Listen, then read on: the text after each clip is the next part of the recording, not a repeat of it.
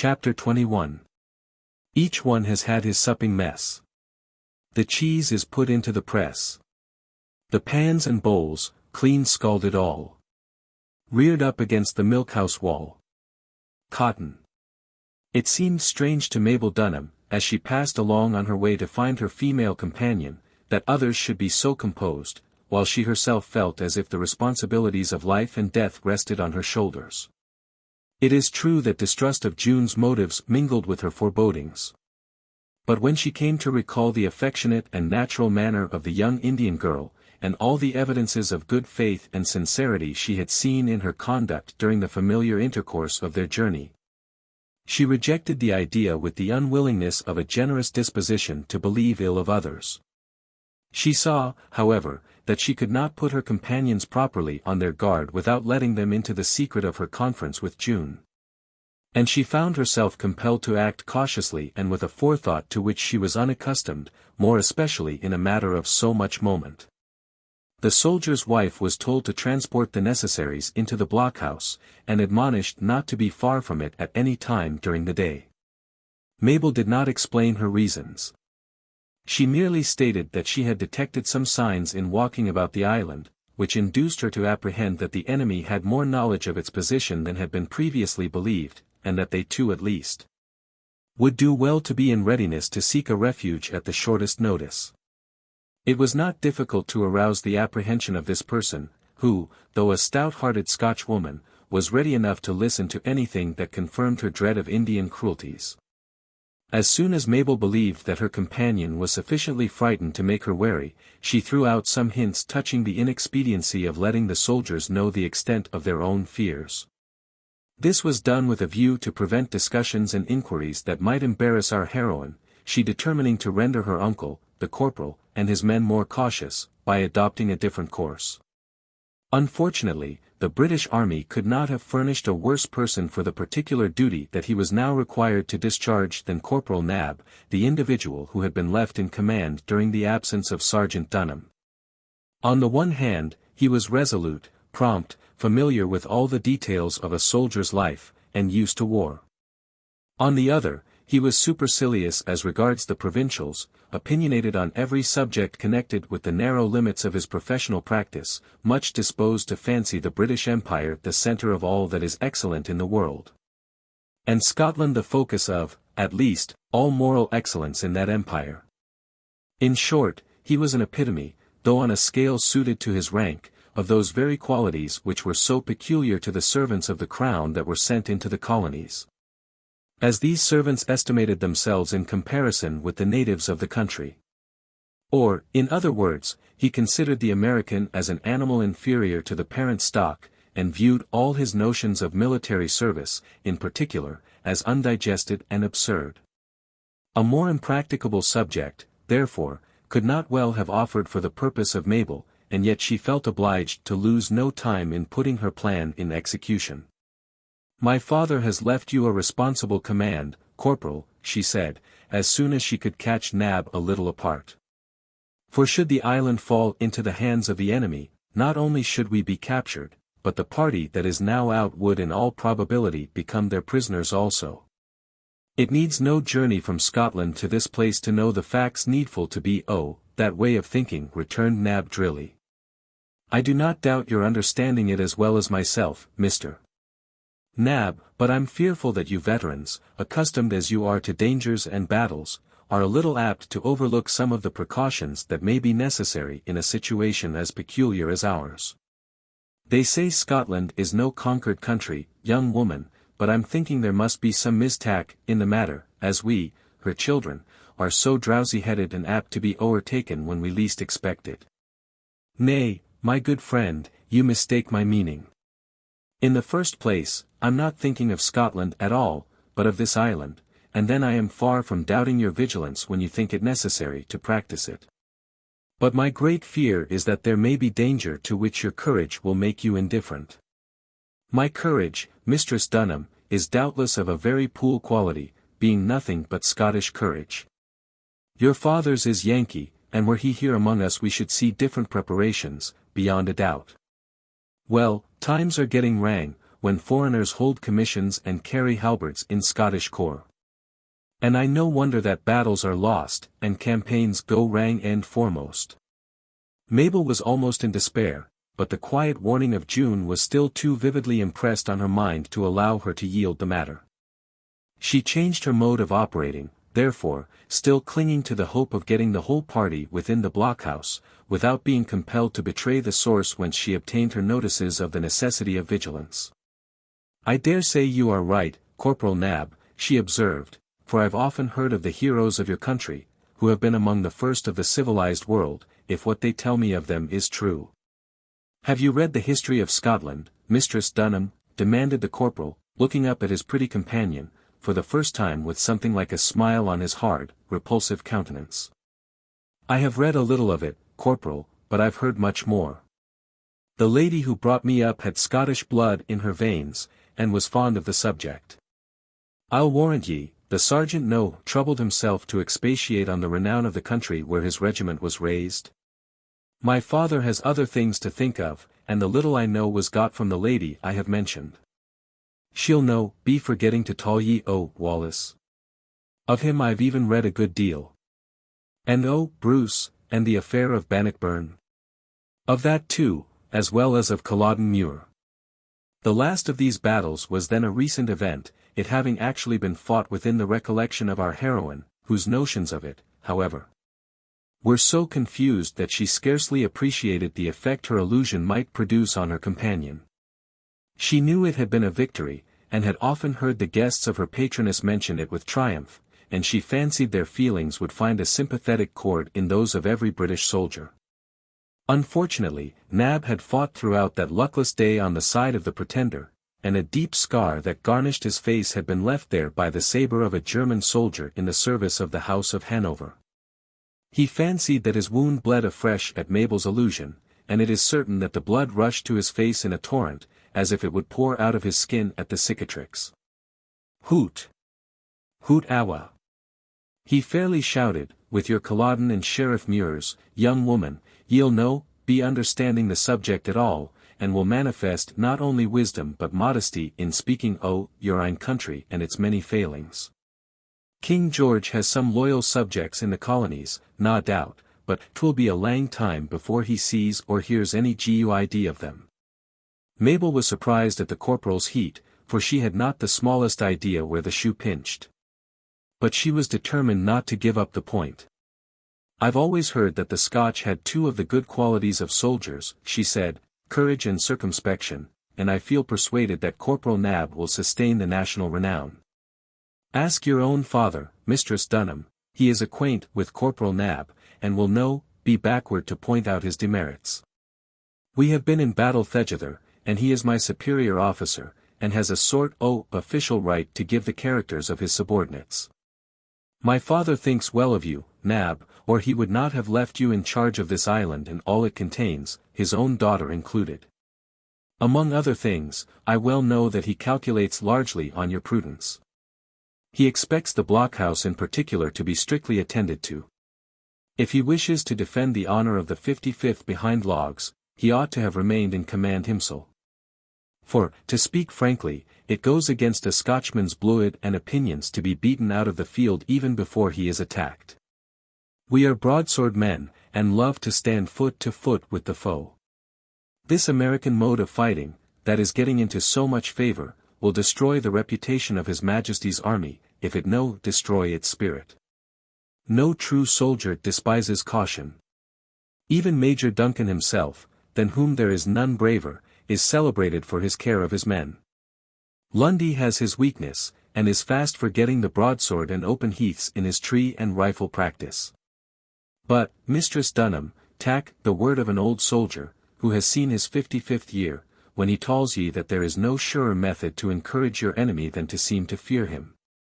And that there is no danger in this Indian warfare that the fancies and imaginations of your Americans have not enlarged upon, until they see a savage in every bush. We Scots come from a naked region, and have no need and less relish for covers, and so you'll be seeing, Mistress Dunham. The corporal gave a spring into the air, fell forward on his face, and rolled over on his back. The whole passing so suddenly that Mabel had scarcely heard the sharp crack of the rifle that had sent a bullet through his body. Our heroine did not shriek, did not even tremble, for the occurrence was too sudden, too awful, and too unexpected for that exhibition of weakness. On the contrary, she stepped hastily forward, with a natural impulse to aid her companion. There was just enough of life left in Nab to betray his entire consciousness of all that had passed. His countenance had the wild look of one who had been overtaken by death by surprise. And Mabel, in her cooler moments, fancied that it showed the tardy repentance of a willful and obstinate sinner. "You'll be getting into the blockhouse as fast as possible," Nab whispered, as Mabel leaned over him to catch his dying words. Then came over our heroine the full consciousness of her situation and of the necessity of exertion. She cast a rapid glance at the body at her feet, saw that it had ceased to breathe, and fled. It was but a few minutes' run to the blockhouse, the door of which Mabel had barely gained when it was closed violently in her face by Jenny, the soldier's wife, who in blind terror thought only of her own safety. The reports of 5 or 6 rifles were heard while Mabel was calling out for admittance, and the additional terror they produced prevented the woman within from undoing quickly the very fastenings she had been so expert in applying. After a minute's delay, however, Mabel found the door reluctantly yielding to her constant pressure, and she forced her slender body through the opening the instant it was large enough to allow of its passage. By this time Mabel's heart ceased to beat tumultuously and she gained sufficient self-command to act collectedly. Instead of yielding to the almost convulsive efforts of her companion to close the door again, she held it open long enough to ascertain that none of her own party was in sight, or likely on the instant to endeavor to gain admission. Then she allowed the opening to be shut. Her orders and proceedings now became more calm and rational. But a single bar was crossed, and Jenny was directed to stand in readiness to remove even that at any application from a friend. She then ascended the ladder to the room above, where by means of a loophole she was enabled to get as good a view of the island as the surrounding bushes would allow. Admonishing her associate below to be firm and steady, she made as careful an examination of the environs as her situation permitted. To her great surprise, Mabel could not at first see a living soul on the island, friend or enemy. Neither Frenchman nor Indian was visible, though a small straggling white cloud that was floating before the wind told her in which quarter she ought to look for them. The rifles had been discharged from the direction of the island whence June had come, though whether the enemy were on that island, or had actually landed on her own, Mabel could not say. Going to the loop that commanded a view of the spot where Nab lay, her blood curdled at perceiving all 3 of his soldiers lying apparently lifeless at his side. These men had rushed to a common center at the first alarm, and had been shot down almost simultaneously by the invisible foe whom the corporal had affected to despise. Neither Cap nor Lieutenant Muir was to be seen. With a beating heart, Mabel examined every opening through the trees, and ascended even to the upper story or garret of the blockhouse, where she got a full view of the whole island, so far as its covers would allow, but with no better success. She had expected to see the body of her uncle lying on the grass like those of the soldiers, but it was nowhere visible. Turning towards the spot where the boat lay, Mabel saw that it was still fastened to the shore. And then she supposed that by some accident Muir had been prevented from effecting his retreat in that quarter. In short, the island lay in the quiet of the grave, the bodies of the soldiers rendering the scone as fearful as it was extraordinary. "For God's holy sake, Mistress Mabel," called out the woman from below. For, though her fear had become too ungovernable to allow her to keep silence, our heroine's superior refinement, more than the regimental station of her father, still controlled her mode of address. "Mistress Mabel, tell me if any of our friends are living. I think I hear groans that grow fainter and fainter, and fear that they will all be tomahawked." Mabel now remembered that one of the soldiers was this woman's husband, and she trembled at what might be the immediate effect of her sorrow, should his death become suddenly known to her. The groans, too, gave a little hope, though she feared they might come from her uncle, who lay out of view. "We are in his holy keeping, Jenny," she answered. "We must trust in Providence, while we neglect none of its benevolent means of protecting ourselves. Be careful with the door, on no account open it without my directions." "Oh, tell me, Mistress Mabel, if you can anywhere see Sandy. If I could only let him know that I'm in safety, the good man would be easier in his mind, whether free or a prisoner. Sandy was Jenny's husband, and he lay dead in plain view of the loop from which our heroine was then looking. You know, tell me if you're seeing of Sandy, the woman repeated from below, impatient at Mabel's silence. There are some of our people gathered about the body of Nab, was the answer. For it seemed sacrilegious in her eyes to tell a direct untruth under the awful circumstances in which she was placed. Is Sandy among them? Demanded the woman, in a voice that sounded appalling by its hoarseness and energy. He may be certainly. For I see 1, 2, 3, 4, and all in the scarlet coats of the regiment. Sandy, called out the woman frantically, why d'ye no care for your soul, Sandy? Come hither the instant, man, and share your wife's fortunes in weal or woe. It's a moment for your silly discipline and vainglorious notions of honor. Sandy! Sandy! Mabel heard the bar turn, and then the door creaked on its hinges. Expectation, not to say terror, held her in suspense at the loop, and she soon beheld Jenny rushing through the bushes in the direction of the cluster of the dead. It took the woman but an instant to reach the fatal spot. So sudden and unexpected had been the blow, that she in her terror did not appear to comprehend its weight. Some wild and half-frantic notion of a deception troubled her fancy, and she imagined that the men were trifling with her fears. She took her husband's hand, and it was still warm, while she thought a covert smile was struggling on his lip. Why will ye fool life away, Sandy, she cried, pulling at the arm. Ye'll all be murdered by these accursed Indians, and you know, talking to the block like trusty soldiers. Awa! Awa! And be losing the precious moments. In her desperate efforts, the woman pulled the body of her husband in a way to cause the head to turn completely over, when the small hole in the temple, caused by the entrance of a rifle bullet, and a few drops of blood trickling over the skin, revealed the meaning of her husband's silence. As the horrid truth flashed in its full extent on her mind, the woman clasped her hands, gave a shriek that pierced the glades of every island near, and fell at length on the dead body of the soldier. Thrilling, heart-reaching, appalling as was that shriek, it was melody to the cry that followed it so quickly as to blend the sounds. The terrific war-whoop arose out of the covers of the island, and some 20 savages, horrible in their paint and the other devices of Indian ingenuity, rushed forward, eager to secure the coveted scalps. Arrowhead was foremost, and it was his tomahawk that brained the insensible Jenny, and her reeking hair was hanging at his girdle as a trophy in less than 2 minutes after she had quitted the blockhouse. His companions were equally active, and Nab and his soldiers no longer presented the quiet aspect of men who slumbered. They were left in their gore, unequivocally butchered corpses.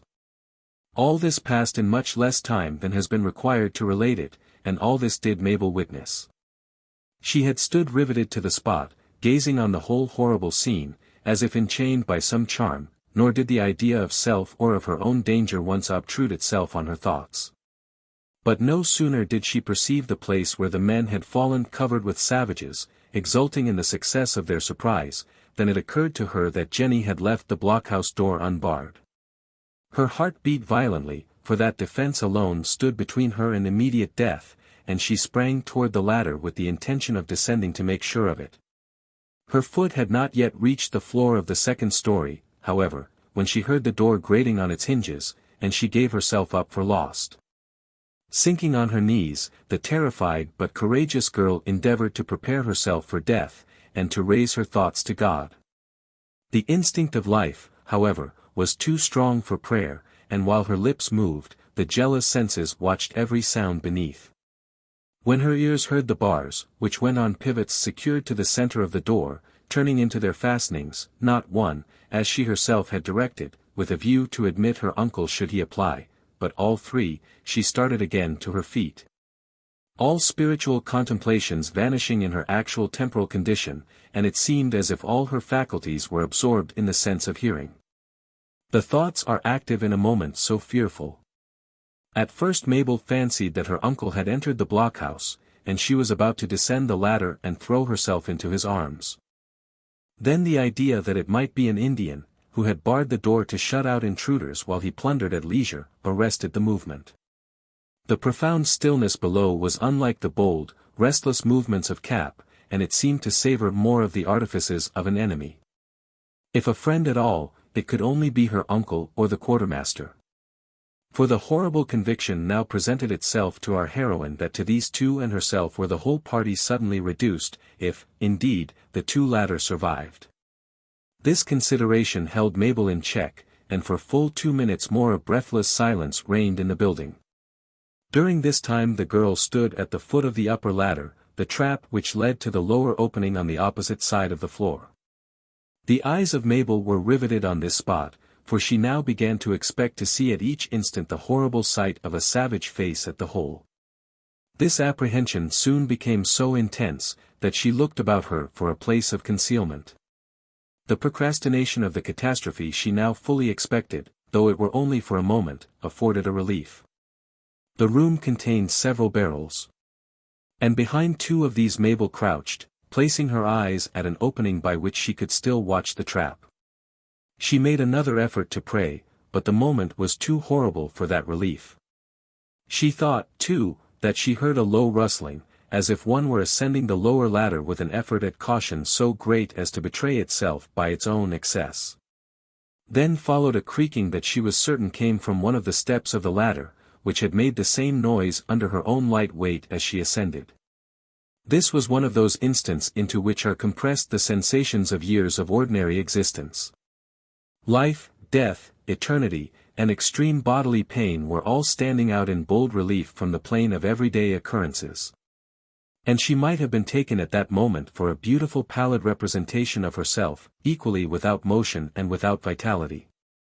But while such was the outward appearance of the form, never had there been a time in her brief career when Mabel heard more acutely, saw more clearly, or felt more vividly. As yet, nothing was visible at the trap, but her ears, rendered exquisitely sensitive by intense feeling, distinctly acquainted her that someone was within a few inches of the opening in the floor. Next followed the evidence of her eyes, which beheld the dark hair of an Indian rising so slowly through the passage that the movements of the head might be likened to that of the minute hand of a clock. Then came the dark skin and wild features, until the whole of the swarthy face had risen above the floor. The human countenance seldom appears to advantage when partially concealed. And Mabel imagined many additional horrors as she first saw the black, roving eyes and the expression of wildness as the savage countenance was revealed, as it might be, inch by inch. But when the entire head was raised above the floor, a second and a better look assured our heroine that she saw the gentle, anxious, and even handsome face of June. Chapter 22. Spectre though I be, I am not sent to scare thee or deceive, but in reward of thy fidelity. Wordsworth. It would be difficult to say which evinced the most satisfaction. When Mabel sprang to her feet and appeared in the center of the room, our heroine, on finding that her visitor was the wife of Arrowhead, and not Arrowhead himself, or June. At discovering that her advice had been followed, and that the blockhouse contained the person she had so anxiously and almost hopelessly sought. They embraced each other, and the unsophisticated Tuscarora woman laughed in her sweet accents as she held her friend at arm's length, and made certain of her presence. "Blockhouse good," said the young Indian, "got no scalp." "It is indeed good, June," Mabel answered, with a shudder, veiling her eyes at the same time, as if to shut out a view of the horrors she had so lately witnessed. "Tell me, for God's sake, if you know what has become of my dear uncle. I have looked in all directions without being able to see him." "No here in Blockhouse?" June asked, with some curiosity. "Indeed he is not. I am quite alone in this place. Jenny, the woman who was with me, having rushed out to join her husband, and perishing for her imprudence. June no, June see, very bad, Arrowhead no feel for any wife, no feel for his own. Ah, June, your life, at least, is safe. Don't know, Arrowhead kill me, if he know all. God bless and protect you, June. He will bless and protect you for this humanity. Tell me what is to be done, and if my poor uncle is still living. Don't know. Saltwater has boat. Maybe he go on river. The boat is still on the shore, but neither my uncle or the quartermaster is anywhere to be seen. No kill, or June would see. Hide away. Red man hide, no shame for paleface. It is not the shame that I fear for them, but the opportunity. Your attack was awfully sudden, June. Tuscarora, returned the other, smiling with exultation at the dexterity of her husband. Arrowhead great warrior. You are too good and gentle for this sort of life, June, you cannot be happy in such scenes. June's countenance grew clouded, and Mabel fancied there was some of the savage fire of a chief in her frown as she answered. Yengeese too greedy, take away all hunting grounds, chase 6 nation from morning to night, wicked king, wicked people. Paleface very bad. Mabel knew that, even in that distant day, there was much truth in this opinion, though she was too well instructed not to understand that the monarch, in this, as in 1,000 other cases, was blamed for acts of which he was most probably ignorant. She felt the justice of the rebuke, therefore, too much to attempt an answer, and her thoughts naturally reverted to her own situation. And what am I to do, June? She demanded. It cannot be long before your people will assault this building. Blockhouse good, got no scalp. But they will soon discover that it has got no garrison too, if they do not know it already. You yourself told me the number of people that were on the island, and doubtless you learned it from Arrowhead. Arrowhead no, answered June, holding up 6 fingers, to indicate the number of the men. All red men know. For lose scalp already, 2 got yet.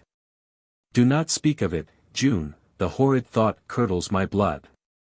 Your people cannot know that I am alone in the blockhouse, but may fancy my uncle and the quartermaster with me, and may set fire to the building, in order to dislodge them.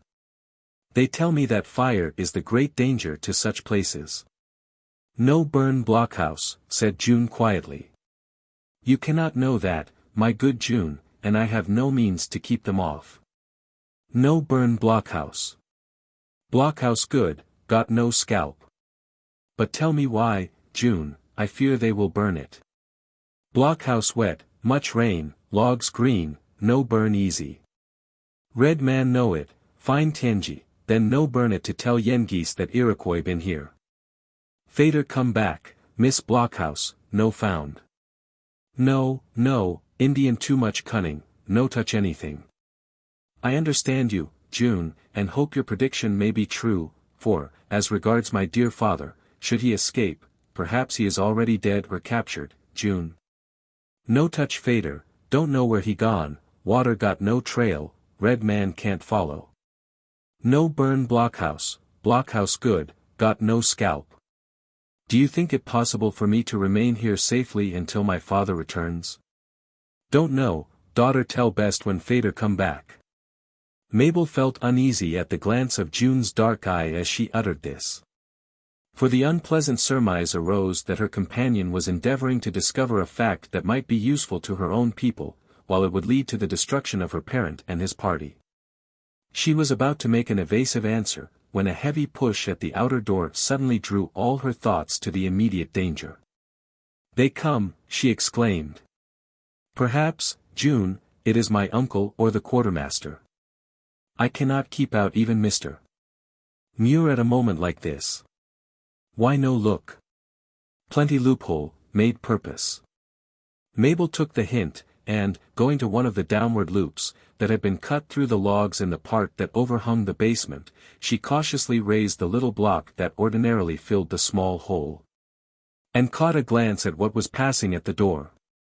The start and changing countenance told her companion that some of her own people were below. Red man, said June, lifting a finger in admonition to be prudent. For, and horrible in their paint and bloody trophies. Arrowhead is among them. June had moved to a corner, where several spare rifles had been deposited, and had already taken one into her hand, when the name of her husband appeared to arrest her movements. It was but for an instant, however, for she immediately went to the loop, and was about to thrust the muzzle of the piece through it, when a feeling of natural aversion induced Mabel to seize her arm. "No, no, no, June," said the latter. "Not against your own husband, though my life be the penalty." "No hurt Arrowhead," returned June, with a slight shudder, "no hurt Red Man at all. No fire at only scare." Mabel now comprehended the intention of June, and no longer opposed it. The latter thrust the muzzle of the rifle through the loophole, and, taking care to make noise enough to attract attraction, she pulled the trigger. The piece had no sooner been discharged than Mabel reproached her friend for the very act that was intended to serve her. "You declared it was not your intention to fire," she said, "and you may have destroyed your own husband." "I'll run away before I fire," returned June, laughing, and going to another loop to watch the movements of her friends, laughing still heartier. "See! Get cover, every warrior. Think Saltwater and Quartermaster here. Take good care now. Heaven be praised. And now, June, I may hope for a little time to compose my thoughts to prayer, that I may not die like Jenny, thinking only of life and the things of the world." June laid aside the rifle, and came and seated herself near the box on which Mabel had sunk, under that physical reaction which accompanies joy as well as sorrow. She looked steadily in our heroine's face, and the latter thought that her countenance had an expression of severity mingled with its concern. "Arrowhead great warrior," said the Tuscarora's wife. "All the girls of tribe look at him much. The pale-faced beauty has eyes too." "June, what do these words, that look, imply? What would you say? Why you so 'fraid June shoot Arrowhead? Would it not have been horrible to see a wife destroy her own husband?" "No, June, rather would I have died myself." "Very sure, dat all."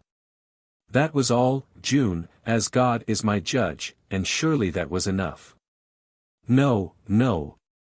There have been sufficient horrors today, without increasing them by an act like this. What other motive can you suspect?" "Don't know. Poor Tuscarora girl very foolish. Arrowhead great chief, and look all round him. Talk of pale-face beauty in his sleep. Great chief like many wives. Can a chief possess more than one wife, June, among your people? Have as many as he can keep. Great hunter marry often. Arrowhead got only June now, but he looked too much, see too much, talk too much of pale-face girl." Mabel was conscious of this fact, which had distressed her not a little, in the course of their journey, but it shocked her to hear this allusion, coming, as it did, from the mouth of the wife herself. She knew that habit and opinions made great differences in such matters. But, in addition to the pain and mortification she experienced at being the unwilling rival of a wife, she felt an apprehension that jealousy would be but an equivocal guarantee for her personal safety in her present situation. A closer look at June, however, reassured her. For, while it was easy to trace in the unpracticed features of this unsophisticated being the pain of blighted affections, no distrust could have tortured the earnest expression of her honest countenance into that of treachery or hate. "You will not betray me, June?" Mabel said, pressing the other's hand, and yielding to an impulse of generous confidence. "You will not give up one of your own sex to the tomahawk? No tomahawk touch you. Arrowhead no let If June must have sister wife, love to have you. No, June, my religion, my feelings, both forbid it, and, if I could be the wife of an Indian at all, I would never take the place that is yours in a wigwam." June made no answer, but she looked gratified, and even grateful. She knew that few, perhaps no Indian girl within the circle of Arrowhead's acquaintance, could compare with herself in personal attractions. And, though it might suit her husband to marry a dozen wives, she knew of no one, beside Mabel, whose influence she could really dread. So keen an interest, however, had she taken in the beauty, winning manners, kindness, and feminine gentleness of our heroine, that when jealousy came to chill these feelings, it had rather lent strength to that interest. And, under its wayward influence, had actually been one of the strongest of the incentives that had induced her to risk so much in order to save her imaginary rival from the consequences of the attack that she so well knew was about to take place. In a word, June, with a wife's keenness of perception, had detected Arrowhead's admiration of Mabel. And, instead of feeling that harrowing jealousy that might have rendered her rival hateful, as would have been apt to be the case with a woman unaccustomed to defer to the superior rights of the lordly sex, she had studied the looks and character of the pale-faced beauty, until, meeting with nothing to repel her own feelings, but everything to encourage them, she had got to entertain an admiration and love for her, which, though certainly very different, was scarcely less strong than that of her husband's. Arrowhead himself had sent her to warn Mabel of the coming danger, though he was ignorant that she had stolen upon the island in the rear of the assailants, and was now entrenched in the citadel along with the object of their joint care. On the contrary, he supposed, as his wife had said, that Cap and Muir were in the blockhouse with Mabel, and that the attempt to repel him and his companions had been made by the men. June Sorry the Lily, for so the Indian, in her poetical language, had named our heroine, June Sorry the Lily no merry Arrowhead. His wigwam big, and a great chief must get wives enough to fill it. I thank you, June, for this preference, which is not according to the notion of us white women, returned Mabel, smiling in spite of the fearful situation in which she was placed, but I may not, probably never shall, marry at all. Must have good husband, said June, marry O'Douse, if don't like Arrowhead. June. This is not a fit subject for a girl who scarcely knows if she is to live another hour or not. I would obtain some signs of my dear uncle's being alive and safe, if possible. June go see. Can you, will you, would it be safe for you to be seen on the island? Is your presence known to the warriors, and would they be pleased to find a woman on the warpath with them? All this Mabel asked in rapid connection, fearing that the answer might not be as she wished. She had thought it extraordinary that June should be of the party, and, improbable as it seemed, she had fancied that the woman had covertly followed the Iroquois in her own canoe, and had got in their advance, merely to give her the notice which had probably saved her life.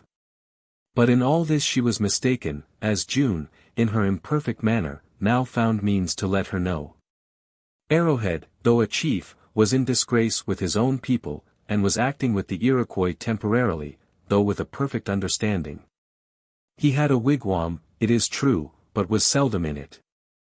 Feigning friendship for the English, he had passed the summer ostensibly in their service, while he was, in truth, acting for the French, and his wife journeyed with him in his many migrations, most of the distances being passed over in canoes. In a word, her presence was no secret, her husband seldom moving without her. Enough of this to embolden Mabel to wish that her friend might go out, to ascertain the fate of her uncle, did June succeed in letting the other know. And it was soon settled between them that the Indian woman should quit the blockhouse with that object the moment a favorable opportunity offered. They first examined the island, as thoroughly as their position would allow, from the different loops, and found that its conquerors were preparing for a feast, having seized upon the provisions of the English and rifled the huts. Most of the stores were in the blockhouse, but enough were found outside to reward the Indians for an attack that had been attended by so little risk. A party had already removed the dead bodies, and Mabel saw that their arms were collected in a pile near the spot chosen for the banquet. June suggested that, by some signs which she understood, the dead themselves were carried into a thicket and either buried or concealed from view. None of the more prominent objects on the island, however, were disturbed, it being the desire of the conquerors to lure the party of the sergeant into an ambush on its return. June made her companion observe a man in a tree, a lookout, as she said, to give timely notice of the approach of any boat, although, the departure of the expedition being so recent, nothing but some unexpected event would be likely to bring it back so soon. There did not appear to be any intention to attack the blockhouse immediately. But every indication, as understood by June, rather showed that it was the intention of the Indians to keep it besieged until the return of the sergeant's party, lest the signs of an assault should give a warning to eyes as practiced as those of Pathfinder. The boat, however, had been secured, and was removed to the spot where the canoes of the Indians were hid in the bushes. June now announced her intention to join her friends, the moment being particularly favorable for her to quit the blockhouse. Mabel felt some distrust as they descended the ladder, but at the next instant she was ashamed of the feeling, as unjust to her companion and unworthy of herself, and by the time they both stood on the ground her confidence was restored. The process of unbarring the door was conducted with the utmost caution, and when the last bar was ready to be turned, June took her station near the spot where the opening must necessarily be. The bar was just turned free of the brackets, the door was opened merely wide enough to allow her body to pass, and June glided through the space. Mabel closed the door again, with a convulsive movement. And as the bar turned into its place, her heart beat audibly. She then felt secure, and the two other bars were turned down in a more deliberate manner. When all was fast again, she ascended to the first floor, where alone she could get a glimpse of what was going on without. Long and painfully melancholy hours passed, during which Mabel had no intelligence from June. She heard the yells of the savages, for liquor had carried them beyond the bounds of precaution, and occasionally caught glimpses of their mad orgies through the loops. And at all times was conscious of their fearful presence by sounds and sights that would have chilled the blood of one who had not so lately witnessed scenes so much more terrible. Toward the middle of the day, she fancied she saw a white man on the island, though his dress and wild appearance at first made her take him for a newly arrived savage. A view of his face, although it was swarthy naturally, and much darkened by exposure, left no doubt that her conjecture was true. And she felt as if there was now one of a species more like her own present, and one to whom she might appeal for succor in the last emergency. Mabel little knew, alas, how small was the influence exercised by the whites over their savage allies, when the latter had begun to taste of blood, or how slight, indeed, was the disposition to divert them from their cruelties. The day seemed a month by Mabel's computation, and the only part of it that did not drag were the minutes spent in prayer. She had recourse to this relief from time to time. And at each effort she found her spirit firmer, her mind more tranquil, and her resignation more confirmed. She understood the reasoning of June, and believed it highly probable that the blockhouse would be left unmolested until the return of her father, in order to entice him into an ambuscade. And she felt much less apprehension of immediate danger in consequence. But the future offered little ground of hope, and her thoughts had already begun to calculate the chances of her captivity. At such moments, Arrowhead and his offensive admiration filled a prominent place in the background, for our heroine well knew that the Indians usually carried off to their villages, for the purposes of adoption, such captives as they did not slay. And that many instances had occurred in which individuals of her sex had passed the remainder of their lives in the wigwams of their conquerors. Such thoughts as these invariably drove her to her knees and to her prayers. While the light lasted, the situation of our heroine was sufficiently alarming, but as the shades of evening gradually gathered over the island, it became fearfully appalling. By this time the savages had wrought themselves up to the point of fury, for they had possessed themselves of all the liquor of the English, and their outcries and gesticulations were those of men truly possessed by evil spirits. All the efforts of their French leader to restrain them were entirely fruitless, and he had wisely withdrawn to an adjacent island, where he had a sort of bivouac, that he might keep at a safe distance from friends so apt to run into excesses. Before quitting the spot, however, this officer, at great risk to his own life, had succeeded in extinguishing the fire, and in securing the ordinary means to relight it. This precaution he took lest the Indians should burn the blockhouse, the preservation of which was necessary to the success of his future plans. He would gladly have removed all the arms also, but this he found impracticable, the warriors clinging to their knives and tomahawks with the tenacity of men who regarded a point of honor as long as a faculty was left. And to carry off the rifles, and leave behind him the very weapons that were generally used on such occasions, would have been an idle expedient. The extinguishing of the fire proved to be the most prudent measure. For no sooner was the officer's back turned than one of the warriors in fact proposed to fire the blockhouse. Arrowhead had also withdrawn from the group of drunkards as soon as he found that they were losing their senses, and had taken possession of a hut, where he had thrown himself on the straw. and sought the rest that 2 wakeful and watchful nights had rendered necessary. It followed that no one was left among the Indians to care for Mabel, if, indeed, any knew of her existence at all. And the proposal of the drunkard was received with yells of delight by 8 or 10 more as much intoxicated and habitually as brutal as himself. This was the fearful moment for Mabel. The Indians, in their present condition, were reckless of any rifles that the blockhouse might hold, though they did retain dim recollections of its containing living beings, an additional incentive to their enterprise. And they approached its base whooping and leaping like demons. As yet they were excited, not overcome by the liquor they had drunk. The first attempt was made at the door, against which they ran in a body. But the solid structure, which was built entirely of logs, defied their efforts. The rush of 100 men with the same object would have been useless. This Mabel, however, did not know. And her heart seemed to leap into her mouth as she heard the heavy shock at each renewed effort. At length, when she found that the door resisted these assaults as if it were of stone, neither trembling nor yielding, and only betraying its not being a part of the wall by rattling a little on its heavy hinges, her courage revived. And she seized the first moment of a cessation to look down through the loop, in order, if possible, to learn the extent of her danger. A silence, for which it was not easy to account, stimulated her curiosity, for nothing is so alarming to those who are conscious of the presence of imminent danger, as to be unable to trace its approach.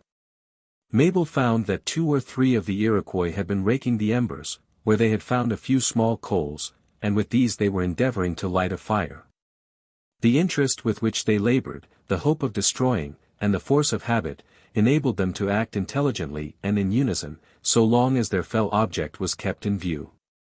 A white man would have abandoned the attempt to light a fire in despair, with coals that came out of the ashes resembling sparks, but these children of the forest had many expedients that were unknown to civilization. By the aid of a few dry leaves, which they alone knew where to seek, a blaze was finally kindled, and then the addition of a few light sticks made sure of the advantage that had been obtained. When Mabel stooped down over the loop, the Indians were making a pile of brush against the door, and as she remained gazing at their proceedings, she saw the twigs ignite, the flame dart from branch to branch, until the whole pile was cracking and snapping under a bright blaze. The Indians now gave a yell of triumph, and returned to their companions, well assured that the work of destruction was commenced. Mabel remained looking down, scarcely able to tear herself away from the spot, so intense and engrossing was the interest she felt in the progress of the fire. As the pile kindled throughout, however, the flames mounted, until they flashed so near her eyes as to compel her to retreat. Just as she reached the opposite side of the room, to which she had retired in her alarm, a forked stream shot up through the loophole, the lid of which she had left open, and illuminated the rude apartment, with Mabel and her desolation. Our heroine now naturally enough supposed that her hour was come. For the door, the only means of retreat, had been blocked up by the brush and fire, with hellish ingenuity, and she addressed herself, as she believed, for the last time to her Maker in prayer. Her eyes were closed, and for more than a minute her spirit was abstracted, but the interests of the world too strongly divided her feelings to be altogether suppressed. And when they involuntarily opened again, she perceived that the streak of flame was no longer flaring in the room, though the wood around the little aperture had kindled. And the blaze was slowly mounting under the impulsion of a current of air that sucked inward. A barrel of water stood in a corner, and Mabel, acting more by instinct than by reason, caught up a vessel, filled it, and, pouring it on the wood with a trembling hand, succeeded in extinguishing the fire at that particular spot. The smoke prevented her from looking down again for a couple of minutes. But when she did, her heart beat high with delight and hope at finding that the pile of blazing brush had been overturned and scattered, and that water had been thrown on the logs of the door, which were still smoking though no longer burning. "Who is there?" said Mabel, with her mouth at the loop. "What friendly hand has a merciful Providence sent to my succor?" A light footstep was audible below, and one of those gentle pushes at the door was heard, which just moved the massive beams on the hinges. "Who wishes to enter?" "Is it you, dear, dear uncle?"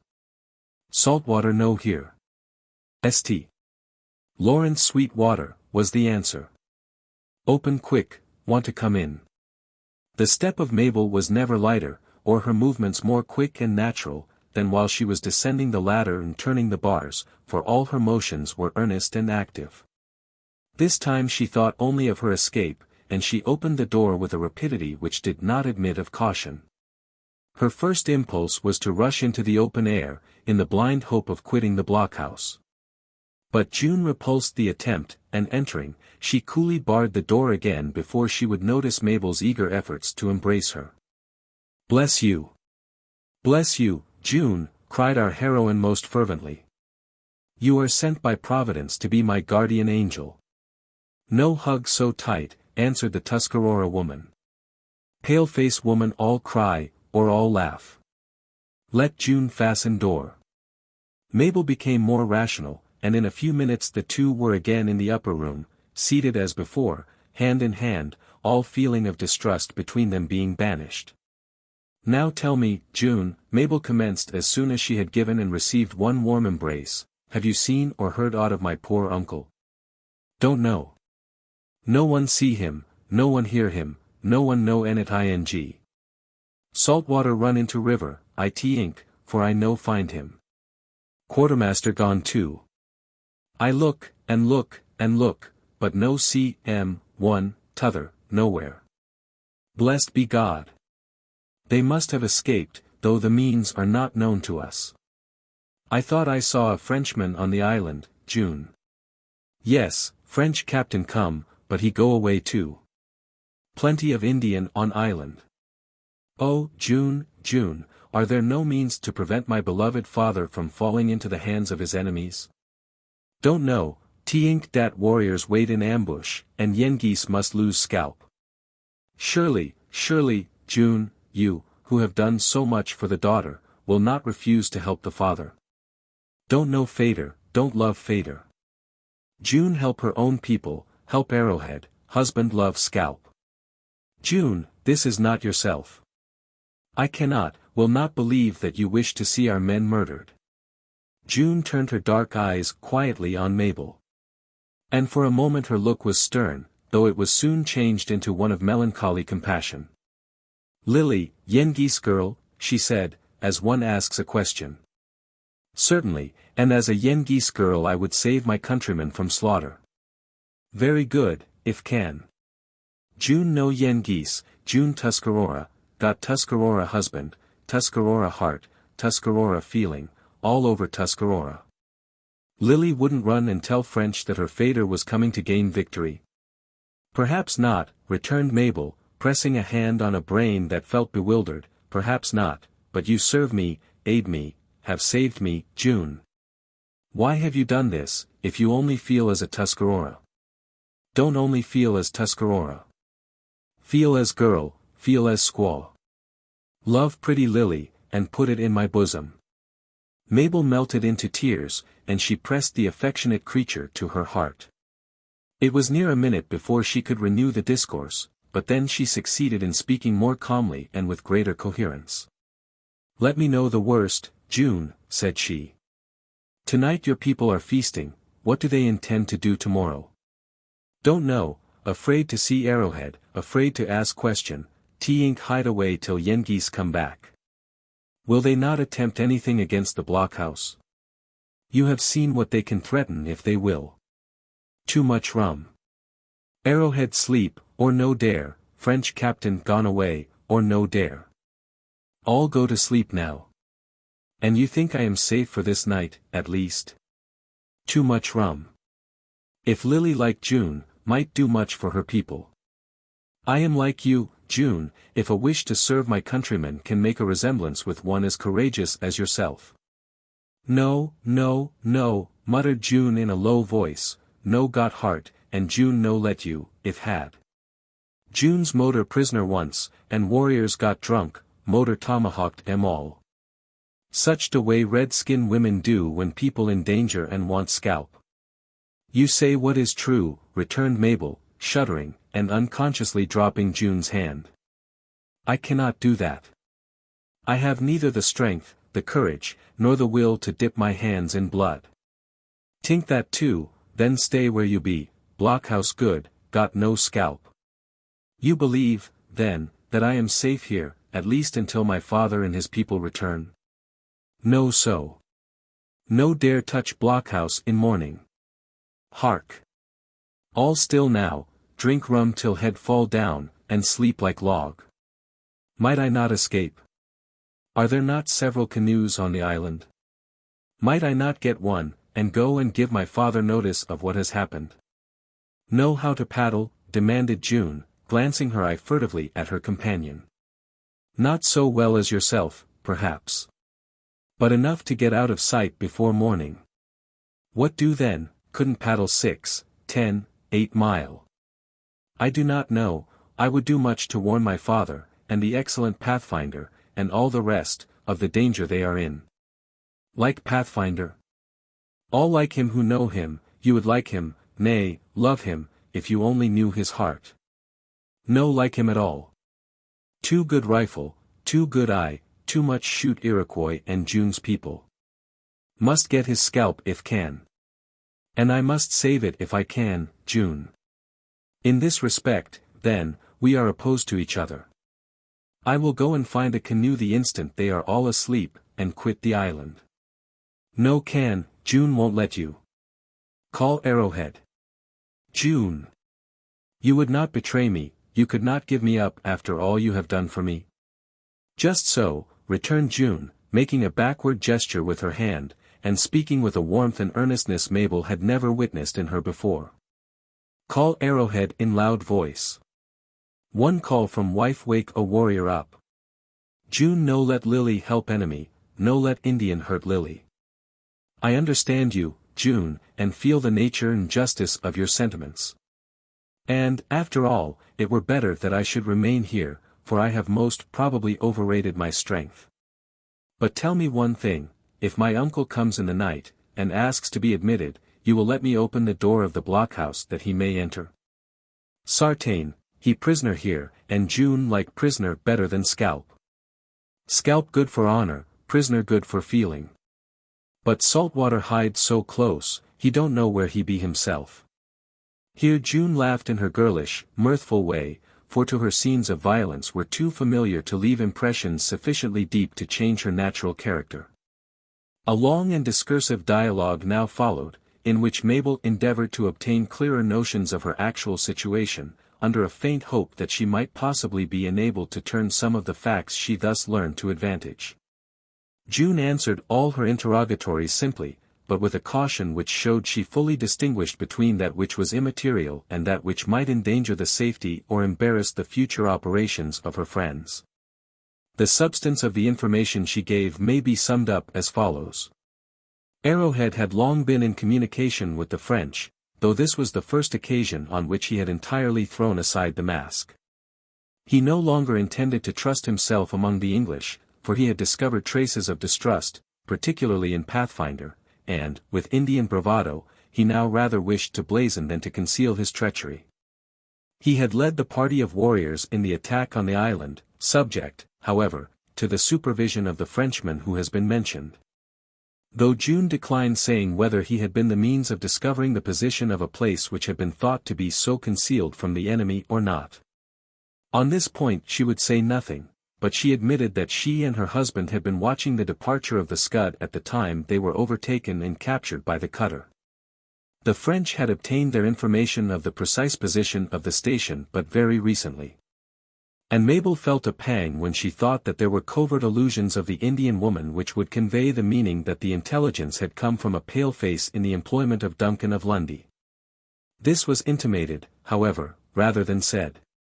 And when Mabel had time to reflect on her companion's words, she found room to hope that she had misunderstood her, and that Jasper Western would yet come out of the affair freed from every injurious imputation.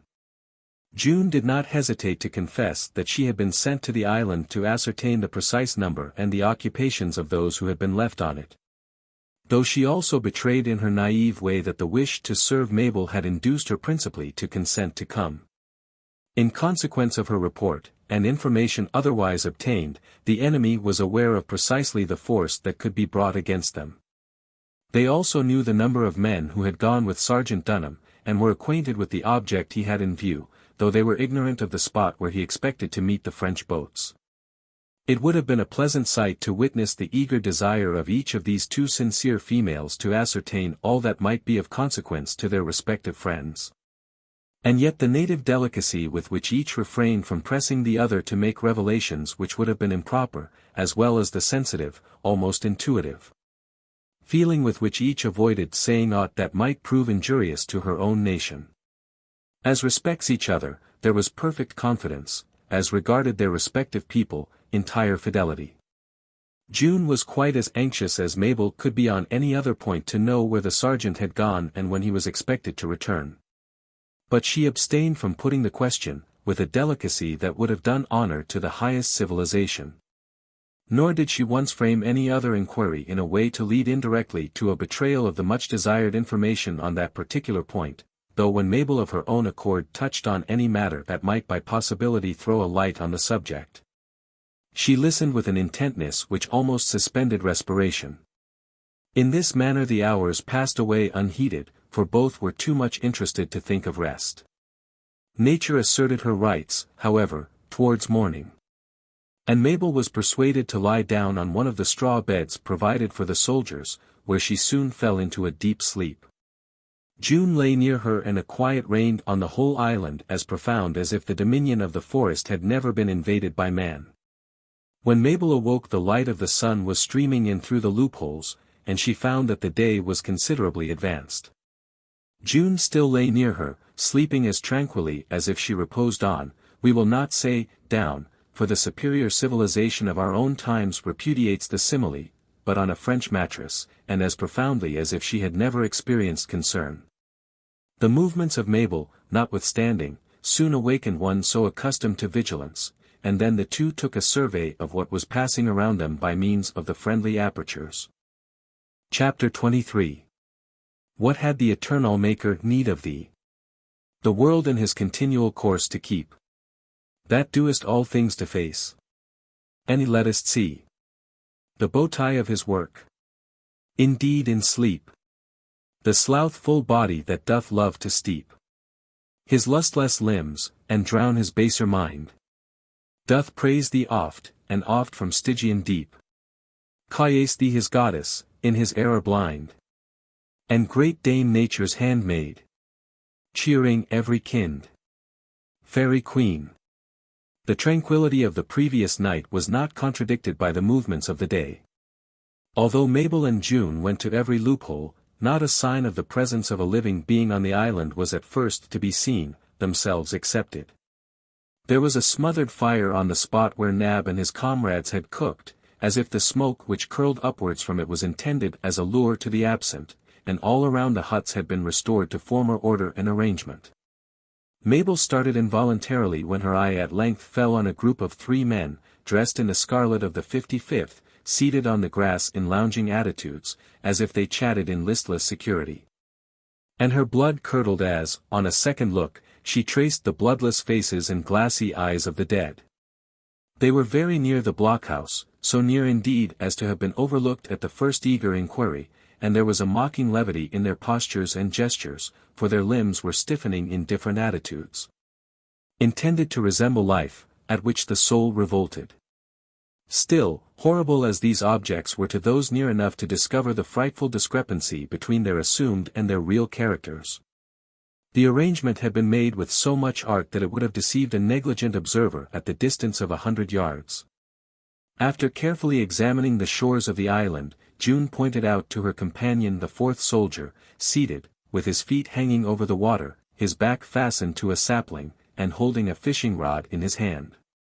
The scalpless heads were covered with the caps, and all appearance of blood had been carefully washed from each countenance. Mabel sickened at this sight, which not only did so much violence to all her notions of propriety, but which was in itself so revolting and so opposed to natural feeling. She withdrew to a seat, and hid her face in her apron for several minutes, until a low call from June again drew her to a loophole. The latter then pointed out the body of Jenny seemingly standing in the door of a hut, leaning forward as if to look at the group of men, her cap fluttering in the wind, and her hand grasping a broom.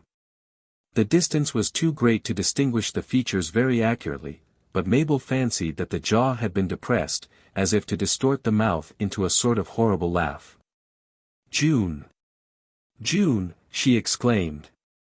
"This exceeds all I have ever heard, or imagined as possible, in the treachery and artifices of your people." "Tuscarora very cunning," said June, in a way to show that she rather approved of than condemned the uses to which the dead bodies had been applied. "Do soldier no harm now, do Iroquois good, got the scalp first, now make bodies work. By and by, burn em." This speech told Mabel how far she was separated from her friend in character, and it was several minutes before she could again address her. But this temporary aversion was lost on June, who set about preparing their simple breakfast, in a way to show how insensible she was to feelings in others which her own habits taught her to discard. Mabel ate sparingly, and her companion, as if nothing had happened. Then they had leisure again for their thoughts, and for further surveys of the island. Our heroine, though devoured with a feverish desire to be always at the loops, seldom went that she did not immediately quit them in disgust, though compelled by her apprehensions to return again in a few minutes, called by the rustling of leaves, or the sighing of the wind. It was, indeed, a solemn thing to look out upon that deserted spot, peopled by the dead in the panoply of the living, and thrown into the attitudes and acts of careless merriment and rude enjoyment. The effect on our heroine was much as if she had found herself an observer of the revelries of demons. Throughout the livelong day not an Indian nor a Frenchman was to be seen, and night closed over the frightful but silent masquerade, with the steady and unalterable progress with which the earth obeys her laws. Indifferent to the petty actors and petty scenes that are in daily bustle and daily occurrence on her bosom. The night was far more quiet than that which had preceded it, and Mabel slept with an increasing confidence, for she now felt satisfied that her own fate would not be decided until the return of her father. The following day he was expected, however, and when our heroine awoke, she ran eagerly to the loops in order to ascertain the state of the weather and the aspect of the skies, as well as the condition of the island. There lounged the fearful group on the grass, the fisherman still hung over the water, seemingly intent on his sport, and the distorted countenance of Jenny glared from out the hut in horrible contortions. But the weather had changed. The wind blew fresh from the southward, and though the air was bland, it was filled with the elements of storm. "This grows more and more difficult to bear, June," Mabel said, when she left the window. "I could even prefer to see the enemy than to look any longer on this fearful array of the dead. Hush! Here they come." June thought hear a cry like a warrior's shout when he take a scalp. "What mean you?" "There is no more butchery. There can be no more." "Saltwater," exclaimed June, laughing, as she stood peeping through a loophole. "My dear uncle! Thank God! He then lives." "Oh, June, June, you will not let them harm him." "June, poor squaw! What warrior t'ink of what she say? Arrowhead bring him here." By this time Mabel was at a loop. And, sure enough, there were Cap and the quartermaster in the hands of the Indians, 8 or 10 of whom were conducting them to the foot of the block, for, by this capture, the enemy now well knew that there could be no man in the building.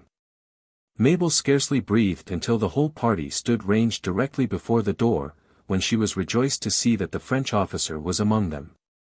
A low conversation followed, in which both the white leader and Arrowhead spoke earnestly to their captives, when the quartermaster called out to her in a voice loud enough to be heard.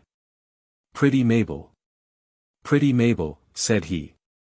"Look out of one of the loopholes, and pity our condition. We are threatened with instant death unless you open the door to the conquerors. Relent, then, or we'll no be wearing our scalps half an hour from this blessed moment." Mabel thought there were mockery and levity in this appeal, and its manner rather fortified than weakened her resolution to hold the place as long as possible. "Speak to me, uncle," said she, with her mouth at a loop, "and tell me what I ought to do." "Thank God! Thank God!" ejaculated Cap.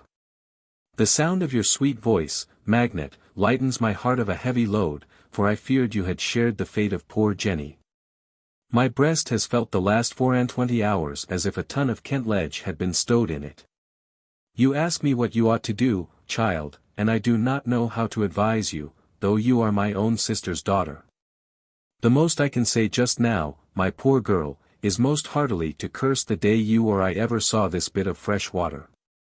But, uncle, is your life in danger? Do you think I ought to open the door? A round turn and 2 half hitches make a fast belay. And I would counsel no one who is out of the hands of these devils to unbar or unfasten anything in order to fall into them. As to the quartermaster and myself, we are both elderly men, and not of much account to mankind in general, as honest Pathfinder would say, and it can make no great odds to him whether he balances the purser's books this year or the next. And as for myself, why, if I were on the seaboard, I should know what to do, but up here, in this watery wilderness, I can only say, that if I were behind that bit of a bulwark, it would take a good deal of Indian logic to rouse me out of it. You'll know, be minding all your uncle says, pretty Mabel, put in Muir, for distress is obviously fast unsettling his faculties, and he is far from calculating all the necessities of the emergency. We are in the hands here of very considerate and gentlemanly persons, it must be acknowledged, and one has little occasion to apprehend disagreeable violence. The casualties that have occurred are the common incidents of war, and can no change our sentiments of the enemy, for they are far from indicating that any injustice will be done the prisoners. I'm sure that neither Master Cap nor myself has any cause of complaint since we have given ourselves up to Master Arrowhead, who reminds me of a Roman or a Spartan by his virtues and moderation.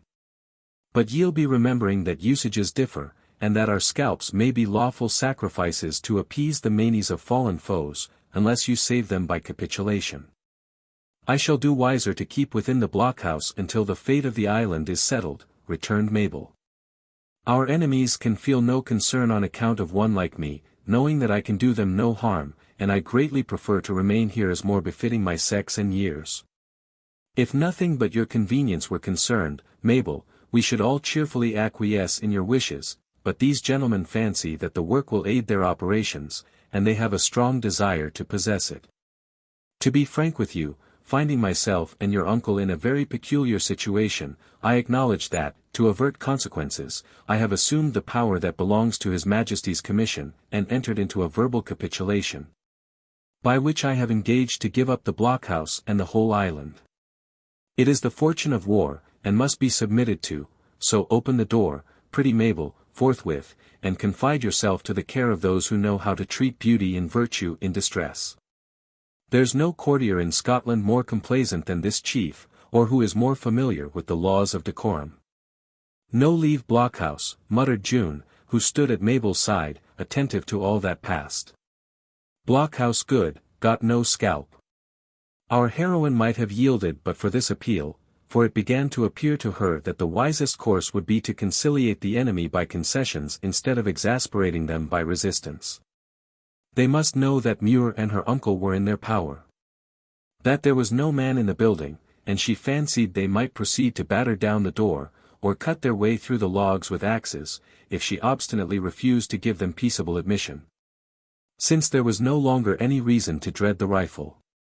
But the words of June induced her to hesitate, and the earnest pressure of the hand and entreating looks of her companion strengthened a resolution that was faltering.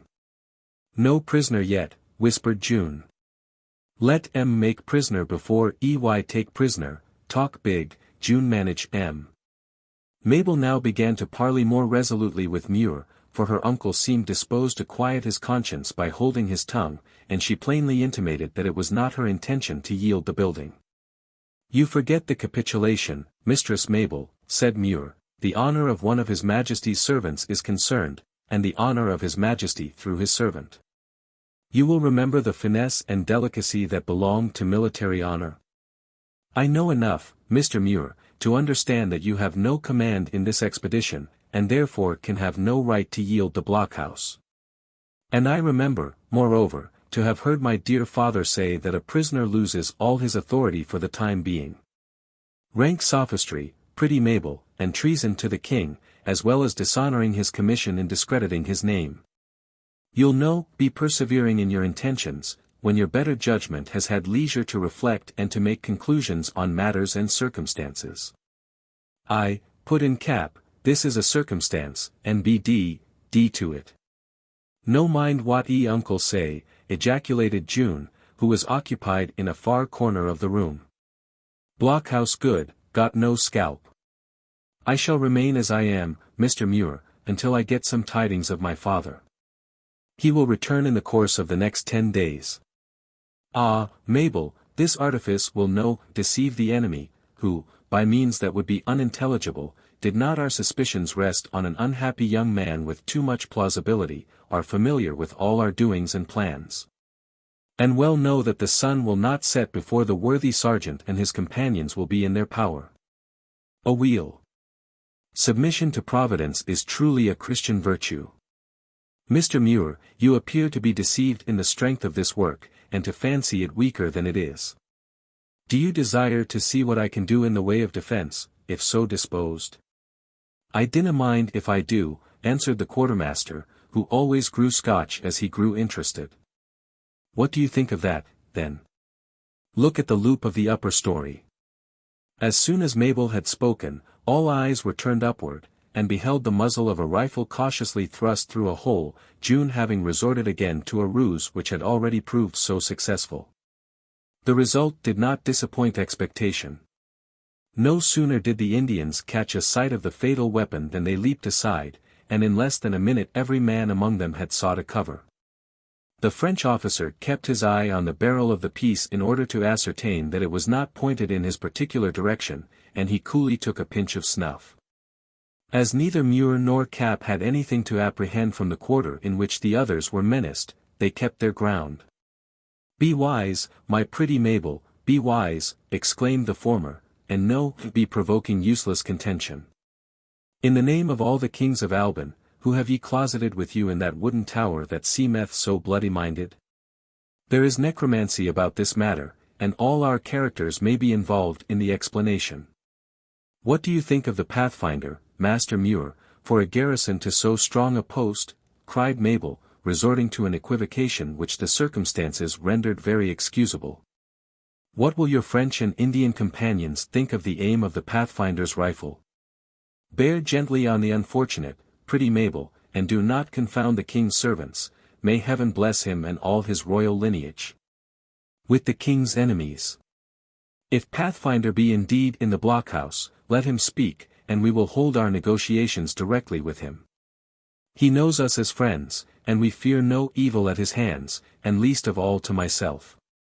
For a generous mind is apt to render rivalry in a certain interest a sure ground of respect and amity, since admiration of the same woman proves a community of feeling and tastes." The reliance on Pathfinder's friendship did not extend beyond the quartermaster and Cap, however, for even the French officer, who had hitherto stood his ground so well, shrank back at the sound of the terrible name.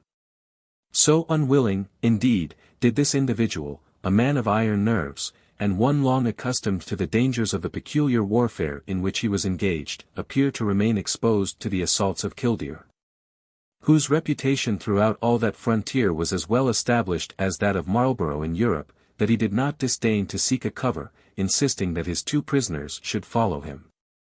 Mabel was too glad to be rid of her enemies to lament the departure of her friends, though she kissed her hand to Cap through the loop, and called out to him in terms of affection as he moved slowly and unwillingly away.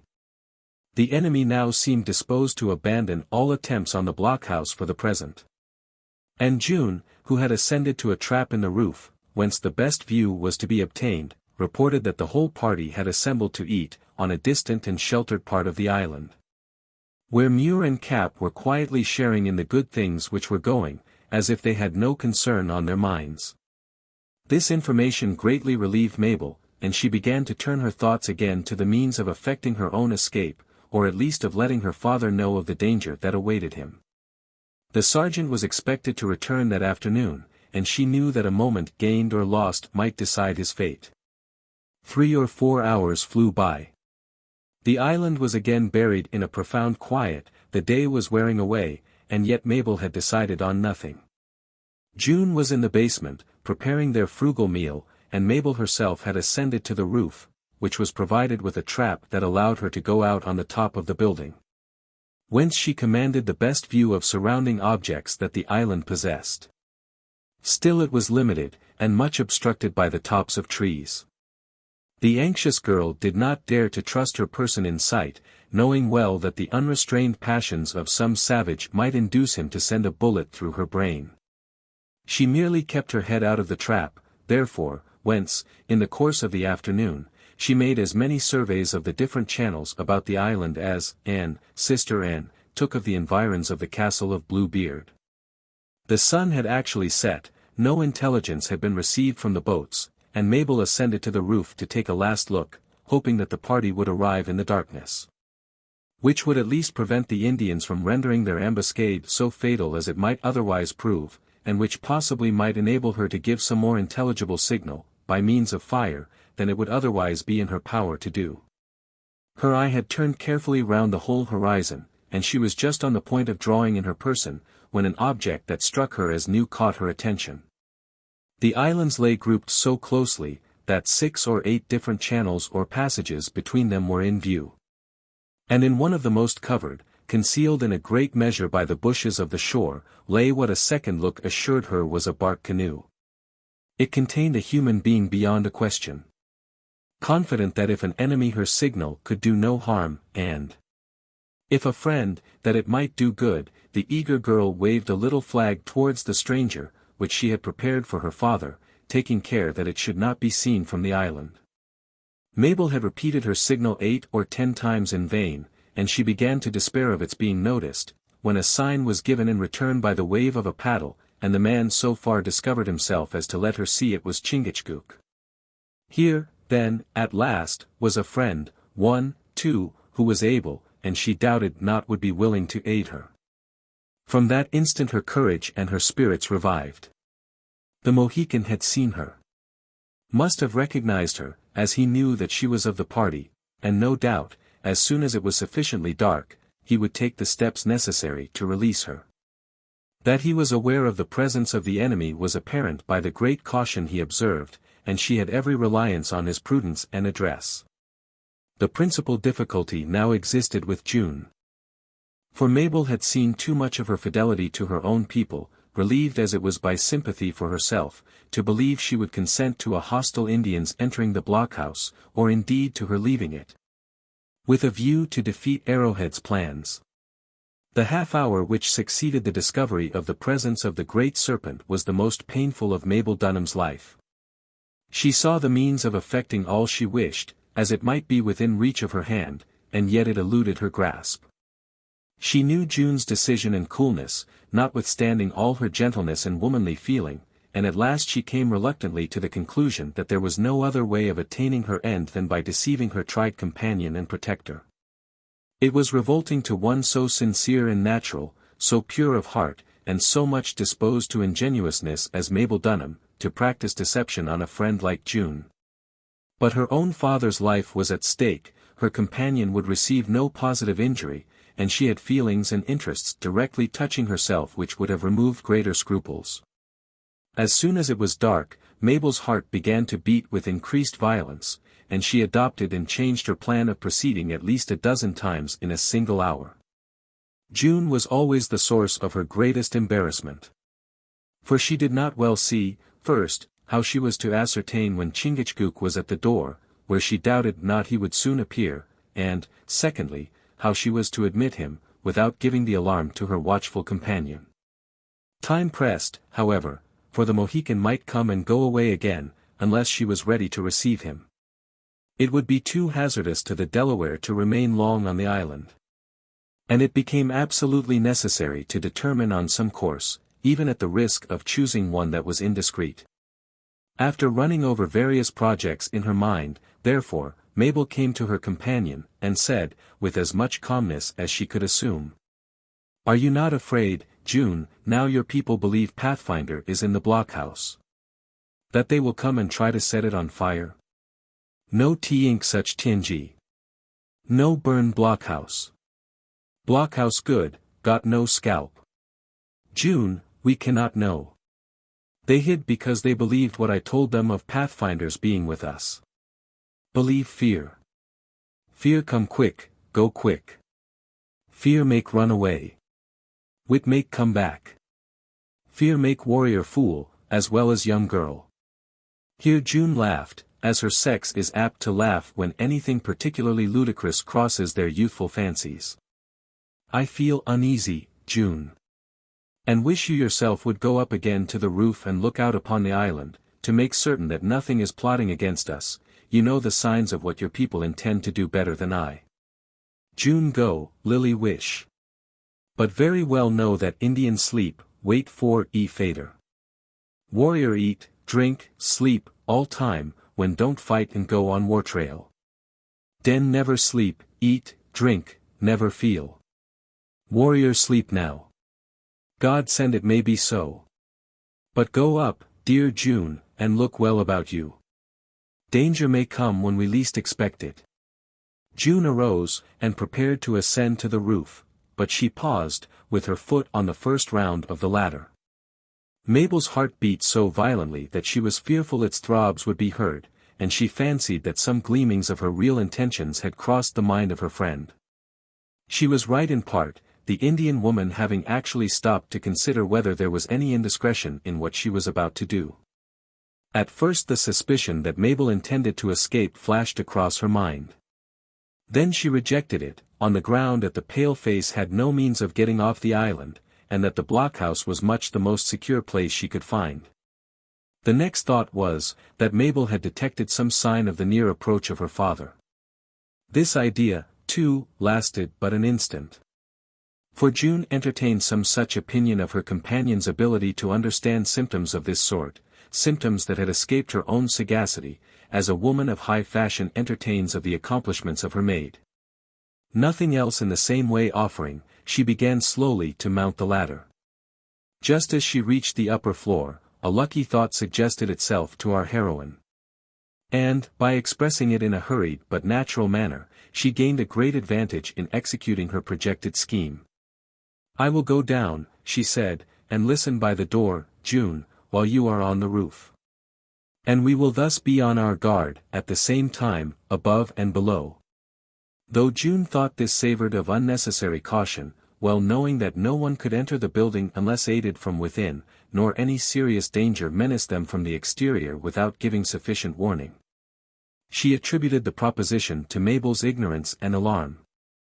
And, as it was made apparently with frankness, it was received without distrust. By these means our heroine was enabled to descend to the door, as her friend ascended to the roof. The distance between the two was now too great to admit of conversation. And for 3 or 4 minutes one was occupied in looking about her as well as the darkness would allow, and the other in listening at the door with as much intentness as if all her senses were absorbed in the single faculty of hearing. June discovered nothing from her elevated stand, the obscurity indeed almost forbade the hope of such a result, but it would not be easy to describe the sensation with which Mabel thought she perceived a slight and guarded push against the door.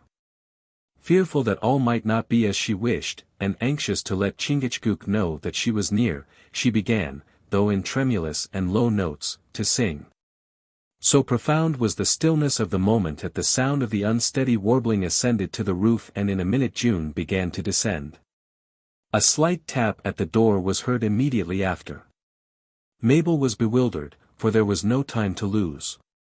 Hope proved stronger than fear, and with unsteady hands she commenced unbarring the door. The moccasin of June was heard on the floor above her when only a single bar was turned. The second was released as her form reached halfway down the lower ladder. "What you do?" exclaimed June angrily. "Run away, mad, leave blockhouse good." The hands of both were on the last bar, and it would have been cleared from the fastenings but for a vigorous shove from without, which jammed the wood. A short struggle ensued, though both were disinclined to violence. June would probably have prevailed, had not another and a more vigorous push from without forced the bar past the trifling impediment that held it, when the door opened. The form of a man was seen to enter. And both the females rushed up the ladder, as if equally afraid of the consequences. The stranger secured the door, and, first examining the lower room with great care, he cautiously ascended the ladder. June, as soon as it became dark, had closed the loops of the principal floor, and lighted a candle. By means of this dim taper, then, the two females stood in expectation, waiting to ascertain the person of their visitor, whose wary ascent of the ladder was distinctly audible, though sufficiently deliberate. It would not be easy to say which was the more astonished on finding, when the stranger had got through the trap, that Pathfinder stood before them. God be praised! Mabel exclaimed, for the idea that the blockhouse would be impregnable with such a garrison at once crossed her mind. "Oh, Pathfinder! What has become of my father? The sergeant is safe as yet, and victorious. Though it is not in the gift of man to say what will be the end of it. Is not that the wife of Arrowhead skulking in the corner there? Speak not of her reproachfully, Pathfinder, owe her my life, my present security. Tell me what has happened to my father's party, why you are here, and I will relate all the horrible events that have passed upon this island." Few words will do the last, Mabel. For one used to Indian devilries needs but little explanations on such a subject. Everything turned out as we had hoped with the expedition, for the Serpent was on the lookout, and he met us with all the information heart could desire. We ambushed 3 boats, drove the Frenchers out of them, got possession and sunk them, according to orders, in the deepest part of the channel, and the savages of Upper Canada will fare badly for Indian goods this winter. Both powder and ball, too, will be scarcer among them than keen hunters and active warriors may relish. We did not lose a man or have even a skin barked, nor do I think the enemy suffered to speak of. In short, Mabel, it has been just such an expedition as Lundy likes, much harm to the foe, and little harm to ourselves. Ah, Pathfinder, I fear, when Major Duncan comes to hear the whole of the sad tale, he will find reason to regret he ever undertook the affair. I know what you mean, I know what you mean. But by telling my story straight you will understand it better. As soon as the sergeant found himself successful, he sent me and the Serpent off in canoes to tell you how matters had turned out, and he is following with the 2 boats, which, being so much heavier, cannot arrive before morning. I parted from Chingachgook this forenoon, it being agreed that he should come up one set of channels, and I another, to see that the path was clear. I've not seen the chief since. Mabel now explained the manner in which she had discovered the Mohican, and her expectation that he would yet come to the blockhouse. Not he, not he. A regular scout will never get behind walls or logs so long as he can keep the open air and find useful employment. I should not have come myself, Mabel, but I promised the sergeant to comfort you and to look after your safety. Os me! I reconnoitred the island with a heavy heart this forenoon, and there was a bitter hour when I fancied you might be among the slain. By what lucky accident were you prevented from paddling up boldly to the island and from falling into the hands of the enemy? By such an accident, Mabel, as Providence employs to tell the hound where to find the deer and the deer how to throw off the hound. No, no. These artifices and devilries with dead bodies may deceive the soldiers of the 55th and the king's officers, but they are all lost upon men who have passed their days in the forest. I came down the channel in face of the pretended fishermen. And, though the reptiles have set up the poor wretch with art, it was not ingenious enough to take in a practiced eye. The rod was held too high, for the 55th have learned to fish at Oswego, if they never knew how before. And then the man was too quiet for one who got neither prey nor bite. But we never come in upon a post blindly, and I have lain outside a garrison a whole night, because they had changed their sentries and their mode of standing guard. Neither the Serpent nor myself would be likely to be taken in by these clumsy contrivances, which were most probably intended for the Scotch, who are cunning enough in some particulars. Though anything but witches when Indian circumventions are in the wind. Do you think my father and his men may yet be deceived? Said Mabel quickly. Not if I can prevent it, Mabel. You say the Serpent is on the lookout too, so there is a double chance of our succeeding in letting him know his danger. Though it is by no means certain by which channel the party may come. Pathfinder, said our heroine solemnly, for the frightful scenes she had witnessed had clothed death with unusual horrors, Pathfinder, you have professed love for me, a wish to make me your wife. I did venture to speak on that subject, Mabel, and the sergeant has even lately said that you are kindly disposed, but I am not a man to persecute the thing I love. Hear me, Pathfinder, I respect you, honor you, revere you. Save my father from this dreadful death, and I can worship you. Here is my hand, as a solemn pledge for my faith, when you come to claim it. Bless you, Mabel. This is more than I deserve, more, I fear, than I shall know how to profit by as I ought. It was not wanting, however, to make me serve the sergeant. We are old comrades, and owe each other a life. Though I fear me, Mabel, being a father's comrade is not always the best recommendation with a daughter. You want no other recommendation than your own acts, your courage, your fidelity. All that you do and say, Pathfinder, my reason approves, and the heart will, nay, it shall follow. This is a happiness I little expected this night, but we are in God's hands, and He will protect us in His own way. These are sweet words, Mabel. But they were not wanting to make me do all that man can do in the present circumstances, they will not lessen my endeavors, neither. Now we understand each other, Pathfinder, Mabel added hoarsely, let us not lose one of the precious moments, which may be of incalculable value. Can we not get into your canoe and go and meet my father? That is not the course I advise.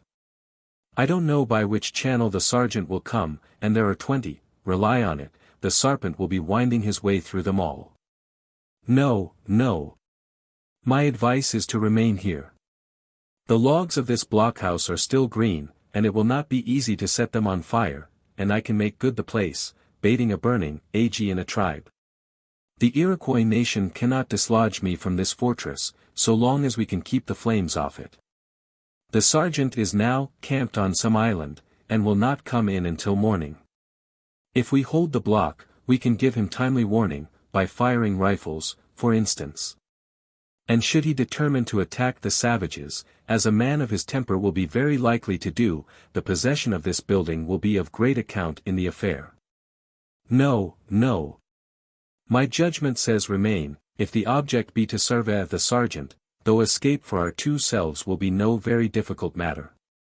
Stay, murmured Mabel, stay, for God's sake, Pathfinder. Anything, everything to save my father. Yes, that is nature. I am glad to hear you say this, Mabel, for I own a wish to see the sergeant fairly supported. As the matter now stands, he has gained himself credit.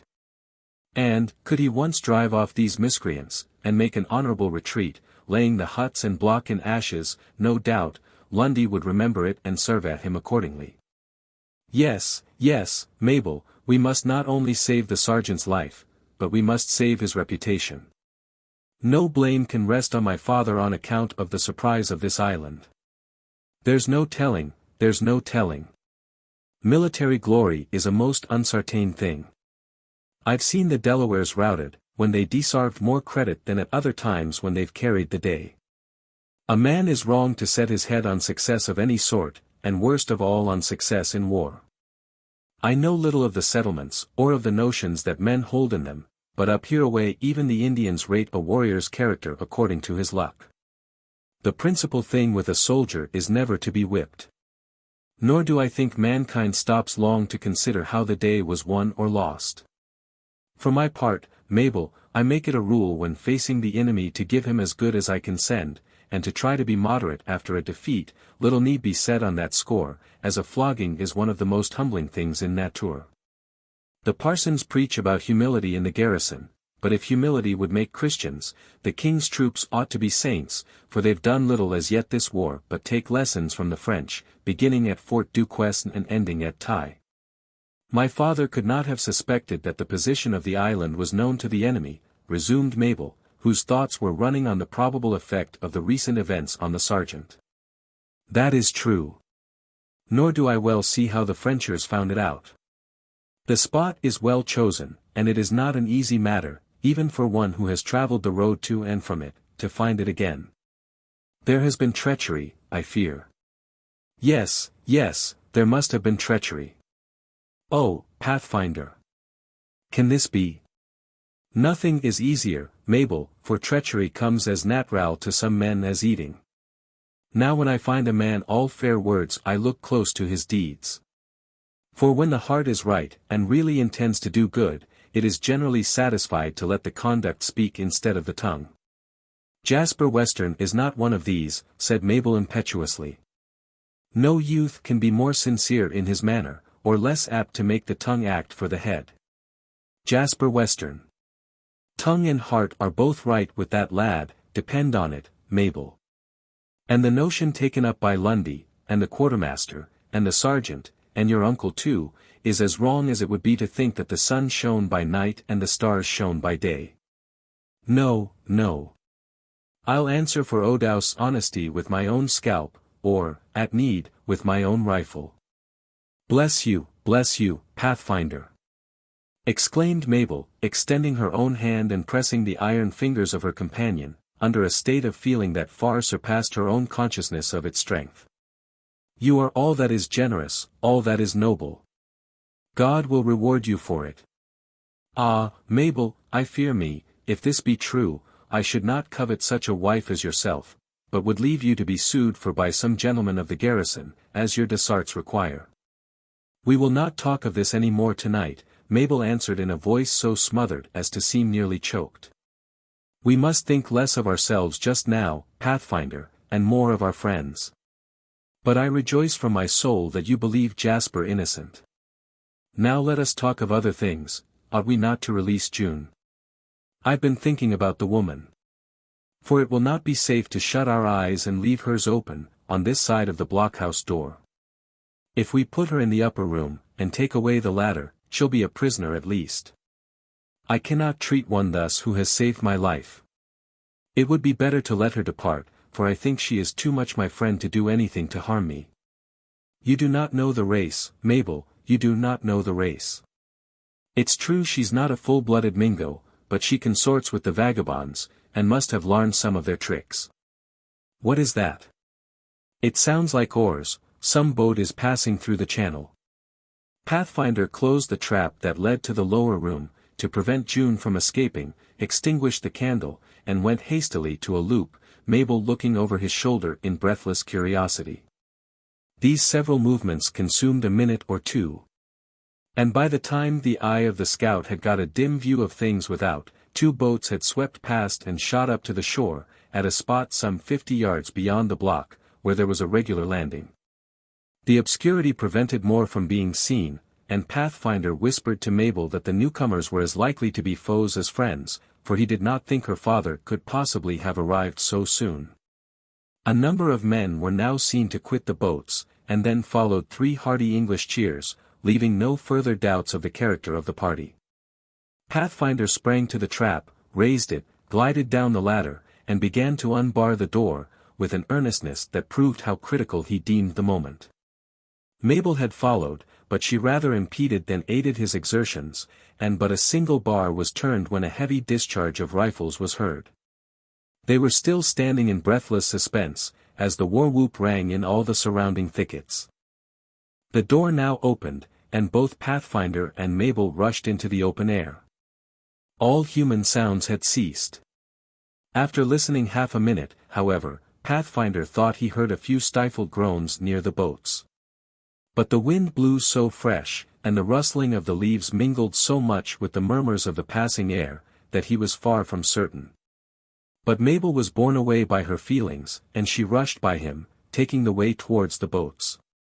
"This will not do, Mabel," said the scout in an earnest but low voice, seizing her by an arm, "this will never do. Certain death would follow, and that without surveying any one. We must return to the block." "Father! My poor, dear, murdered father," said the girl wildly, though habitual caution, even at that trying moment, induced her to speak low. "Pathfinder, if you love me, let me go to my dear father." "This will not do, Mabel. It is singular that no one speaks, no one returns the fire from the boats, and I have left Killdeer in the block. But of what use would a rifle be when no one is to be seen?" At that moment the quick eye of Pathfinder, which, while he held Mabel firmly in his grasp, had never ceased to roam over the dim scene, caught an indistinct view of 5 or 6 dark crouching forms, endeavoring to steal past him. Doubtless with the intention of intercepting the retreat to the blockhouse.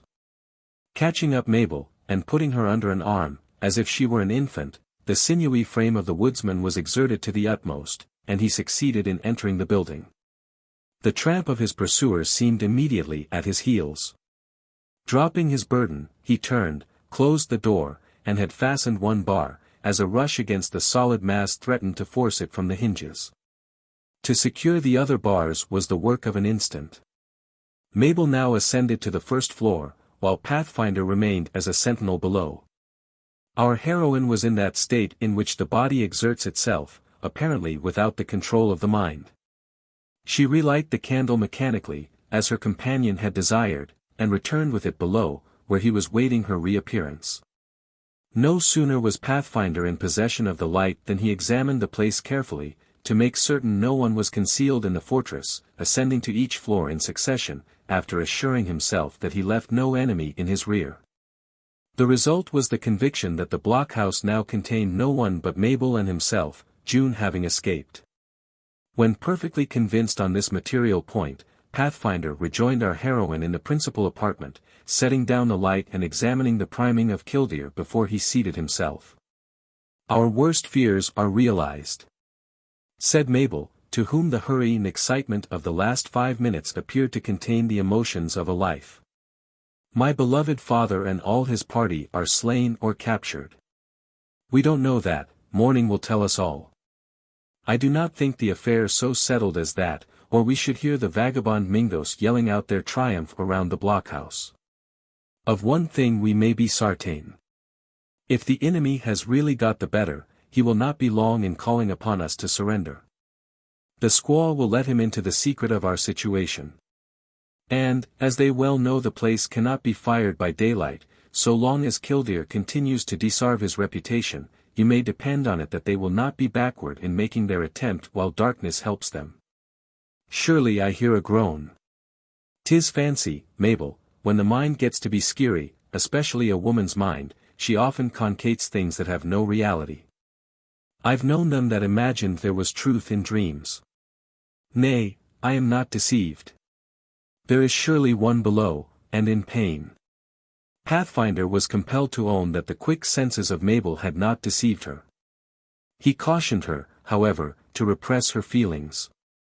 And reminded her that the savages were in the practice of resorting to every artifice to attain their ends, and that nothing was more likely than that the groans were feigned with a view to lure them from the blockhouse, or, at least, to induce them to open the door. "No, no, no," said Mabel hurriedly, "there is no artifice in those sounds, and they come from anguish of body, if not of spirit. They are fearfully natural. Well, we shall soon know whether a friend is there or not. Hide the light again, Mabel, and I will speak the person from a loop." Not a little precaution was necessary, according to Pathfinder's judgment and experience, in performing even this simple act. For he had known the careless slain by their want of proper attention to what might have seemed to the ignorant supererogatory means of safety. He did not place his mouth to the loop itself, but so near it that he could be heard without raising his voice, and the same precaution was observed as regards his ear. "Who is below?" Pathfinder demanded, when his arrangements were made to his mind. "Is anyone in suffering? If a friend, speak boldly, and depend on our aid."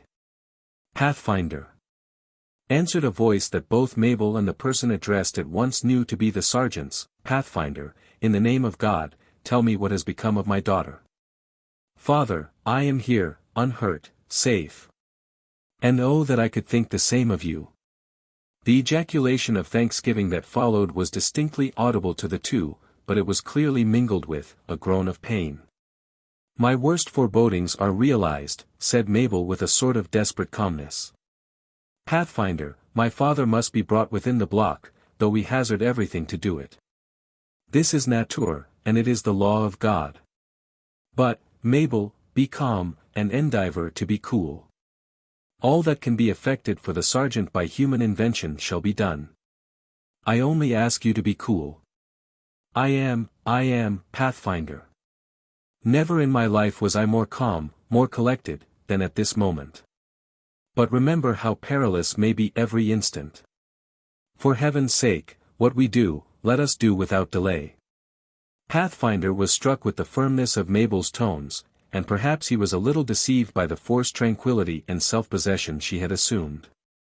At all events, he did not deem any further explanations necessary, but descended forthwith, and began to unbar the door. This delicate process was conducted with the usual caution, but, as he warily permitted the mass of timber to swing back on the hinges, he felt a pressure against it, that had nearly induced him to close it again.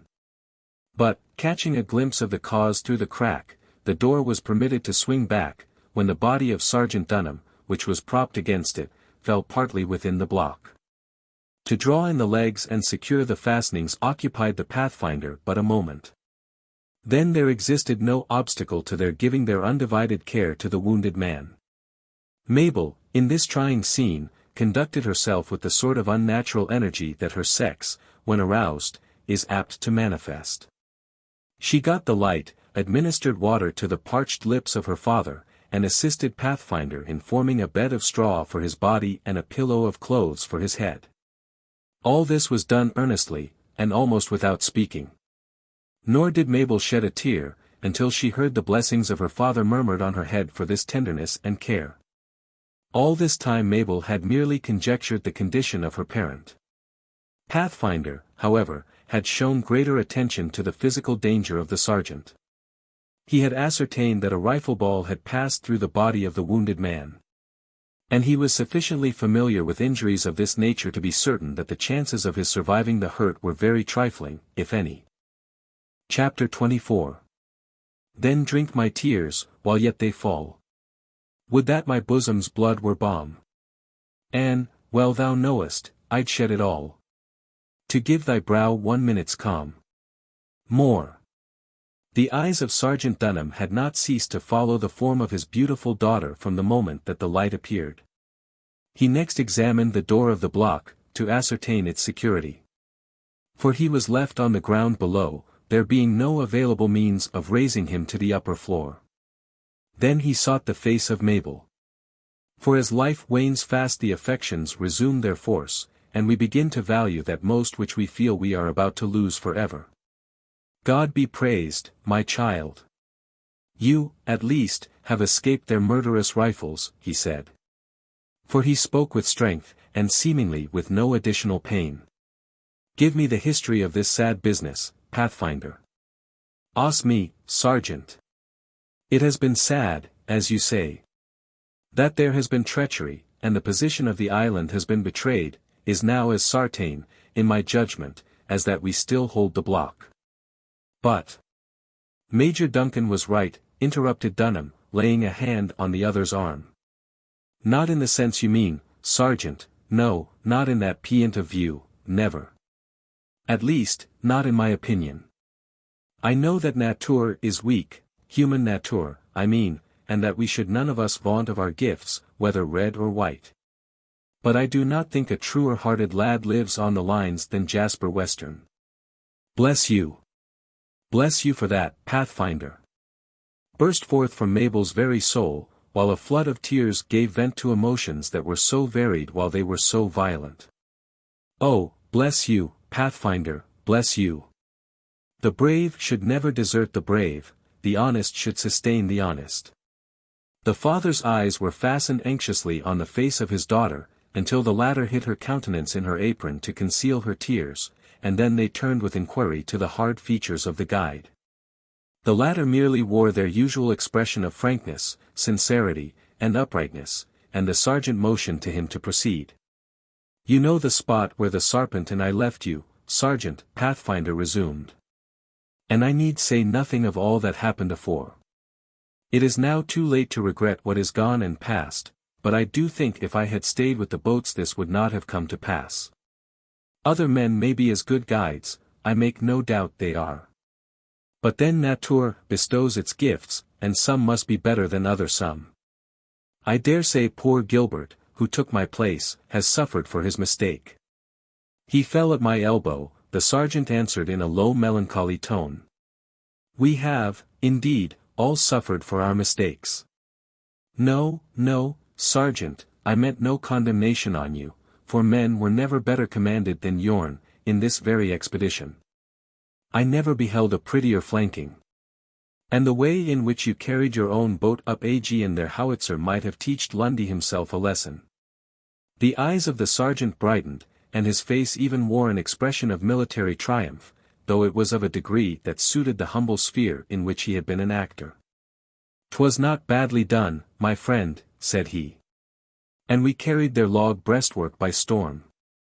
'Twas nobly done, Sergeant, though, I fear, when all the truth comes to be known, it will be found that these vagabonds have got their howitzer back Aegean.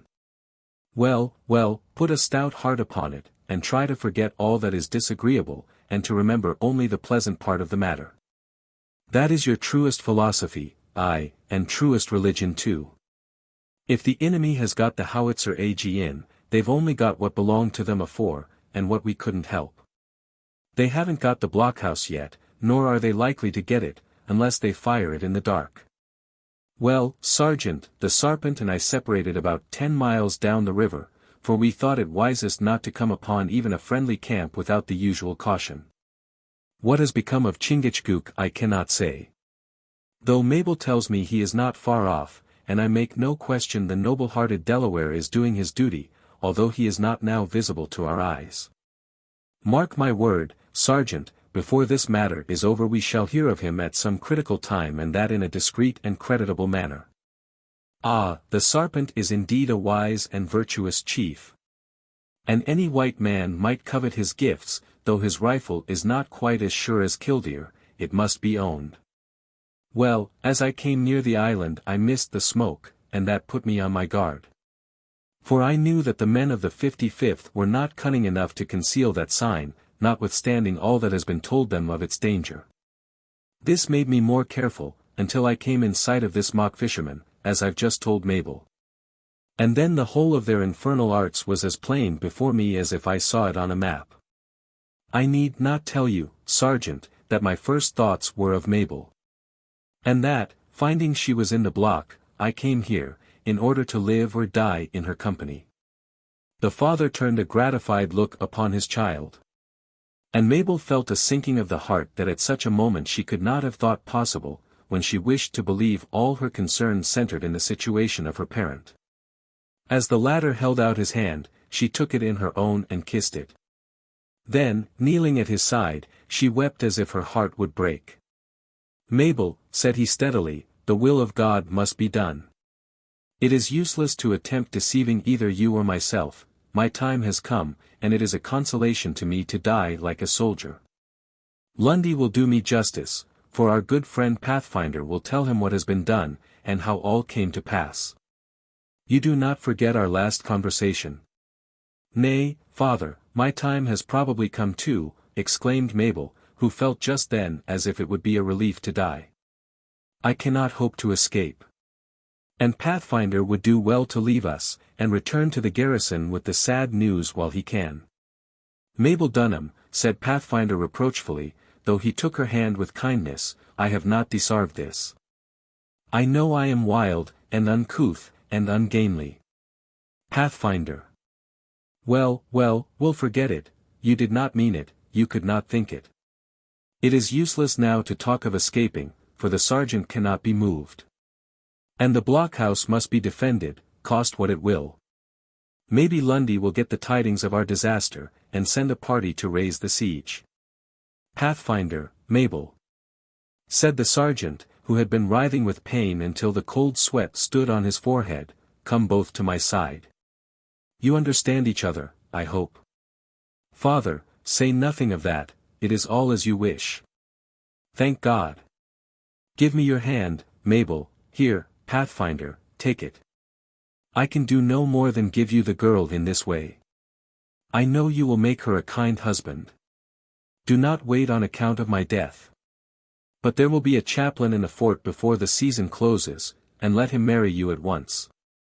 My brother, if living, will wish to go back to his vessel, and then the child will have no protector.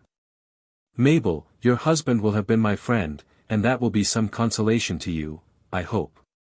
"Trust this matter to me, Sergeant," put in Pathfinder, "leave it all in my hands as your dying request, and, depend on it, all will go as it should.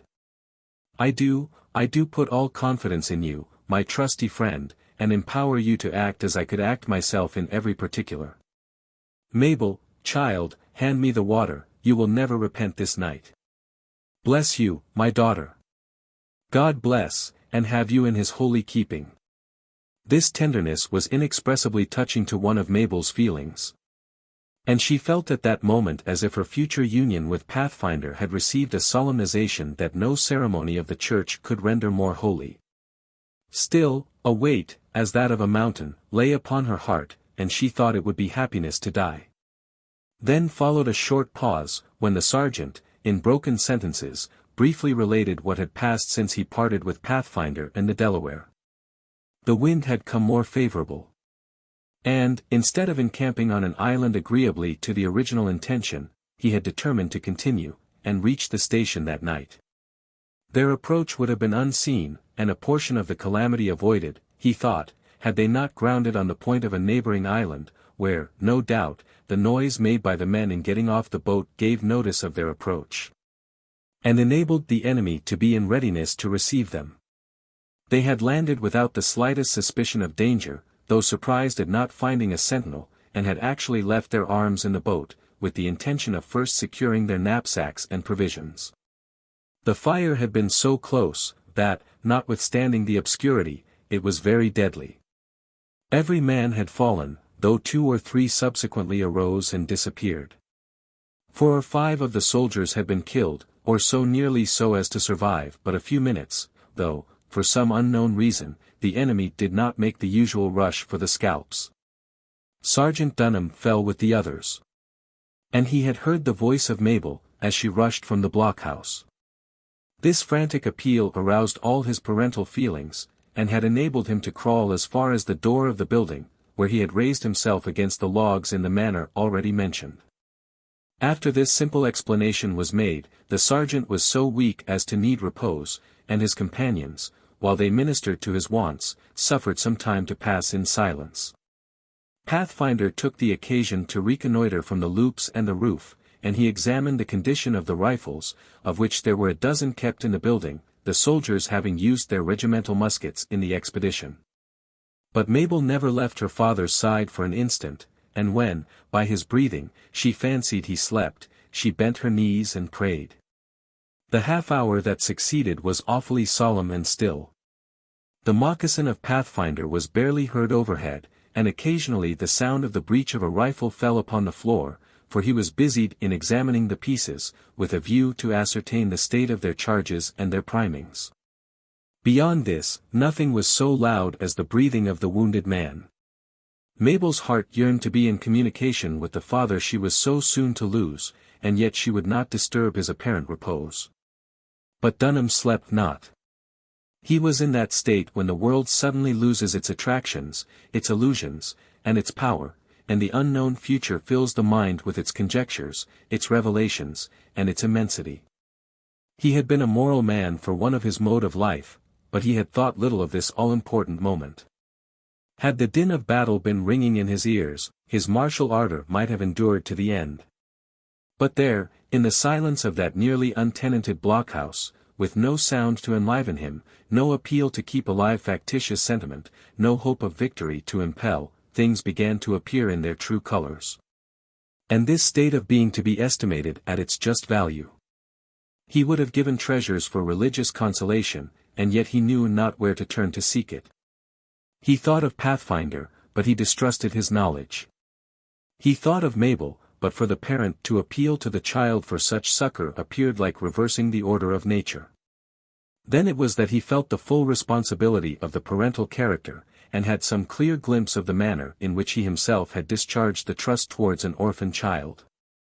While thoughts like these were rising in his mind, Mabel, who watched the slightest change in his breathing, heard a guarded knock at the door. Supposing it might be Chingachgook, she rose, undid 2 of the bars, and held the 3rd in her hand, as she asked who was there.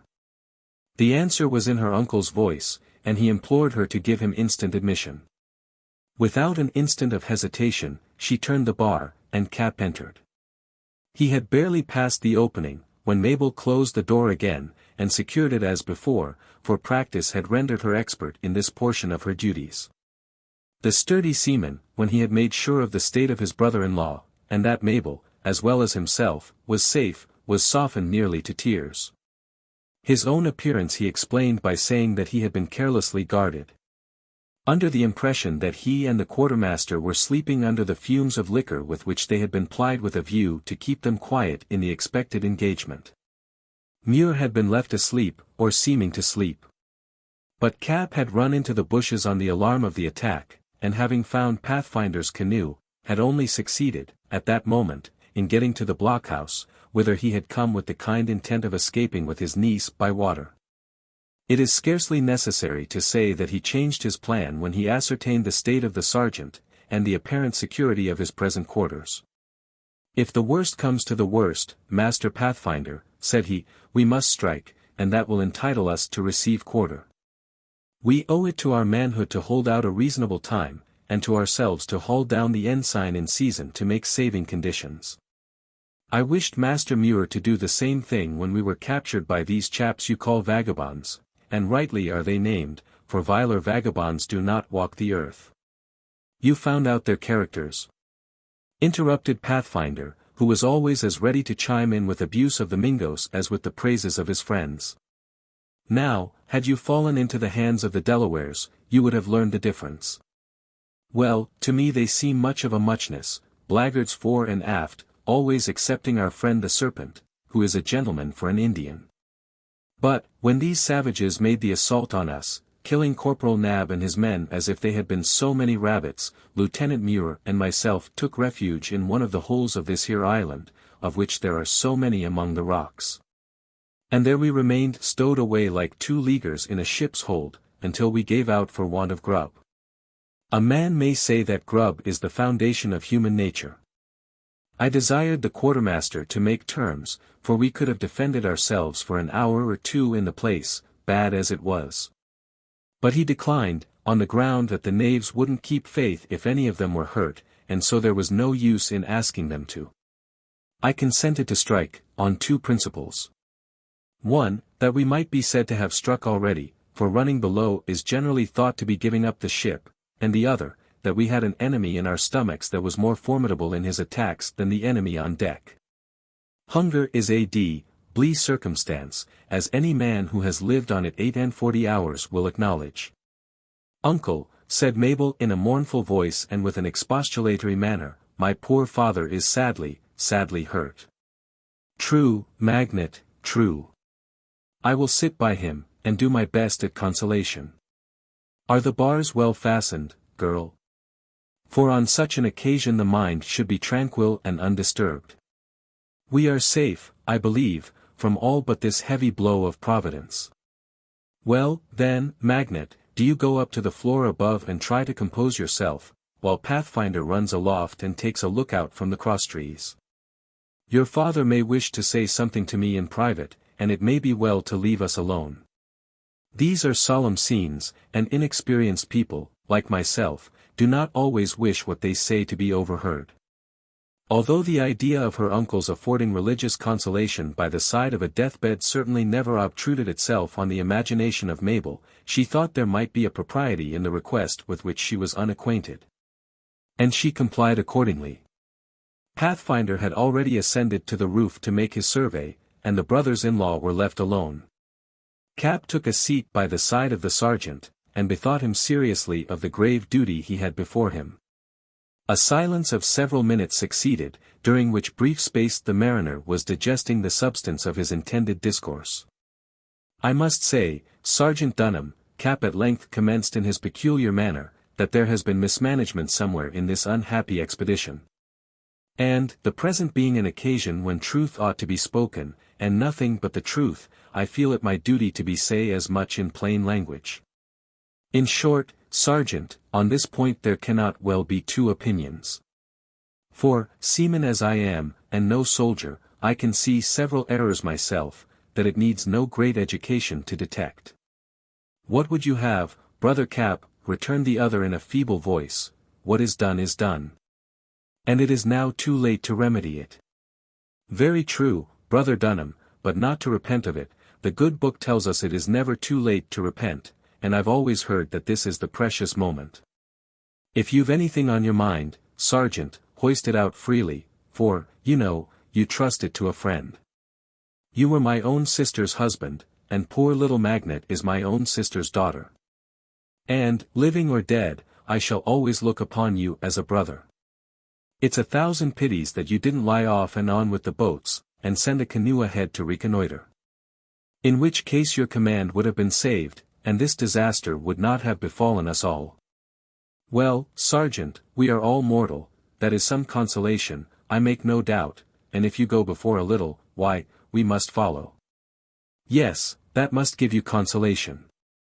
I know all this, Brother Cap, and hope I'm prepared to meet a soldier's fate. There is poor Mabel. Aye, that's a heavy drag, I know, but you wouldn't take her with you if you could, Sergeant. And so the better way is to make as light of the separation as you can. Mabel is a good girl, and so was her mother before her. She was my sister, and it shall be my care to see that her daughter gets a good husband, if our lives and scalps are spared, for I suppose no one would care about entering into a family that has no scalps. Brother, my child is betrothed. She will become the wife of Pathfinder. Well, Brother Dunham, every man has his opinions and his manner of viewing things, and, to my notion, this match will be anything but agreeable to Mabel. I have no objection to the age of the man. I'm not one of them that thinks it necessary to be a boy to make a girl happy, but, on the whole, I prefer a man of about 50 for a husband. Still there ought not to be any circumstance between the parties to make them unhappy. Circumstances play the devil with matrimony, and I set it down as one that Pathfinder don't know as much as my niece. You've seen but little of the girl, Sergeant, and have not got the run of her knowledge. But let her pay it out freely, as she will do when she gets to be thoroughly acquainted, and you'll fall in with but few schoolmasters that can keep their luffs in her company. She's a good child, a dear, good child, muttered the sergeant, his eyes filling with tears, and it is my misfortune that I have seen so little of her. She is indeed a good girl, and knows altogether too much for poor Pathfinder, who is a reasonable man and an experienced man in his own way, but who has no more idea of the main chance than you have of spherical trigonometry, Sergeant. Ah, Brother Cap, had Pathfinder been with us in the boats this sad affair might not have happened. That is quite likely, for his worst enemy will allow that the man is a good guide. But then, Sergeant, if the truth must be spoken, you have managed this expedition in a loose way altogether. You should have hove to off your haven, and sent in a boat to reconnoiter, as I told you before. That is a matter to be repented of, and I tell it to you, because truth, in such a case, ought to be spoken. My errors are dearly paid for, brother, and poor Mabel, I fear, will be the sufferer. I think, however, that the calamity would not have happened had there not been treason. I fear me, brother, that Jasper O'Douse has played us false. That is just my notion. For this freshwater life must sooner or later undermine any man's morals. Lieutenant Muir and myself talked this matter over while we lay in a bit of a hole out here, on this island. And we both came to the conclusion that nothing short of Jasper's treachery could have brought us all into this infernal scrape. Well, Sergeant, you had better compose your mind, and think of other matters. For, when a vessel is about to enter a strange port, it is more prudent to think of the anchorage inside than to be underrunning all the events that have turned up during the VYGE. There's the logbook expressly to note all these matters in. And what stands there must form the column of figures that's to be posted up for or against us. How now, Pathfinder? Is there anything in the wind, that you come down the ladder like an Indian in the wake of a scalp? The guide raised a finger for silence and then beckoned to Cap to ascend the first ladder, and to allow Mabel to take his place at the side of the sergeant. We must be prudent, and we must be bold too, said he in a low voice. The reptiles are in earnest in their intention to fire the block, for they know there is now nothing to be gained by letting it stand. I hear the voice of that vagabond Arrowhead among them, and he is urging them to set about their devilry this very night. We must be stirring, salt water, and doing too. Luckily there are 4 or 5 barrels of water in the block, and these are something towards a siege.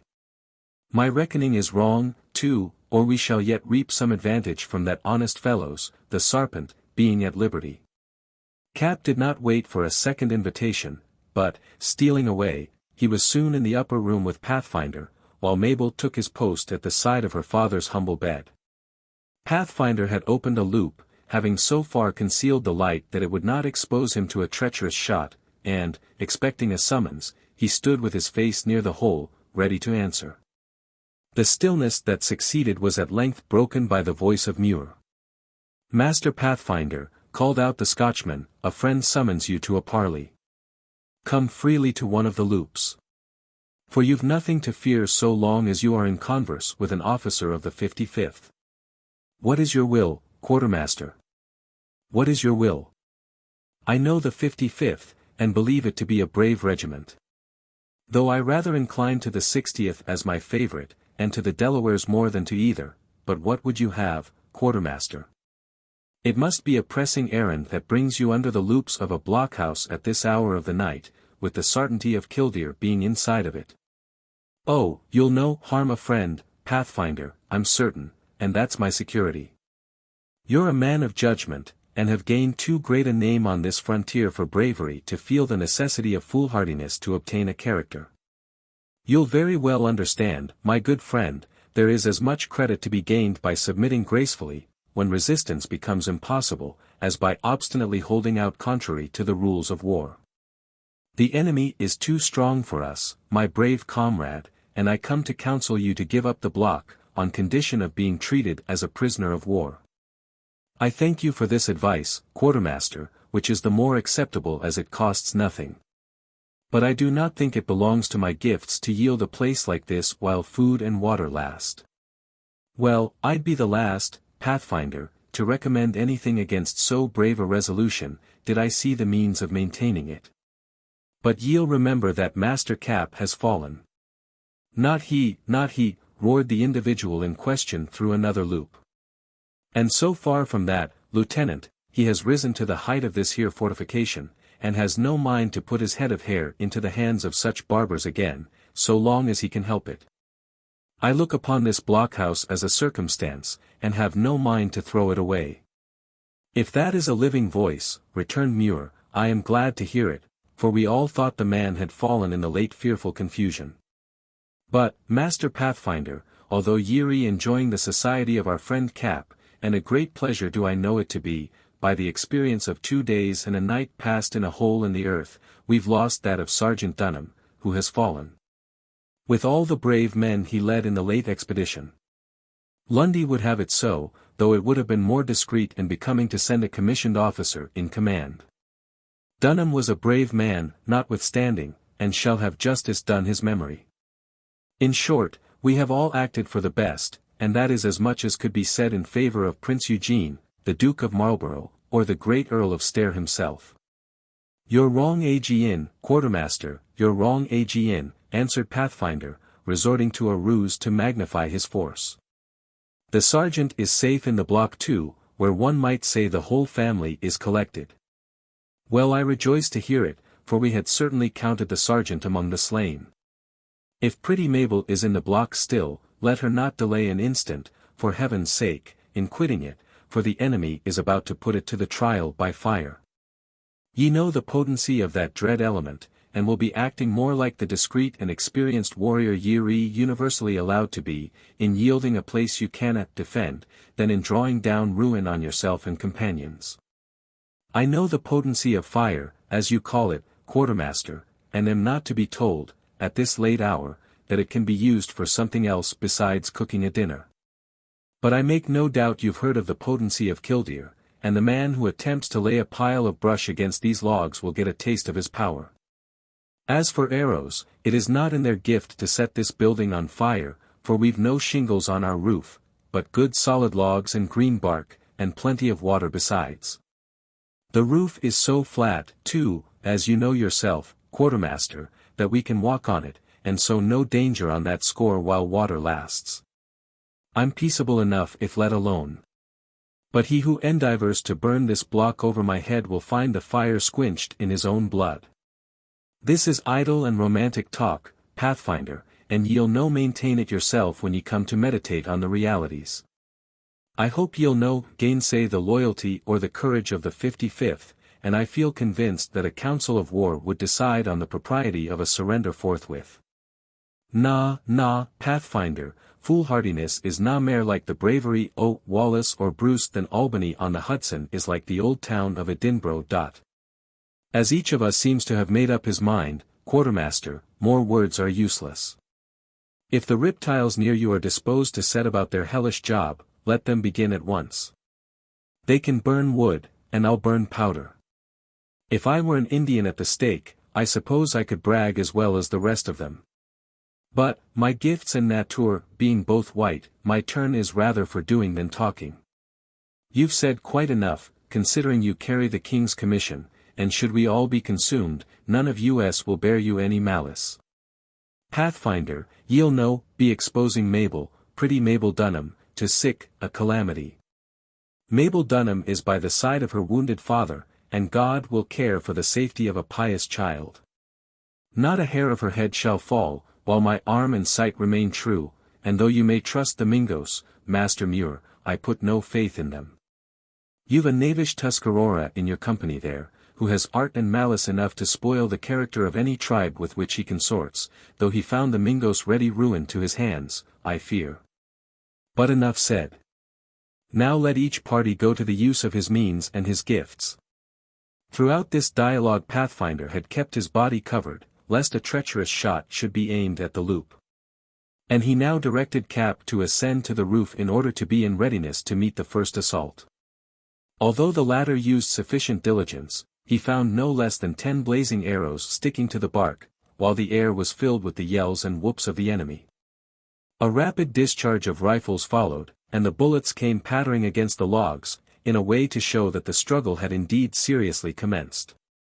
These were sounds, however, that appalled neither Pathfinder nor Cap, while Mabel was too much absorbed in her affliction to feel alarm. She had good sense enough, too, to understand the nature of the defenses, and fully to appreciate their importance. As for her father, the familiar noises revived him. And it pained his child, at such a moment, to see that his glassy eye began to kindle, and that the blood returned to a cheek it had deserted, as he listened to the uproar. It was now Mabel first perceived that his reason began slightly to wander. "Order up the light companies," he muttered, "and let the grenadiers charge. Do they dare to attack us in our fort? Why does not the artillery open on them?" At that instant the heavy report of a gun burst on the night. And the crashing of rending wood was heard, as a heavy shot tore the logs in the room above, and the whole block shook with the force of a shell that lodged in the work. The Pathfinder narrowly escaped the passage of this formidable missile as it entered, but when it exploded, Mabel could not suppress a shriek, for she supposed all over her head, whether animate or inanimate, destroyed. To increase her horror, her father shouted in a frantic voice to charge.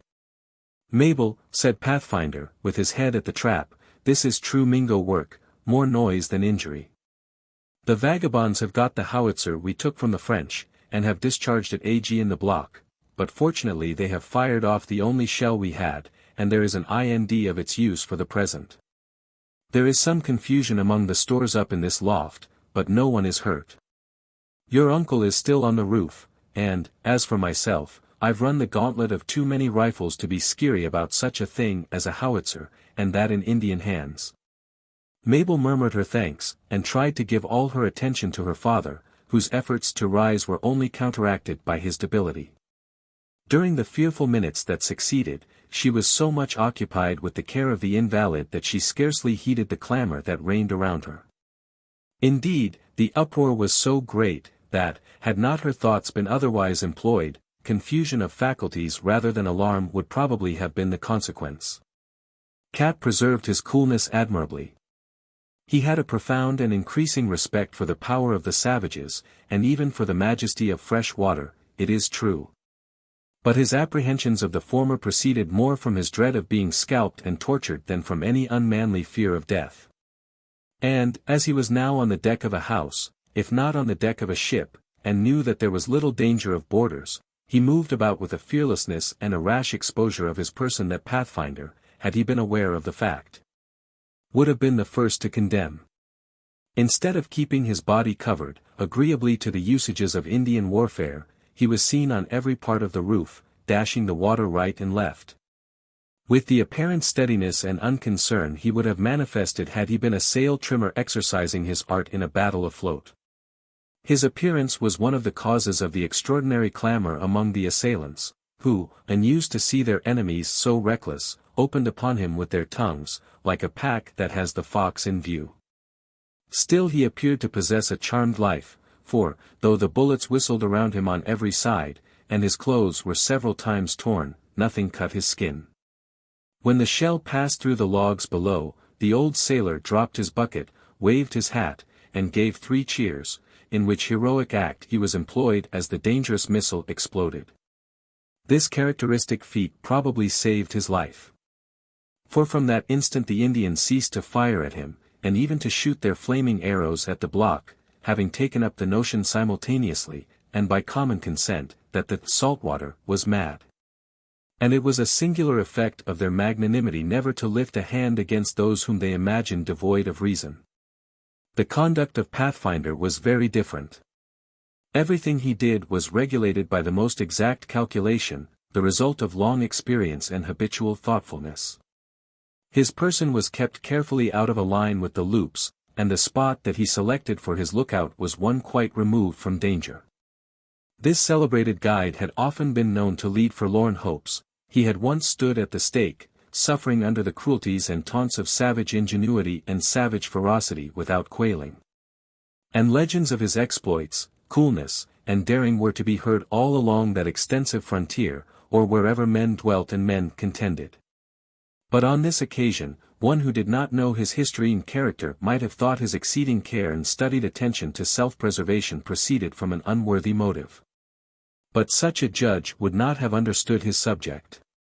The Pathfinder bethought him of Mabel, and of what might possibly be the consequences to that poor girl should any casualty befall himself. But the recollection rather quickened his intellect than changed his customary prudence. He was, in fact, one of those who was so unaccustomed to fear, that he never bethought him of the constructions others might put upon his conduct. But while in moments of danger he acted with the wisdom of the serpent, it was also with the simplicity of a child. For the first 10 minutes of the assault, Pathfinder never raised the breech of his rifle from the floor, except when he changed his own position, for he well knew that the bullets of the enemy were thrown away upon the massive logs of the work. And as he had been at the capture of the howitzer he felt certain that the savages had no other shell than the one found in it when the piece was taken. There existed no reason, therefore, to dread the fire of the assailants, except as a casual bullet might find a passage through a loophole. 1 or 2 of these accidents did occur, but the balls entered at an angle that deprived them of all chance of doing any injury so long as the Indians kept near the block. And if discharged from a distance, there was scarcely the possibility of 1 in 100 striking the apertures. But when Pathfinder heard the sound of moccasined feet and the rustling of brush at the foot of the building, he knew that the attempt to build a fire against the logs was about to be renewed. He now summoned Cap from the roof, where, indeed, all the danger had ceased, and directed him to stand in readiness with his water at a hole immediately over the spot assailed. One less trained than our hero would have been in a hurry to repel this dangerous attempt also, and might have resorted to his means prematurely, not so with Pathfinder. His aim was not only to extinguish the fire, about which he felt little apprehension, but to give the enemy a lesson that would render him wary during the remainder of the night. In order to effect the latter purpose, it became necessary to wait until the light of the intended conflagration should direct his aim, when he well knew that a very slight effort of his skill would suffice. The Iroquois were permitted to collect their heap of dried brush, to pile it against the block, to light it, and to return to their covers without molestation. All that Pathfinder would suffer Cap to do, was to roll a barrel filled with water to the hole immediately over the spot, in readiness to be used at the proper instant. That moment, however, did not arrive, in his judgment, until the blaze illuminated the surrounding bushes, and there had been time for his quick and practiced eye to detect the forms of 3 or 4 lurking savages, who were watching the progress of the flames, with the cool indifference of men accustomed to look on human misery with apathy. Then, indeed, he spoke. "Are you ready, friend Cap?" he asked. "The heat begins to strike through the crevices. And although these green logs are not of the fiery nature of an ill-tempered man, they may be kindled into a blaze if one provokes them too much. Are you ready with the barrel? See that it has the right cut, and that none of the water is wasted." "All ready," answered Cap, in the manner in which a seaman replies to such a demand. "Then wait for the word. Never be over-impatient in a critical time, nor fool-risky in a battle. Wait for the word." While the Pathfinder was giving these directions, he was also making his own preparations, for he saw it was time to act. Killdeer was deliberately raised, pointed, and discharged. The whole process occupied about half a minute, and as the rifle was drawn in the eye of the marksman was applied to the hole. "There is one reptile the less," Pathfinder muttered to himself. "I've seen that vagabond afore, and know him to be a merciless devil. Well, well. The man acted according to his gifts, and he has been rewarded according to his gifts. One more of the knaves, and that will serve as the turn for tonight. When daylight appears, we may have hotter work." All this time another rifle was being got ready, and as Pathfinder ceased, a second savage fell. This indeed sufficed. For, indisposed to wait for a third visitation from the same hand, the whole band, which had been crouching in the bushes around the block, ignorant of who was and who was not exposed to view, leaped from their covers and fled to different places for safety. "Now, pour away, Master Cap," said Pathfinder, "I've made my mark on the blackguards, and we shall have no more fires lighted tonight." "Scaldings," cried Cap, upsetting the barrel, with a care that at once and completely extinguished the flames. This ended the singular conflict, and the remainder of the night passed in peace.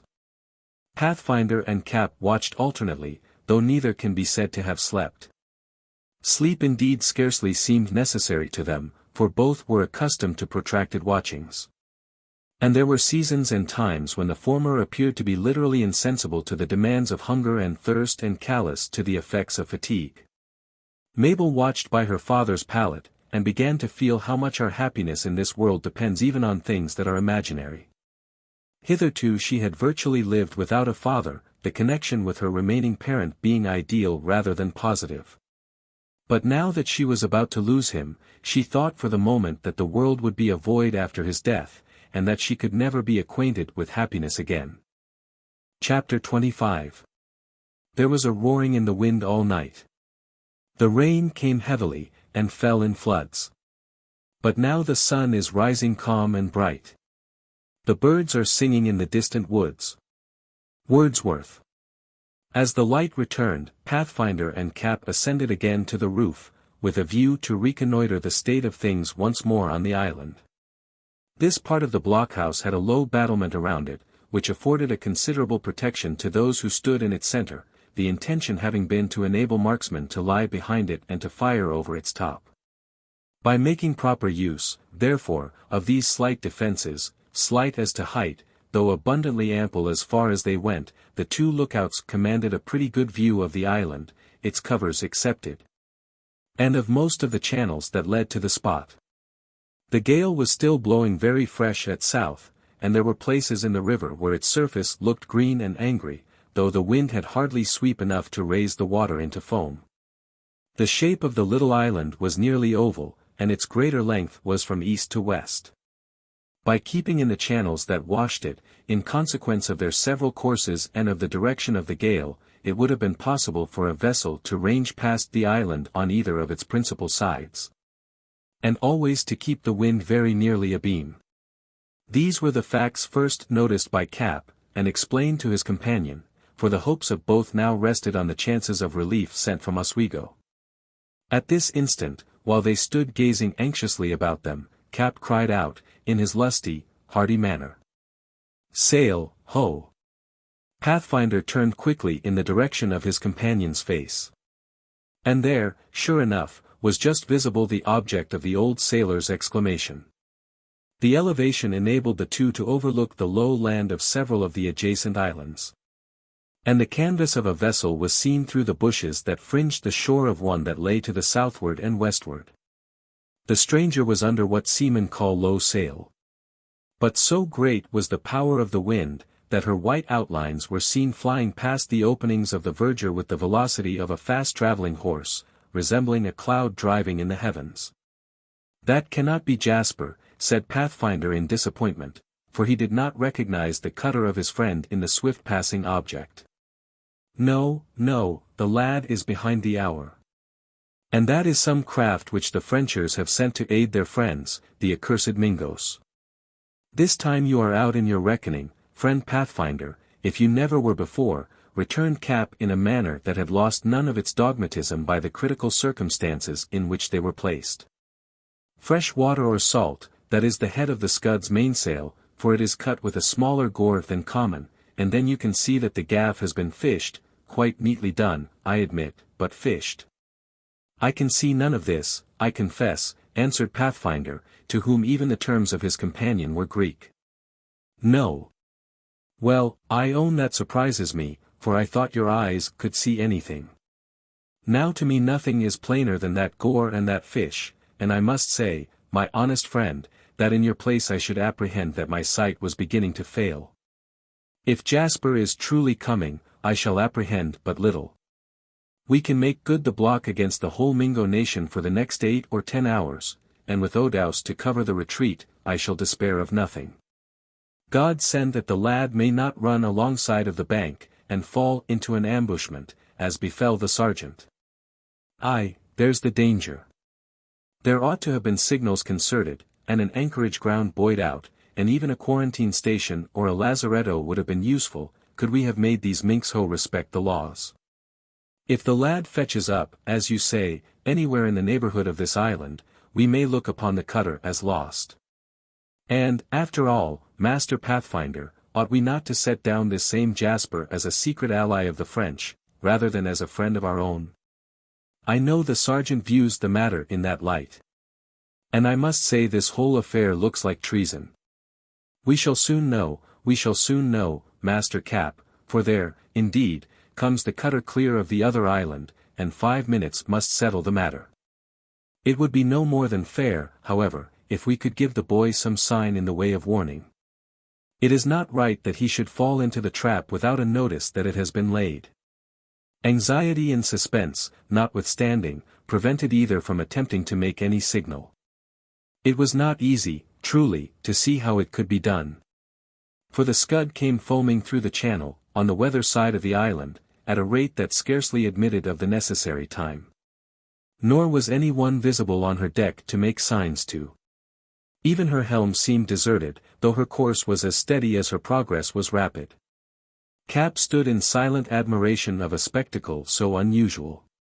But, as the Scud drew nearer, his practiced eye detected the helm in play by means of tiller ropes, though the person who steered was concealed. As the cutter had weatherboards of some little height, the mystery was explained, no doubt remaining that her people lay behind the latter, in order to be protected from the rifles of the enemy. As this fact showed that no force beyond that of the small crew could be on board, Pathfinder received his companion's explanation with an ominous shake of the head. "This proves that the Sarpent has not reached Oswego," said he, "and that we are not to expect succor from the garrison. I hope Lundy has not taken it into his head to displace the lad, for Jasper Western would be a host of himself in such a strait. We three, Master Cap, ought to make a manful warfare, you, as a seaman, to keep up the intercourse with the cutter. Jasper, as a laker who knows all that is necessary to be done on the water, and I, with gifts that are as good as any among the Mingos, let me be what I may in other particulars. I say we ought to make a manful fight in Mabel's behalf." "That we ought, and that we will," answered Cap heartily, for he began to have more confidence in the security of his scalp now that he saw the sun again. "I set down the arrival of the Scud as one circumstance, and the chances of Odu's honesty as another. This Jasper is a young man of prudence, you find. For he keeps a good offing, and seems determined to know how matters stand on the island before he ventures to bring up. I have it. I have it, exclaimed Pathfinder, with exultation. There lies the canoe of the Serpent on the cutter's deck. And the chief has got on board, and no doubt has given a true account of our condition, for, unlike a Mingo, a Delaware is sartain to get a story right, or to hold his tongue. That canoe may not belong to the cutter, said the captious seaman. O'Deuce had one on board when he sailed. Very true, friend Cap, but if you know your sails and masts by your gores and fishes, I know my canoes and my paths by frontier knowledge. If you can see new cloth in a sail, I can see new bark in a canoe. That is the boat of the Serpent, and the noble fellow has struck off for the garrison as soon as he found the block besieged, has fallen in with the scud, and, after telling his story, has brought the cutter down here to see what can be done. The Lord grant that Jasper Western be still on board her. Yes, yes, it might not be amiss, for, traitor or loyal, the lad has a handy way with him in a gale, it must be owned. And in coming over waterfalls, said Pathfinder, nudging the ribs of his companion with an elbow, and laughing in his silent but hearty manner. We will give the boy his due, though he scalps us all with his own hand. The scud was now so near, that Cap made no reply. The scene, just at that instant, was so peculiar, that it merits a particular description, which may also aid the reader in forming a more accurate nature of the picture we wish to draw. The gale was still blowing violently. Many of the smaller trees bowed their tops, as if ready to descend to the earth, while the rushing of the wind through the branches of the groves resembled the roar of distant chariots. The air was filled with leaves, which, at that late season, were readily driven from their stems, and flew from island to island like flights of birds. With this exception, the spot seemed silent as the grave. That the savages still remained, was to be inferred from the fact that their canoes, together with the boats of the 55th, lay in a group in the little cove that had been selected as a harbor. Otherwise, not a sign of their presence was to be detected. Though taken entirely by surprise by the cutter, the sudden return of which was altogether unlooked for, so uniform and inbred were their habits of caution while on the warpath. That the instant an alarm was given every man had taken to his cover with the instinct and cunning of a fox seeking his hole. The same stillness reigned in the blockhouse, for though Pathfinder and Cap could command a view of the channel, they took the precaution necessary to lie concealed. The unusual absence of anything like animal life on board the Scud, too, was still more remarkable. As the Indians witnessed her apparently undirected movements, a feeling of awe gained a footing among them, and some of the boldest of their party began to distrust the issue of an expedition that had commenced so prosperously. Even Arrowhead, accustomed as he was to intercourse with the whites on both sides of the lakes, fancied there was something ominous in the appearance of this unmanned vessel, and he would gladly at that moment have been landed again on the main. In the meantime the progress of the cutter was steady and rapid. She held her way mid-channel, now inclining to the gusts, and now rising again, like the philosopher that bends to the calamities of life to resume his erect attitude as they pass away, but always piling the water beneath her bows in foam. Although she was under so very short canvas, her velocity was great. And there could not have elapsed 10 minutes between the time when her sails were first seen glancing past the trees and bushes in the distance and the moment when she was abreast of the blockhouse. Cap and Pathfinder leaned forward, as the cutter came beneath their eyrie, eager to get a better view of her deck, when, to the delight of both, Jasper O'Dowse sprang upon his feet and gave 3 hearty cheers. Regardless of all risk, Cap leaped upon the rampart of logs and returned the greeting, cheer for cheer. Happily, the policy of the enemy saved the latter, for they still lay quiet, not a rifle being discharged. On the other hand, Pathfinder kept in view the useful, utterly disregarding the mere dramatic part of warfare. The moment he beheld his friend Jasper, he called out to him with stentorian lungs. "Stand by us, lad, and the day's our own. Give 'em a grist in yonder bushes, and you'll put 'em up like partridges." Part of this reached Jasper's ears, but most was borne off to leeward on the wings of the wind. By the time this was said, the scud had driven past, and in the next moment she was hid from view by the grove in which the blockhouse was partially concealed. 2 anxious minutes succeeded. But, at the expiration of that brief space, the sails were again gleaming through the trees, Jasper having jibed, and hauled up under the lee of the island on the other tack. The wind was free enough, as has been already explained, to admit of this maneuver. And the cutter, catching the current under her lee bow, was breasted up to her course in a way that showed she would come out to windward of the island again without any difficulty. This whole evolution was made with the greatest facility, not a sheet being touched, the sails trimming themselves, the rudder alone controlling the admirable machine. The object appeared to be a reconnaissance. When, however, the scud had made the circuit of the entire island, and had again got her weatherly position in the channel by which she had first approached, her helm was put down, and she tacked. The noise of the mainsail flapping when it filled, loose-reefed as it was, sounded like the report of a gun, and Cap trembled lest the seams should open. "His Majesty gives good canvas, it must be owned," muttered the old seaman. "And it must be owned, too, that boy handles his boat as if he were thoroughly bred. Me, Master Pathfinder, if I believe, after all that has been reported in the matter, that this Mr. O'Deuce got his trade on this bit of fresh water. He did, yes, he did. He never saw the ocean, and has come by his calling altogether up here on Ontario. I have often thought he has a natural gift in the way of schooners and sloops, and have respected him accordingly. As for treason and lying and black-hearted vices, friend Cap, Jasper Western is as free as the most virtuousest of the Delaware warriors, and if you crave to see a truly honest man, you must go among that tribe to discover him." "There he comes round," exclaimed the delighted Cap, the scud at this moment filling on her original tack, "and now we shall see what the boy would be at.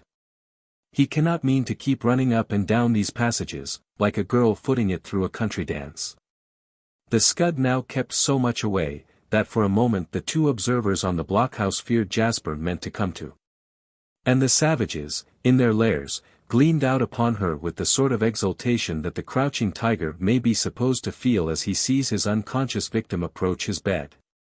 But Jasper had no such intention, familiar with the shore, and acquainted with the depth of water on every part of the island, he well knew that the scud might be run against the bank with impunity, and he ventured fearlessly so near, that, as he passed through the little cove, he swept the 2 boats of the soldiers from their fastenings and forced them out into the channel, towing them with the cutter. As all the canoes were fastened to the 2 Dunham boats, by this bold and successful attempt the savages were at once deprived of the means of quitting the island, unless by swimming. And they appeared to be instantly aware of the very important fact. Rising in a body, they filled the air with yells, and poured in a harmless fire. While up in this unguarded manner, 2 rifles were discharged by their adversaries. One came from the summit of the block, and an Iroquois fell dead in his tracks, shot through the brain. The other came from the scud.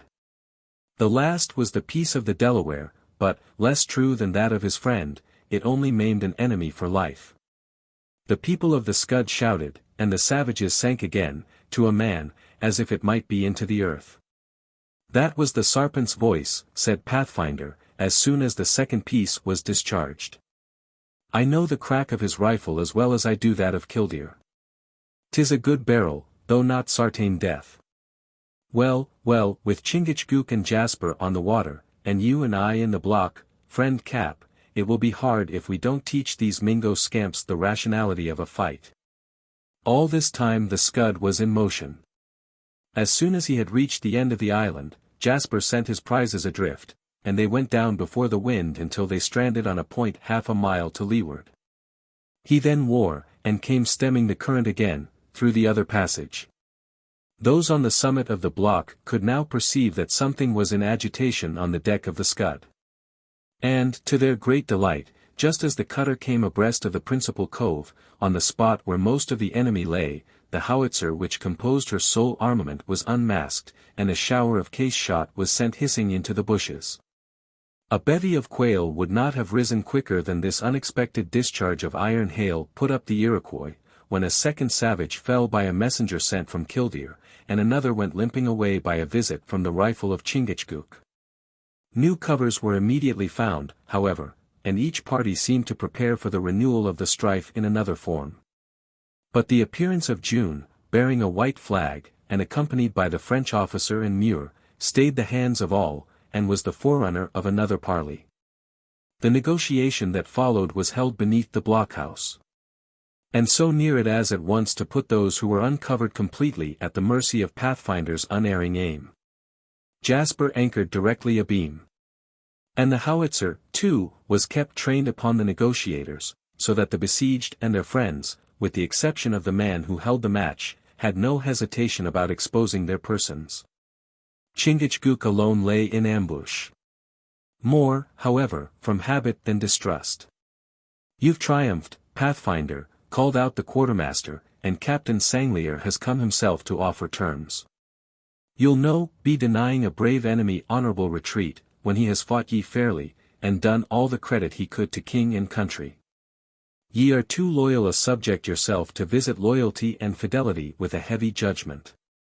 I am authorized to offer, on the part of the enemy, an evacuation of the island, a mutual exchange of prisoners, and a restoration of scalps. In the absence of baggage and artillery, little more can be done."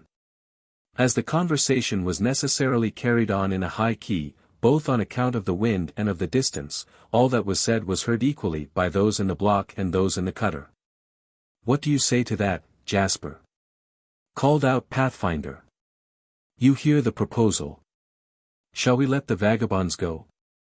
Or shall we mark them, as they mark their sheep in the settlements, that we may know them again? What has befallen Mabel Dunham?" demanded the young man, with a frown on his handsome face, that was visible even to those on the block. "If a hair of her head has been touched, it will go hard with the whole Iroquois tribe. Nay, nay, she is safe below, nursing a dying parent, as becomes her sex. We owe no grudge on account of the sergeant's hurt, which comes of lawful warfare, and as for Mabel, she is here," exclaimed the girl herself, who had mounted to the roof the moment she found the direction things were taking. "She is here. And, in the name of our holy religion, and of that God whom we profess to worship in common, let there be no more bloodshed.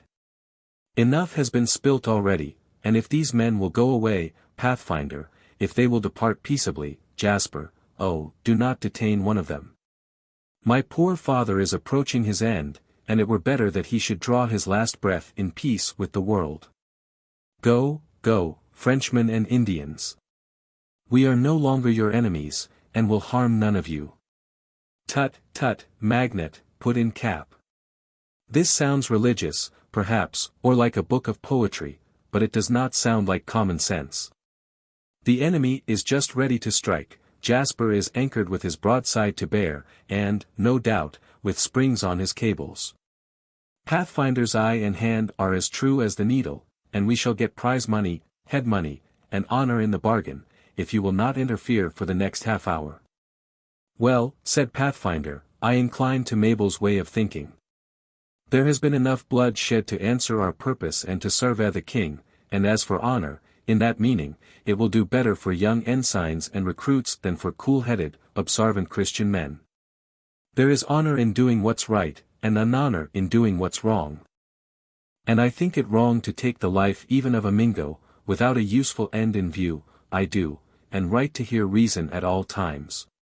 So, Lieutenant Muir, let us know what your friends the Frenchers and Indians have to say for themselves." "My friends," said Muir, starting. "You'll be calling the king's enemies my friends, Pathfinder, because the fortune of war has thrown me into their hands. Some of the greatest warriors, both of ancient and modern times, have been prisoners of war. And yon is Master Cap, who can testify whether we did not do all that men could devise to escape the calamity." "Aye, aye," Drilly answered Cap, "escape is the proper word.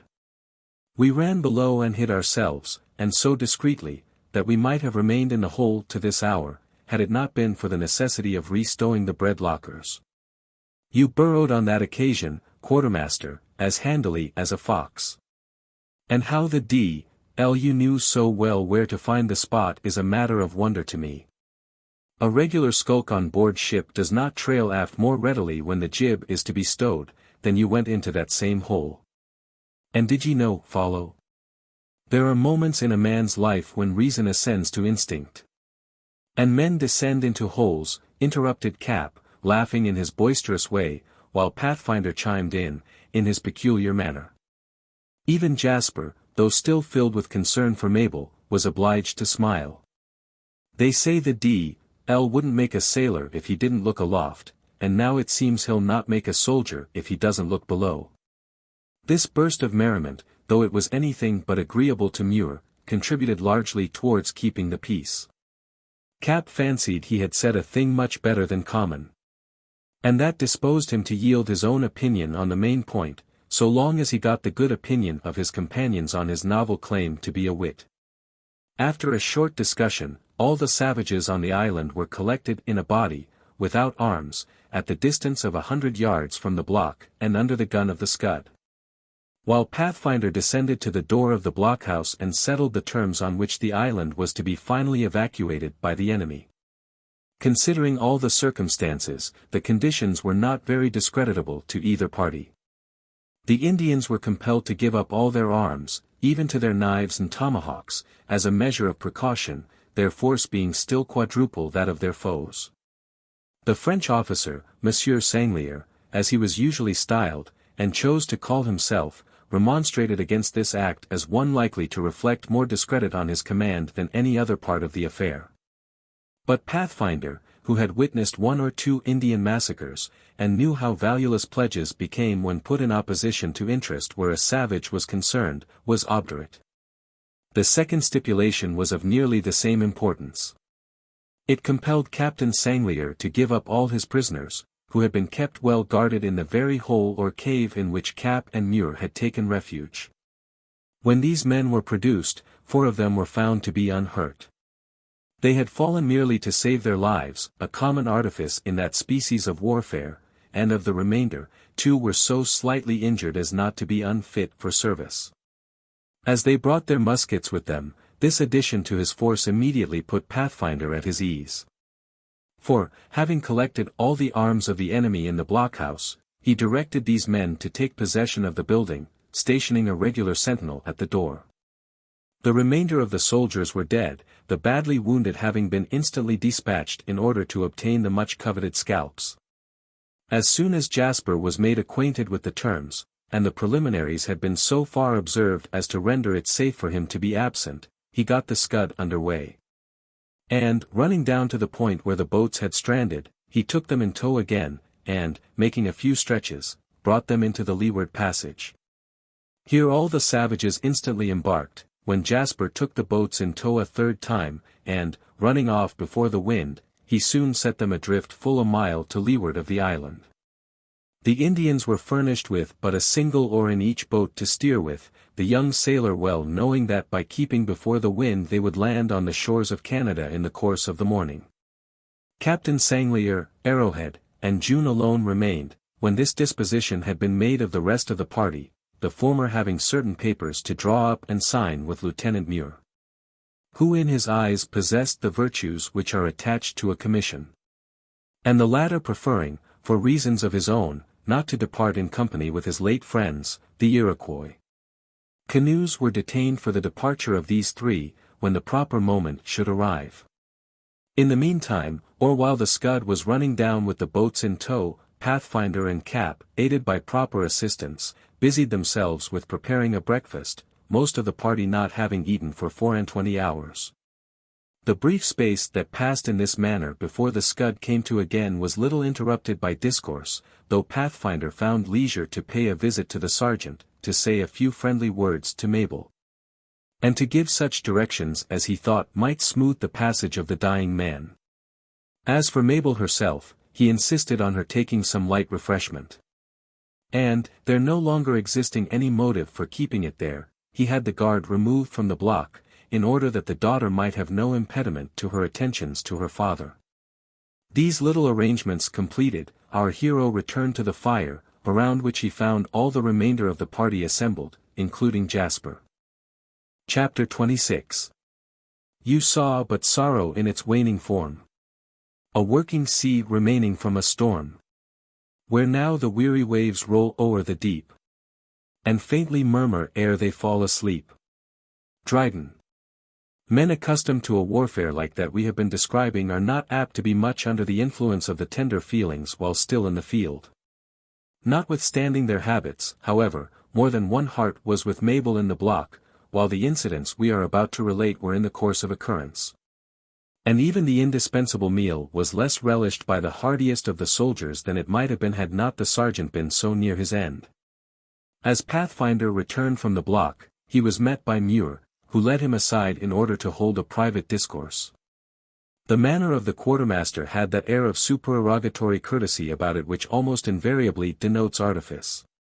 For, while physiognomy and phrenology are but lame sciences at the best, and perhaps lead to as many false as right conclusions, we hold that there is no more infallible evidence of insincerity of purpose, short of overt acts, than a face that smiles when there is no occasion, and a tongue that is out of measure smooth.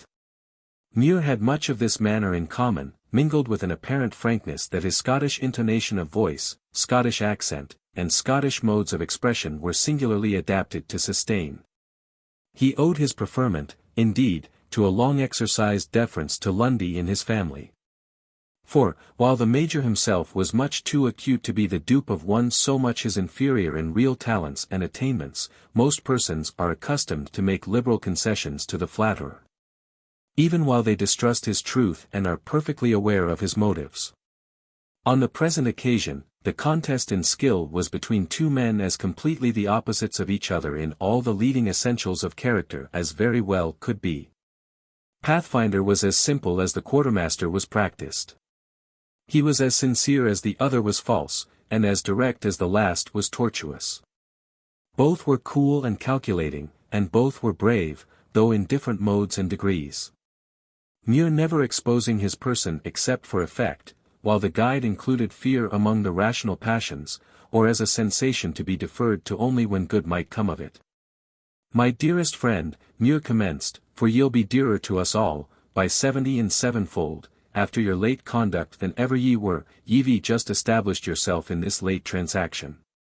It's true that they'll not be making ye a commissioned officer, for that species of preferment is not much in your line, nor much in your wishes, I'm thinking. But as a guide, and a counselor, and a loyal subject, and an expert marksman, your renown may be said to be full.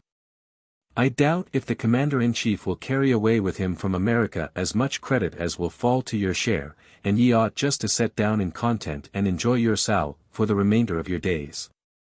Get married, man, without delay, and look to your precious happiness, for ye've no occasion to look any longer to your glory. Take Mabel Dunham, for heaven's sake, to your bosom, and ye'll have both a bonny bride and a bonny reputation. Why, quartermaster, this is a new piece of advice to come from your mouth. They've told me I had a rival in you. And ye had, man, and a formidable one, too, I can tell you, one that has never yet courted in vain, and yet one that has courted 5 times. Lundy twits me with 4, and I deny the charge. But he little thinks the truth would outdo even his arithmetic. Yes, yes, ye had a rival, Pathfinder, but ye've one no longer in me. Ye've my hearty wishes for your success with Mabel. And were the honest sergeant likely to survive, ye might rely on my good word with him, too, for a certainty. I feel your friendship, quartermaster, I feel your friendship, though I have no great need of any favor with Sergeant Dunham, who has long been my friend. I believe we may look upon the matter to be as certain as most things in wartime. For, Mabel and her father consenting, the whole 55th couldn't very well put a stop to it. Os me! The poor father will scarcely live to see what his heart has so long been set upon. But he'll have the consolation of knowing it will come to pass, in dying. Oh, it's a great relief, Pathfinder, for the parting spirit to feel certain that the beloved ones left behind will be well provided for after its departure. All the Mistress Muirs have duly expressed that sentiment with their dying breaths. All your wives, quartermaster, have been likely to feel this consolation. Out upon ye, man! I'd no thought ye such a wag. Well, well. Pleasant words make no heartburnings between Auld Friday and DS. If I cannot espouse Mabel, ye'll no object to my esteeming her, and speaking well of her, and of your Sal, too, on all suitable occasions and in all companies. But, Pathfinder, ye'll easily understand, that a poor devil who loses such a bride will probably stand in need of some consolation. Quite likely, quartermaster, returned the simple-minded guide. I know the loss of Mabel would be found heavy to be borne by myself. It may bear hard on your feelings to see us married, but the death of the sergeant will be likely to put it off, and you'll have time to think more manfully of it, you will. I'll bear up against it, yes, I'll bear up against it, though my heartstrings crack. And ye might help me, man, by giving me something to do. Ye'll understand that this expedition has been of a very peculiar nature. For here am I, bearing the king's commission, just a volunteer, as it might be, while a mere orderly has had the command. I've submitted for various reasons, though my blood has boiled to be an authority, while ye war, battling, for the honor of the country and his majesty's rights. Quartermaster, interrupted the guide. You fell so early into the enemy's hands that your conscience ought to be easily satisfied on that score. So take my advice, and say nothing about it. That's just my opinion, Pathfinder, we'll all say nothing about it. Sergeant Dunham is hors de combat. Ainen, said the guide. Why, the sergeant can command no longer, and it will hardly do to leave a corporal at the head of a victorious party like this, for flowers that will bloom in a garden will die on a heath. And I was just thinking I would claim the authority that belongs to one who holds a lieutenant's commission. As for the men, they'll no dare to raise any objection. And as for your Sal, my dear friend, now that ye've so much honor, and Mabel, and the consciousness of having done your duty, which is more precious than all, I expect to find an ally rather than one to oppose the plan. As for commanding the soldiers of the 55th, Lieutenant, it is your right, I suppose, and no one here will be likely to gainsay it. Though you've been a prisoner of war, and there are men who might stand out ag in giving up their authority to a prisoner released by their own deeds. Still no one here will be likely to say anything hostile to your wishes. That's just it, Pathfinder. And when I come to draw up the report of our success against the boats, and the defense of the block, together with the general operations, including the capitulation, ye'll find any omission of your claims and merits. Tut for my claims and merits, quartermaster. Lundy knows what I am in the forest and what I am in the fort, and the general knows better than he. No fear of me. Tell your own story, only taking care to do justice by Mabel's father, who, in one sense, is the commanding officer at this very moment. Muir expressed his entire satisfaction with this arrangement, as well as his determination to do justice by all, when the two went to the group assembled round the fire. Here the quartermaster began, for the first time since leaving Oswego, to assume some of the authority that might properly be supposed to belong to his rank. Taking the remaining corporal aside, he distinctly told that functionary that he must in future be regarded as one holding the king's commission, and directed him to acquaint his subordinates with the new state of things. This change in the dynasty was effected without any of the usual symptoms of a revolution, for, as all well understood the lieutenant's legal claims to command, no one felt disposed to dispute his orders. For reasons best known to themselves, Lundy and the quartermaster had originally made a different disposition, and now, for reasons of his own, the latter had seen fit to change it. This was reasoning enough for soldiers, though the hurt received by Sergeant Dunham would have sufficiently explained the circumstance had an explanation been required. All this time Captain Sanglier was looking after his own breakfast with the resignation of a philosopher, the coolness of a veteran, the ingenuity and science of a Frenchman, and the voracity of an ostrich. This person had now been in the colony some 30 years, having left France in some such situation in his own army as Muir filled in the 55th. An iron constitution, perfect obduracy of feeling, a certain address well suited to manage savages, and an indomitable courage, had early pointed him out to the commander-in-chief as a suitable agent to be employed in directing the military operations of his Indian allies. In this capacity, then, he had risen to the titular rank of captain. and with his promotion had acquired a portion of the habits and opinions of his associates with a facility and an adaptation of self which are thought in America to be peculiar to his countrymen. He had often led parties of the Iroquois in their predatory expeditions. And his conduct on such occasions exhibited the contradictory results of both alleviating the misery produced by this species of warfare, and of augmenting it by the broader views and greater resources of civilization. In other words, he planned enterprises that, in their importance and consequences, much exceeded the usual policy of the Indians, and then stepped in to lessen some of the evils of his own creating. In short, he was an adventurer whom circumstances had thrown into a situation where the callous qualities of men of his class might readily show themselves for good or for evil. And he was not of a character to baffle fortune by any ill-timed squeamishness on the score of early impressions, or to trifle with her liberality by unnecessarily provoking her frowns through wanton cruelty. Still, as his name was unavoidably connected with many of the excesses committed by his parties, he was generally considered in the American provinces a wretch who delighted in bloodshed, and who found his greatest happiness in tormenting the helpless and the innocent. And the name of Sanglier, which was a sobriquet of his own adopting, or of Flint Heart, as he was usually termed on the borders, had got to be as terrible to the women and children of that part of the country as those of Butler and Brant became at a later day.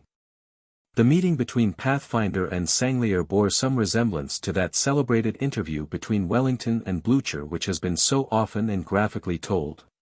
It took place at the fire, and the parties stood earnestly regarding each other for more than a minute without speaking. Each felt that in the other he saw a formidable foe.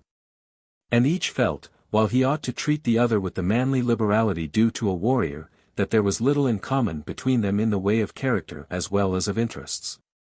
One served for money and preferment. The other, because his life had been cast in the wilderness, and the land of his birth needed his arm and experience. The desire of rising above his present situation never disturbed the tranquility of Pathfinder. Nor had he ever known an ambitious thought, as ambition usually betrays itself, until he became acquainted with Mabel. Since then, indeed, distrust of himself, reverence for her, and the wish to place her in a situation above that which he then filled, had caused him some uneasy moments. But the directness and simplicity of his character had early afforded the required relief, and he soon came to feel that the woman who would not hesitate to accept him for her husband would not scruple to share his fortunes, however humble. He respected Sanglier as a brave warrior. And he had far too much of that liberality which is the result of practical knowledge to believe half of what he had heard to his prejudice, for the most bigoted and illiberal on every subject are usually those who know nothing about it. But he could not approve of his selfishness, cold-blooded calculations, and least of all of the manner in which he forgot his white gifts to adopt those that were purely red. On the other hand, Pathfinder was a riddle to Captain Sanglier. The latter could not comprehend the other's motives. He had often heard of his disinterestedness, justice, and truth. And in several instances they had led him into grave errors, on that principle by which a frank and open-mouthed diplomatist is said to keep his secrets better than one that is close-mouthed and wily. After the two heroes had gazed at each other in the manner mentioned, Monsieur Sanglier touched his cap. For the rudeness of a border life had not entirely destroyed the courtesy of manner he had acquired in youth, nor extinguished that appearance of bonhomie which seems inbred in a Frenchman. Monsieur le Pathfinder, said he, with a very decided accent, though with a friendly smile, un militaire honor le courage, et la loyauté. You speak Iroquois? I understand the language of the reptiles, and can get along with it if there's occasion, returned the literal and truth-telling guide, but it's neither a tongue nor a tribe to my taste. Wherever you find the Mingo blood, in my opinion, Master Flinty Heart, you find a knave. Well, I've seen you often, though it was in battle, and I must say it was always in the van. You must know most of our bullets by sight. Never, sir, your own, unbailed from your honorable hand be certain dit. You kill my best warrior on some island. That may be, though I dare say, if the truth was known, they would turn out to be great rascals. No offense to you, Master Flinty Heart, but you keep desperate evil company. Yes, sir, returned the Frenchman, who, bent on saying that which was courteous himself, and comprehending with difficulty, was disposed to think he received a compliment, you too good. But unbrave always come ca. What that mean? Ha! What that jeune do? The hand and eye of Captain Sanglier directed the look of Pathfinder to the opposite side of the fire, where Jasper, just at that moment, had been rudely seized by two of the soldiers, who were binding his arms under the direction of Muir. What does that mean, indeed? Cried the guide, stepping forward and shoving the two subordinates away with a power of muscle that would not be denied. Who has the heart to do this to Jasper O'Douse? And who has the boldness to do it before my eyes? It is by my orders, Pathfinder, answered the quartermaster, and I command it on my own responsibility. Ye'll no tack on yourself to dispute the legality of orders given by one who bears the king's commission to the king's soldiers. I dispute the king's words, if they came from the king's own mouth. Did he say that Jasper deserves this? Has not the lad just saved all our scalps, taken us from defeat, and given us victory? No, no, Lieutenant, if this is the first use that you make of your authority, I, for one, will not respect it. This savors a little of insubordination, answered Muir, but we can bear much from Pathfinder. It is true this Jasper has seemed to serve us in this affair, but we ought not to overlook past transactions. Did not Major Duncan himself denounce him to Sergeant Dunham before we left the post? Have we not seen sufficient with our own eyes to make sure of having been betrayed? And is it not natural, and almost necessary, to believe that this young man has been the traitor? Ah, Pathfinder! Ye'll no be making yourself a great statesman or a great captain if you put too much faith in appearances. Lord bless me! Lord bless me! If I do not believe, could the truth be come at, as you often say yourself, Pathfinder, that hypocrisy is a more common vice than even envy, and that's the bane of human nature. Captain Sanglier shrugged his shoulders. Then he looked earnestly from Jasper towards the quartermaster, and from the quartermaster towards Jasper. I care not for your envy, or your hypocrisy, or even for your human nature, returned Pathfinder. Jasper O'Douse is my friend. Jasper O'Douse is a brave lad, and an honest lad, and a loyal lad, and no man of the 55th shall lay hands on him, short of Lundy's own orders, while I'm in the way to prevent it. You may have authority over your soldiers. But you have none over Jasper and me, Master Muir. Bon, ejaculated Sanglier, the sound partaking equally of the energies of the throat and of the nose. Will ye no hearken to reason, Pathfinder? Ye'll no be forgetting our suspicions and judgments, and here is another circumstance to augment and aggravate them all. Ye can see this little bit of bunting. Well, where should it be found but by Mabel Dunham, on the branch of a tree on this very island, just an hour or so before the attack of the enemy. And if you'll be at the trouble to look at the fly of the Scud's ensign, ye'll just say that the cloth has been cut from out it. Circumstantial evidence was never stronger. Ma foi, say un peu fort, Cece, growled Sanglier between his teeth. Talk to me of no ensigns and signals when I know the heart, continued the Pathfinder.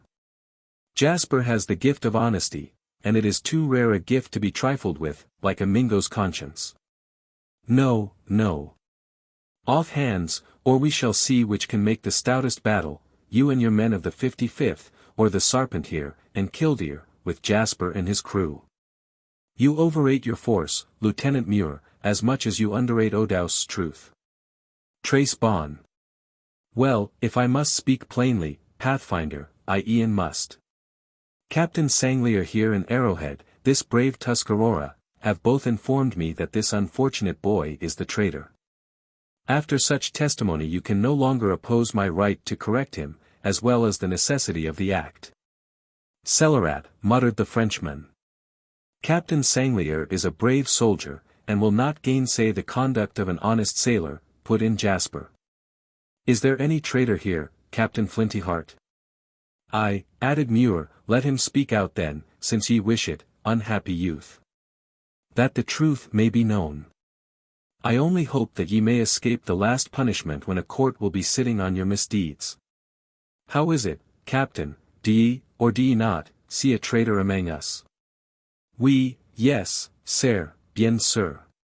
Too much lie, said Arrowhead in a voice of thunder, striking the breast of Muir with the back of his own hand in a sort of ungovernable gesture. Where my warriors, where Yengi's scalp? Too much lie. Muir wanted not for personal courage, nor for a certain sense of personal honor. The violence which had been intended only for a gesture he mistook for a blow. For conscience was suddenly aroused within him, and he stepped back a pace, extending his hand towards a gun. His face was livid with rage, and his countenance expressed the fell intention of his heart. But Arrowhead was too quick for him. With a wild glance of the eye the Tuscarora looked about him, then thrust a hand beneath his own girdle, drew forth a concealed knife, and, in the twinkling of an eye, buried it in the body of the quartermaster to the handle. As the latter fell at his feet, gazing into his face with the vacant stare of one surprised by death, Sanglier took a pinch of snuff, and said in a calm voice, "Voilà l'affaire finie." Mais, shrugging his shoulders, "Ce n'est qu'un scélérat de moins." The act was too sudden to be prevented, and when Arrowhead, uttering a yell, bounded into the bushes, the white men were too confounded to follow. Chingachgook, however, was more collected, and the bushes had scarcely closed on the passing body of the Tuscarora than they were again opened by that of the Delaware in full pursuit. Jasper Western spoke French fluently, and the words and manner of Sanglier struck him. "Speak, monsieur," said he in English, "am I the traitor?" "Le voilà," answered the cool Frenchman, "dat is our espion, our agent, our friend, ma foi, c'est un grand scélérat, voici." While speaking, Sanglier bent over the dead body, and thrust his hand into a pocket of the quartermaster, out of which he drew a purse. Emptying the contents on the ground, several doubloons rolled towards the soldiers, who were not slow in picking them up. Casting the purse from him in contempt, the soldier of fortune turned towards the soup he had been preparing with so much care, and, finding it to his liking, he began to break his fast with an air of indifference that the most stoical Indian warrior might have envied. Chapter 27. The only amaranthian flower on earth. Is virtue, the only lasting treasure, truth? Cooper. The reader must imagine some of the occurrences that followed the sudden death of Muir. While his body was in the hands of his soldiers, who laid it decently aside, and covered it with a greatcoat, Chingachgook silently resumed his place at the fire. And both Sanglier and Pathfinder remarked that he carried a fresh and bleeding scalp at his girdle. No one asked any questions, and the former, although perfectly satisfied that Arrowhead had fallen, manifested neither curiosity nor feeling. He continued calmly eating his soup, as if the meal had been tranquil as usual. There was something of pride and of an assumed indifference to fate, imitated from the Indians, in all this, but there was more that really resulted from practice, habitual self-command, and constitutional hardihood. With Pathfinder the case was a little different in feeling, though much the same in appearance. He disliked Muir, whose smooth-tongued courtesy was little in accordance with his own frank and ingenuous nature. But he had been shocked at his unexpected and violent death, though accustomed to similar scenes, and he had been surprised at the exposure of his treachery. With a view to ascertain the extent of the latter, as soon as the body was removed, he began to question the captain on the subject. The latter, having no particular motive for secrecy now that his agent was dead, in the course of the breakfast revealed the following circumstances, which will serve to clear up some of the minor incidents of our tale. Soon after the 55th appeared on the frontiers, Muir had volunteered his services to the enemy. In making his offers, he boasted of his intimacy with Lundy, and of the means it afforded of furnishing more accurate and important information than usual. His terms had been accepted, and Monsieur Sanglier had several interviews with him in the vicinity of the fort at Oswego, and had actually passed one entire night secreted in the garrison. Arrowhead, however, was the usual channel of communication. And the anonymous letter to Major Duncan had been originally written by Muir, transmitted to Frontenac, copied, and sent back by the Tuscarora, who was returning from that errand when captured by the Scud. It is scarcely necessary to add that Jasper was to be sacrificed in order to conceal the quartermaster's treason, and that the position of the island had been betrayed to the enemy by the latter. An extraordinary compensation, that which was found in his purse, had induced him to accompany the party under Sergeant Dunham, in order to give the signals that were to bring on the attack. The disposition of Muir towards the sex was a natural weakness, and he would have married Mabel, or any one else who would accept his hand. But his admiration of her was in a great degree feigned, in order that he might have an excuse for accompanying the party without sharing in the responsibility of its defeat, or incurring the risk of having no other strong and seemingly sufficient motive. Much of this was known to Captain Sanglier, particularly the part in connection with Mabel, and he did not fail to let his auditors into the whole secret, frequently laughing in a sarcastic manner, as he revealed the different expedients of the luckless quartermaster. "Tuscarora," said the cold-blooded partisan, holding out his sinewy hand to Pathfinder, when he ended his explanations, "you be honeyed and dat is beaucoup. We tak de spy as we tak la medicine, for de good, mais je les deteste." Tuscarora. "I'll shake your hand, Captain, I will, for you're a lawful and natural enemy," returned Pathfinder, "and a manful one, but the body of the quartermaster shall never disgrace English ground. I did intend to carry it back to Lundy that he might play his bagpipes over it, but now it shall lie here on the spot where he acted his villainy, and have his own treason for a headstone. Captain Flintyheart, I suppose this consorting with traitors is a part of a soldier's regular business, but, I tell you honestly, it is not to my liking, and I'd rather it should be you than I who had this affair on his conscience. What an awful sinner! To plot, right and left, Aegean country, friends, and the Lord. Jasper, boy, a word with you aside, for a single minute." Pathfinder now led the young man apart. And, squeezing his hand, with the tears in his own eyes, he continued. "You know me, Odaus, and I know you," said he, "and this news has not changed my opinion of you in any manner. I never believed their tales, though it looked solemn at 1 minute, I will own, yes, it did look solemn, and it made me feel solemn too. I never suspected you for a minute, for I know your gifts don't lie that away. But, I must own, I didn't suspect the quartermaster neither. And he holding his Majesty's commission, Pathfinder. It isn't so much that, Jasper Western, it isn't so much that.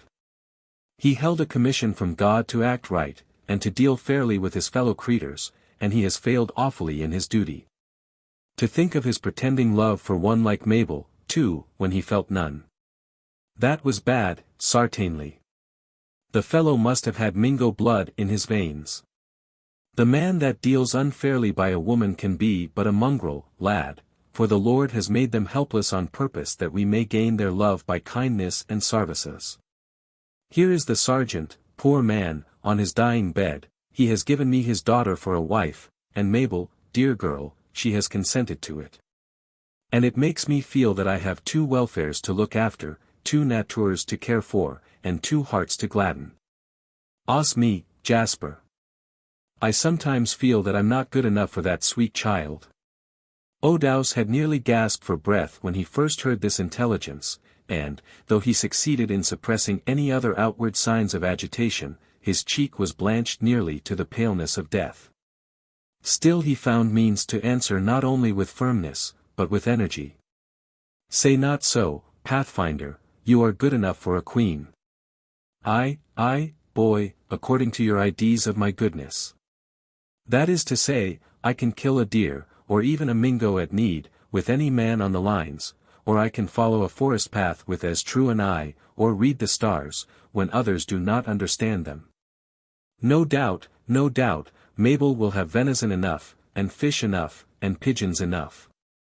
But will she have knowledge enough, and will she have ideas enough, and pleasant conversation enough, when life comes to drag a little, and each of us begins to pass for our true value?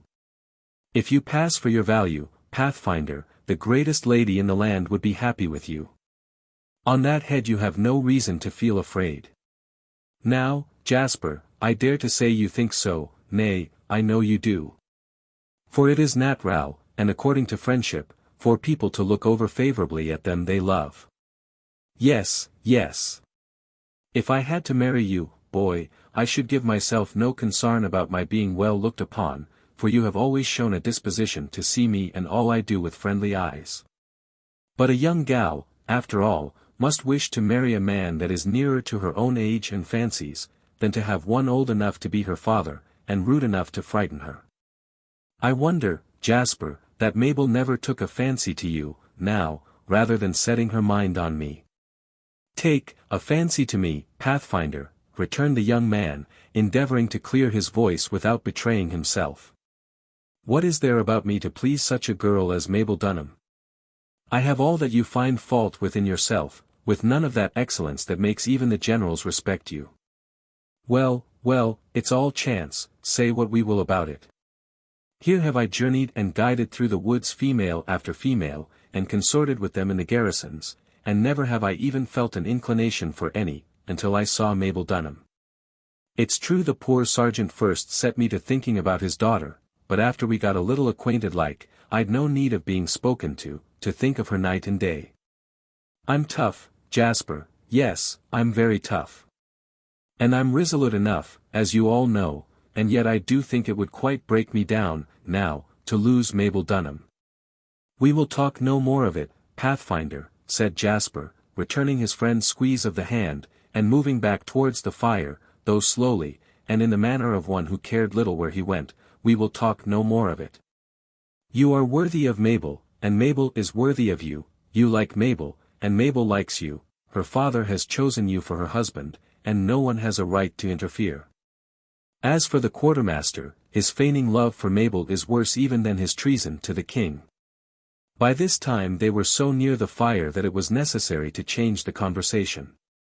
Luckily, at that instant, Cap, who had been in the block in company with his dying brother-in-law, and who knew nothing of what had passed since the capitulation, now appeared, walking with a meditative and melancholy air towards the group. Much of that hearty dogmatism, that imparted even to his ordinary air and demeanor an appearance of something like contempt for all around him, had disappeared, and he seemed thoughtful, if not meek. This death, gentlemen, said he, when he had got sufficiently near, is a melancholy business, make the best of it. Now, here is Sergeant Dunham, a very good soldier, I make no question, about to slip his cable.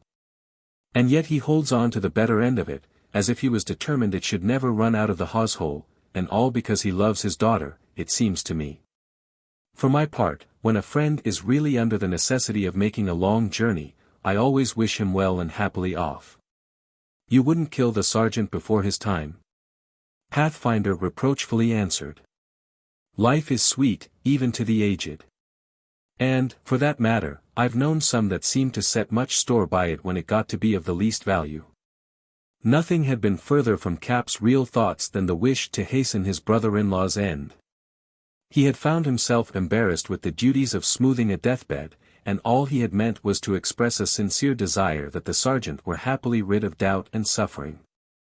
A little shocked, therefore, at the interpretation that had been put on his words, he rejoined with some of the asperity of the man, though rebuked by a consciousness of not having done his own wishes justice.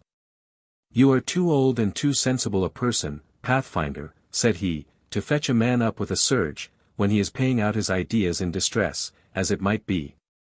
Sergeant Dunham is both my brother-in-law and my friend, that is to say, as intimate a friend as a soldier well can be with a seafaring man, and I respect and honor him accordingly. I make no doubt, moreover, that he has lived such a life as becomes a man, and there can be no great harm, after all, in wishing anyone well birthed in heaven. Well, we are mortal, the best of us, that you'll not deny. And it ought to be a lesson not to feel pride in our strength and beauty. Where is the quartermaster, Pathfinder? It is proper he should come and have a parting word with the poor sergeant, who is only going a little before us. You have spoken more truth, Master Cap, than you've been knowing to, all this time. You might have gone further, notwithstanding, and said that we are mortal, the worst of us. Which is quite as true, and a good deal more wholesome, than saying that we are mortal, the best of us. As for the quartermaster's coming to speak a parting word to the sergeant, it is quite out of the question, seeing that he has gone ahead, and that too with little parting notice to himself, or to anyone else. You are not quite so clear as common in your language, Pathfinder. I know that we ought all to have solemn thoughts on these occasions, but I see no use in speaking in parables. If my words are not plain, the day is. In short, Master Cap, while Sergeant Dunham has been preparing himself for a long journey, like a conscientious and honest man as he is, deliberately, the quartermaster has started, in a hurry, before him. And, although it is a matter on which it does not become me to be very positive, I give it as my opinion that they travel such different roads that they will never meet. Explain yourself, my friend, said the bewildered seaman, looking around him in search of Muir, whose absence began to excite his distrust. I see nothing of the quartermaster. But I think him too much of a man to run away, now that the victory is gained. If the fight were ahead instead of in our wake, the case would be altered. There lies all that is left of him, beneath that greatcoat, returned the guide, who then briefly related the manner of the lieutenant's death. The Tuscarora was as venomous in his blow as a rattler, though he failed to give the warning, continued Pathfinder. I've seen many a desperate fight, and several of these sudden outbreaks of savage temper. But never before did I see a human soul quit the body more unexpectedly, or at a worse moment for the hopes of the dying man. His breath was stopped with the lie on his lips, and the spirit might be said to have passed away in the very ardor of wickedness. Cap listened with a gaping mouth. And he gave 2 or 3 violent hems, as the other concluded, like one who distrusted his own respiration. This is an uncertain and uncomfortable life of yours, Master Pathfinder, what between the fresh water and the savages, said he. And the sooner I get quit of it, the higher will be my opinion of myself. Now you mention it, I will say that the man ran for that berth in the rocks, when the enemy first bore down upon us, with a sort of instinct that I thought surprising in an officer. But I was in too great a hurry to follow, to log the whole matter accurately. God bless me! God bless me, the traitor, do you say, and ready to sell his country, and to a rascally Frenchman too? To sell anything. Country, soul, body, Mabel, and all our scalps, and no ways particular, I'll engage, as to the purchaser. The countrymen of Captain Flintyheart here were the paymasters this time. Just like M. Ever ready to buy when they can't thrash, and to run when they can do neither. Monsieur Sanglier lifted his cap with ironical gravity, and acknowledged the compliment with an expression of polite contempt that was altogether lost on its insensible subject. But Pathfinder had too much native courtesy, and was far too just-minded, to allow the attack to go unnoticed. Well, he interposed, to my mind there is no great difference between an Englishman and a Frenchman, after all.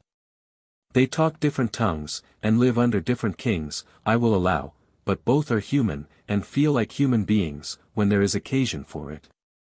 Captain Flintyheart, as Pathfinder called him, made another obeisance. But this time the smile was friendly, and not ironical, for he felt that the intention was good, whatever might have been the mode of expressing it. Too philosophical, however, to heed what a man like Cap might say or think, he finished his breakfast, without allowing his attention to be again diverted from that important pursuit. My business here was principally with the quartermaster, Cap continued, as soon as he had done regarding the prisoner's pantomime. The sergeant must be near his end, and I have thought he might wish to say something to his successor in authority before he finally departed. It is too late, it would seem, and, as you say, Pathfinder, the lieutenant has truly gone before. That he has, though on a different path. As for authority, I suppose the corporal has now a right to command what's left of the 55th, though a small and worried, not to say frightened, party it is. But, if anything needs to be done, the chances are greatly in favor of my being called on to do it. I suppose, however, we have only to bury our dead.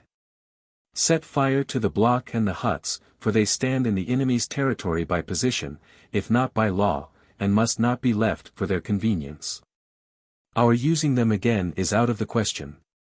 For, now the Frenchers know where the island is to be found, it would be like thrusting the hand into a wolf trap with our eyes wide open. This part of the work the Sarpent and I will see to, for we are as practiced in retreats as in advances. All that is very well, my good friend. And now for my poor brother-in-law, though he is a soldier, we cannot let him slip without a word of consolation and a leave-taking, in my judgment. This has been an unlucky affair on every tack. Though I suppose it is what one had a right to expect, considering the state of the times and the nature of the navigation. We must make the best of it, and try to help the worthy man to unmoor, without straining his messengers. Death is a circumstance, after all, Master Pathfinder, and one of a very general character too, seeing that we must all submit to it, sooner or later. You say truth, and for that reason I hold it to be wise to be always ready. I've often thought, Saltwater, that he is the happiest who has the least to leave behind him when the summons comes. Now, here am I, a hunter and a scout and a guide, although I do not own a foot of land on Arth, yet do I enjoy and possess more than the great Albany patroon. With the heavens over my head to keep me in mind of the last great hunt, and the dried leaves beneath my feet, I tramp over the ground as freely as if I was its lord and owner, and what more need heart desire?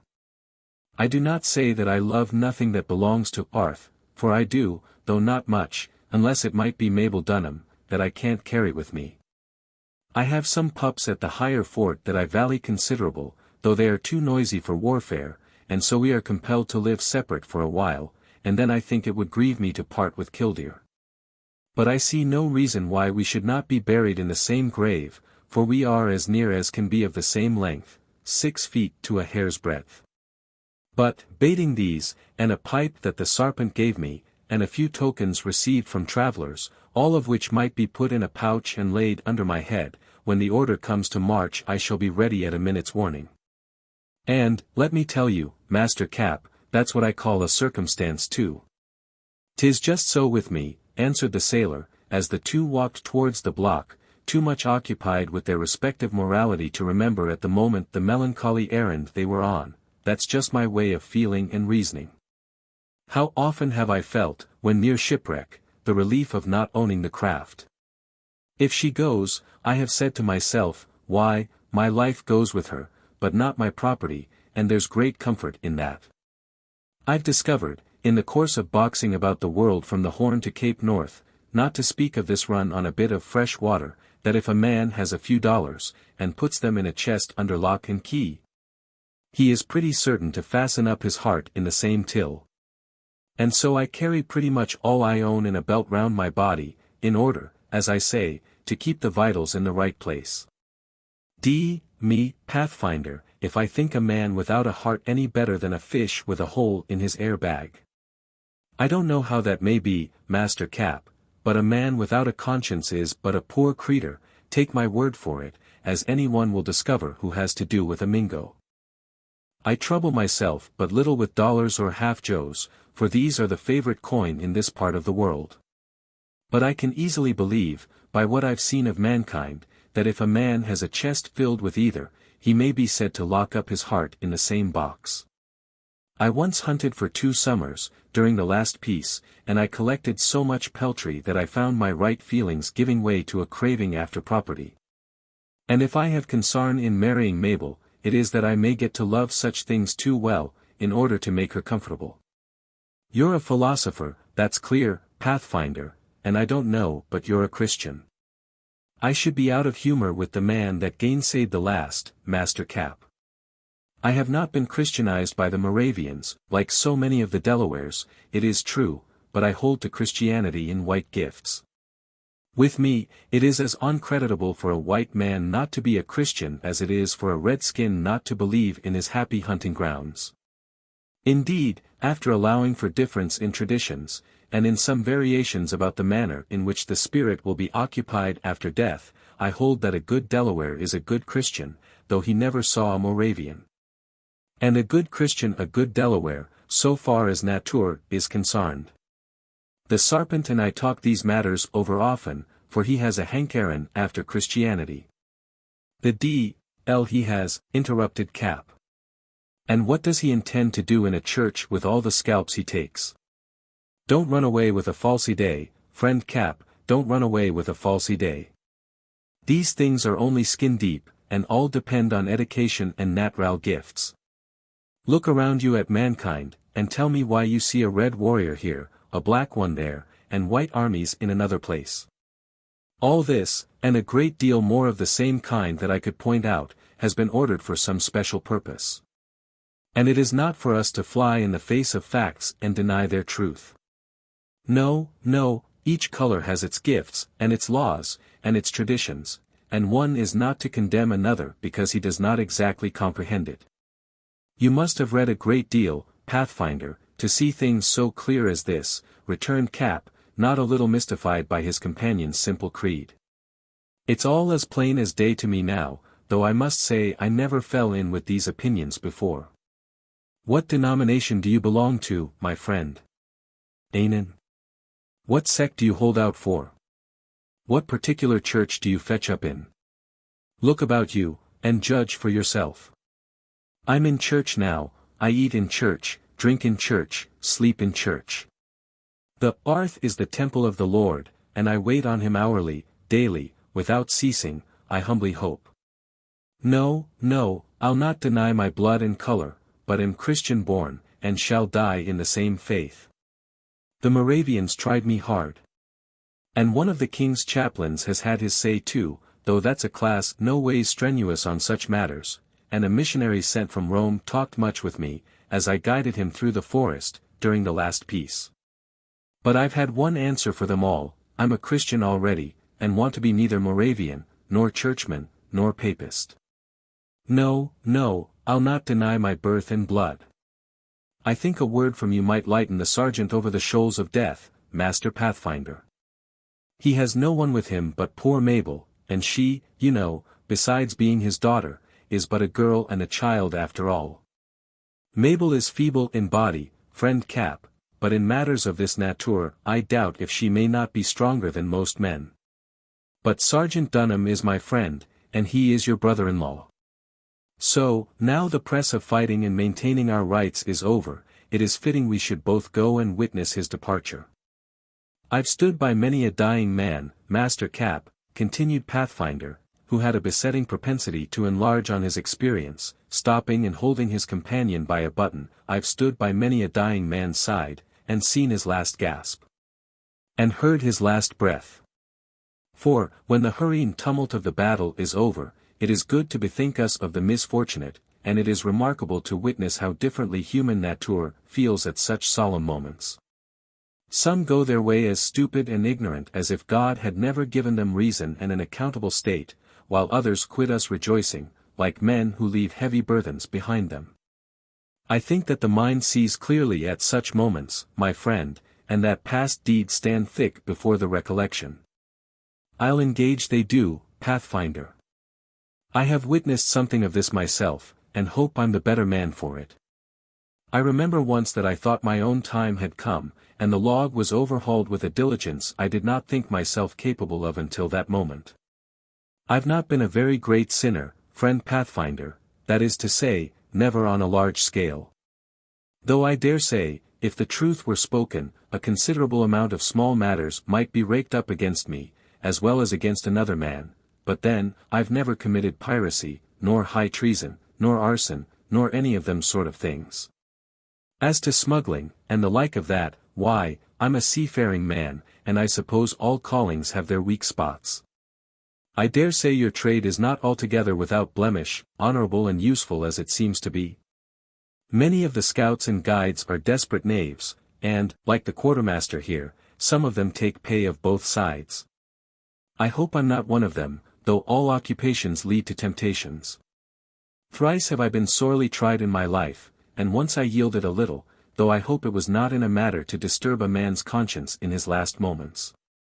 The first time was when I found in the woods a pack of skins that I knowed belonged to a Frencher who was hunting on our side of the lines, where he had no business to be, 26 as handsome beavers as ever gladdened human eyes.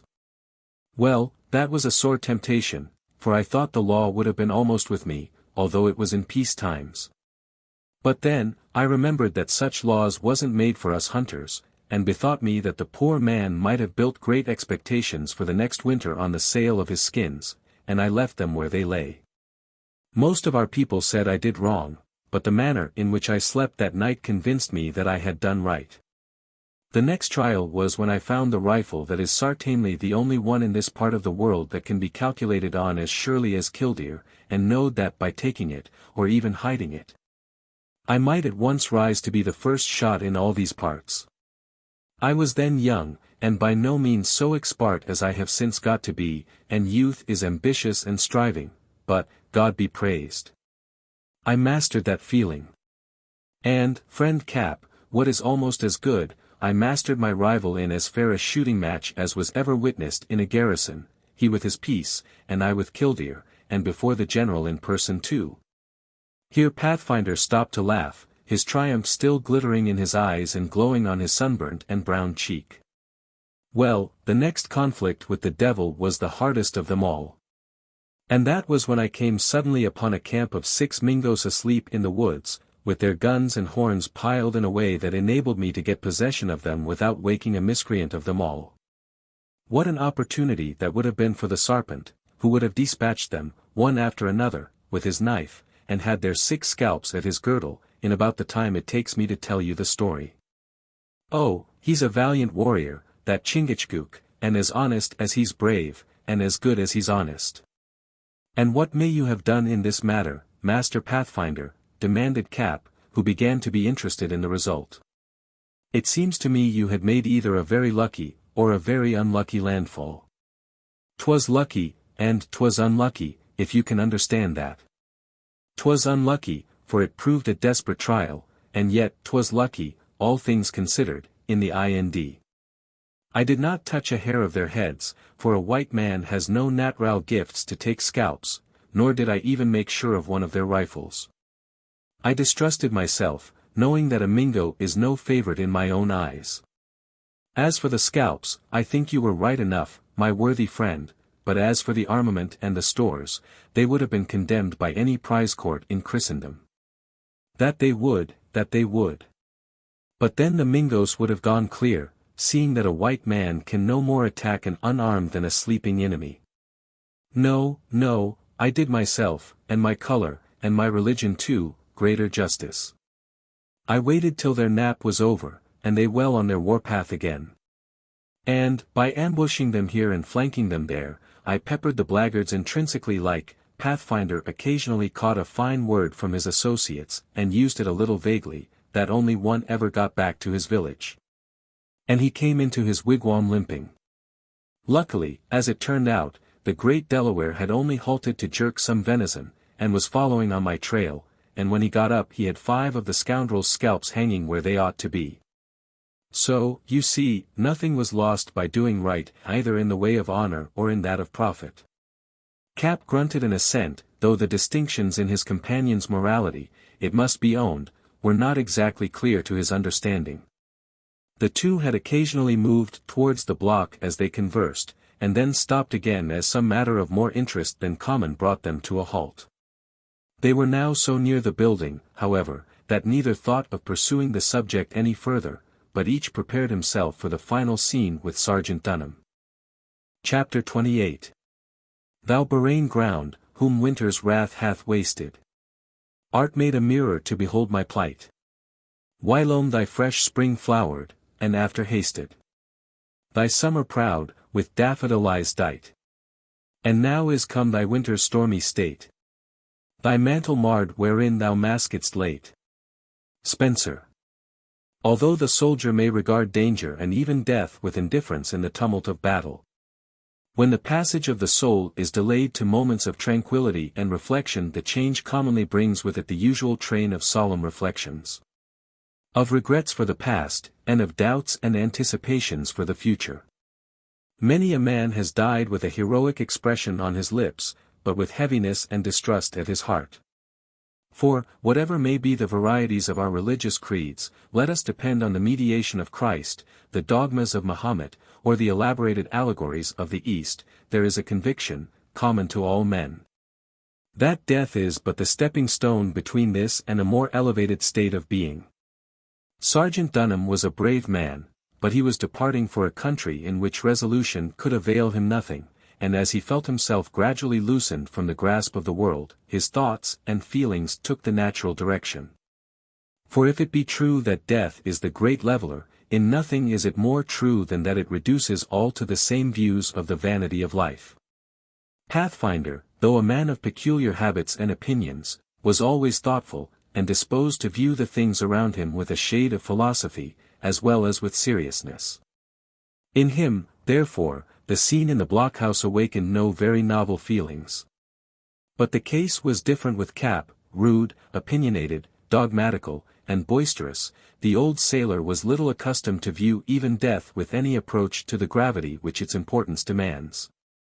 And notwithstanding all that had passed, and his real regard for his brother-in-law, he now entered the room of the dying man with much of that callous unconcern which was the fruit of long training in a school that, while it gives so many lessons in the sublimest truths, generally wastes its admonitions on scholars who are little disposed to profit by them. The first proof that Cap gave of his not entering so fully as those around him into the solemnity of the moment, was by commencing a narration of the events which had just led to the deaths of Muir and Arrowhead. Both tripped their anchors in a hurry, Brother Dunham, he concluded, and you have the consolation of knowing that others have gone before you in the great journey, and they, too, men whom you've no particular reason to love. Which to me, were I placed in your situation, would be a source of very great satisfaction. My mother always said, Master Pathfinder, that dying people's spirits should not be damped, but that they ought to be encouraged by all proper and prudent means. And this news will give the poor fellow a great lift, if he feels towards them savages any way as I feel myself. June arose at this intelligence, and stole from the blockhouse with a noiseless step. Dunham listened with a vacant stare, for life had already lost so many of its ties that he had really forgotten Arrowhead, and cared nothing for Muir, but he inquired, in a feeble voice, for O'Dowse. The young man was immediately summoned, and soon made his appearance. The sergeant gazed at him kindly, and the expression of his eyes was that of regret for the injury he had done him in thought. The party in the blockhouse now consisted of Pathfinder, Cap, Mabel, Jasper, and the dying man. With the exception of the daughter, all stood around the sergeant's pallet, in attendance in his last moments. Mabel kneeled at his side, now pressing a clammy hand to her head, now applying moisture to the parched lips of her father. Your case will shortly be o'er, Sergeant, said Pathfinder, who could hardly be said to be awestruck by the scene, for he had witnessed the approach and victories of death too often for that. But who felt the full difference between his triumphs in the excitement of battle and in the quiet of the domestic circle, and I make no question we shall meet again hereafter. Arrowhead has gone his way, 'tis true. But it can never be the way of a just Indian. You've seen the last of him, for his path cannot be the path of the just. Reason is again the thought in his case, as it is also, in my judgment, again it too in the case of Lieutenant Muir. You have done your duty in life, and when a man does that, he may start on the longest journey with a light heart and an active foot. I hope so, my friend. I've tried to do my duty. Aye, put in Cap, intention is half the battle. And though you would have done better had you hove to in the offing and sent a craft in to feel how the land lay, things might have turned out differently. No one here doubts that you meant all for the best, and no one anywhere else, I should think. From what I've seen of this world and read of t'other. I did, yes. I meant all for the best. Father. Oh, my beloved father. Magnet is taken aback by this blow, Master Pathfinder, and can say or do but little to carry her father over the shoals. So we must try all the harder to serve him a friendly turn ourselves. Did you speak, Mabel? Dunham asked, turning his eyes in the direction of his daughter, for he was already too feeble to turn his body. Yes, father. Rely on nothing you have done yourself for mercy and salvation. Trust altogether in the blessed mediation of the Son of God. The chaplain has told us something like this, brother. The dear child may be right. Aye, that's doctrine, out of question. He will be our judge, and keeps the log-book of our acts, and will foot them all up at the last day, and then say who has done well and who has done ill. I do believe Mabel is right. But then you need not be concerned, as no doubt the account has been fairly kept. Uncle, dearest father. This is a vain illusion. Oh, place all your trust in the mediation of our holy Redeemer. Have you not often felt your own insufficiency to effect your own wishes in the commonest things? And how can you imagine yourself, by your own acts, equal to raise up a frail and sinful nature sufficiently to be received into the presence of perfect purity? There is no hope for any but in the mediation of Christ. This is what the Moravians used to tell us, said Pathfinder to Cap in a low voice. Rely on it, Mabel is right. Right enough, friend Pathfinder, in the distances, but wrong in the course. I'm afraid the child will get the sergeant adrift, at the very moment when we had him in the best of the water and in the plainest part of the channel. Leave it to Mabel, she knows better than any of us, and can do no harm. I have heard this before, Dunham at length replied. Ah, Mabel. It is strange for the parent to lean on the child at a moment like this. Put your trust in God, Father, lean on his holy and compassionate Son. Pray, dearest Father. Pray for his omnipotent support. I am not used to prayer. Brother, Pathfinder, Jasper, can you help me to words? Cap scarcely knew what prayer meant, and he had no answer to give. Pathfinder prayed often, daily, if not hourly. But it was mentally, in his own simple modes of thinking, and without the aid of words at all. In this strait, therefore, he was as useless as the mariner, and had no reply to make. As for Jasper O'Douse, though he would gladly have endeavored to move a mountain to relieve Mabel, this was asking assistance it exceeded his power to give. And he shrank back with the shame that is only too apt to overcome the young and vigorous, when called on to perform an act that tacitly confesses their real weakness and dependence on a superior power. Father, said Mabel, wiping her eyes, and endeavoring to compose features that were pallid, and actually quivering with emotion, I will pray with you, for myself, for us all. The petition of the feeblest and humblest is never unheeded. There was something sublime, as well as much that was supremely touching, in this act of filial piety. The quiet but earnest manner in which this young creature prepared herself to perform the duty. The self-abandonment with which she forgot her sex's timidity and sex's shame, in order to sustain her parent at that trying moment. The loftiness of purpose with which she directed all her powers to the immense object before her, with a woman's devotion and a woman's superiority to trifles, when her affections make the appeal. And the holy calm into which her grief was compressed, rendered her, for the moment, an object of something very like awe and veneration to her companions. Mabel had been religiously educated. Equally without exaggeration and without self-sufficiency. Her reliance on God was cheerful and full of hope, while it was of the humblest and most dependent nature. She had been accustomed from childhood to address herself to the Deity in prayer.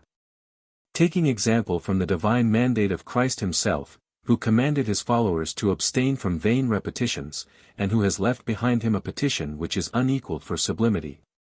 As if expressly to rebuke the disposition of man to set up his own loose and random thoughts as the most acceptable sacrifice. The sect in which she had been reared has furnished to its followers some of the most beautiful compositions in the language, as a suitable vehicle for its devotion and solicitations. Accustomed to this mode of public and even private prayer, the mind of our heroine had naturally fallen into its train of lofty thought, her task had become improved by its study, and her language elevated and enriched by its phrases. When she kneeled at the bedside of her father, the very reverence of her attitude and manner prepared the spectators for what was to come. And as her affectionate heart prompted her tongue, and memory came in aid of both, the petition and praises that she offered up were of a character which might have worthily led the spirits of angels. Although the words were not slavishly borrowed, the expressions partook of the simple dignity of the liturgy to which she had been accustomed. And was probably as worthy of the being to whom they were addressed as they could well be made by human powers. They produced their full impression on the hearers. For it is worthy of remark, that, notwithstanding the pernicious effects of a false taste when long submitted to, real sublimity and beauty are so closely allied to nature that they generally find an echo in every heart. But when our heroine came to touch upon the situation of the dying man, she became the most truly persuasive, for then she was the most truly zealous and natural. The beauty of the language was preserved, but it was sustained by the simple power of love, and her words were warmed by a holy zeal, that approached to the grandeur of true eloquence. We might record some of her expressions, but doubt the propriety of subjecting such sacred themes to a too familiar analysis, and refrain. The effect of this singular but solemn scene was different on the different individuals present. Dunham himself was soon lost in the subject of the prayer. And he felt some such relief as one who finds himself staggering on the edge of a precipice, under a burthen difficult to be borne, might be supposed to experience when he unexpectedly feels the weight removed, in order to be placed on the shoulders of another better able to sustain it. Cap was surprised, as well as awed, though the effects on his mind were not very deep or very lasting. He wondered a little at his own sensations, and had his doubts whether they were so manly and heroic as they ought to be. But he was far too sensible of the influence of truth, humility, religious submission, and human dependency, to think of interposing with any of his crude objections. Jasper knelt opposite to Mabel, covered his face, and followed her words, with an earnest wish to aid her prayers with his own. Though it may be questioned if his thoughts did not dwell quite as much on the soft, gentle accents of the petitioner as on the subject of her petition. The effect on Pathfinder was striking and visible, because he stood erect, also opposite to Mabel, and the workings of his countenance, as usual, betrayed the workings of the spirit within. He leaned on his rifle, and at moments the sinewy fingers grasped the barrel with a force that seemed to compress the weapon. While, once or twice, as Mabel's language rose in intimate association with her thoughts, he lifted his eyes to the floor above him, as if he expected to find some visible evidence of the presence of the dread being to whom the words were addressed. Then again his feelings reverted to the fair creature who was thus pouring out her spirit, in fervent but calm petitions, in behalf of a dying parent. For Mabel's cheek was no longer pallid, but was flushed with a holy enthusiasm, while her blue eyes were upturned in the light, in a way to resemble a picture by Guido. At these moments all the honest and manly attachment of Pathfinder glowed in his ingenuous features, and his gaze at our heroine was such as the fondest parent might fasten on the child of his love. Sergeant Dunham laid his hand feebly on the head of Mabel as she ceased praying, and buried her face in his blanket. "Bless you, my beloved child. Bless you," he rather whispered than uttered aloud. "This is truly consolation, would that I too could pray. Father, you know the Lord's Prayer, you taught it to me yourself while I was yet an infant."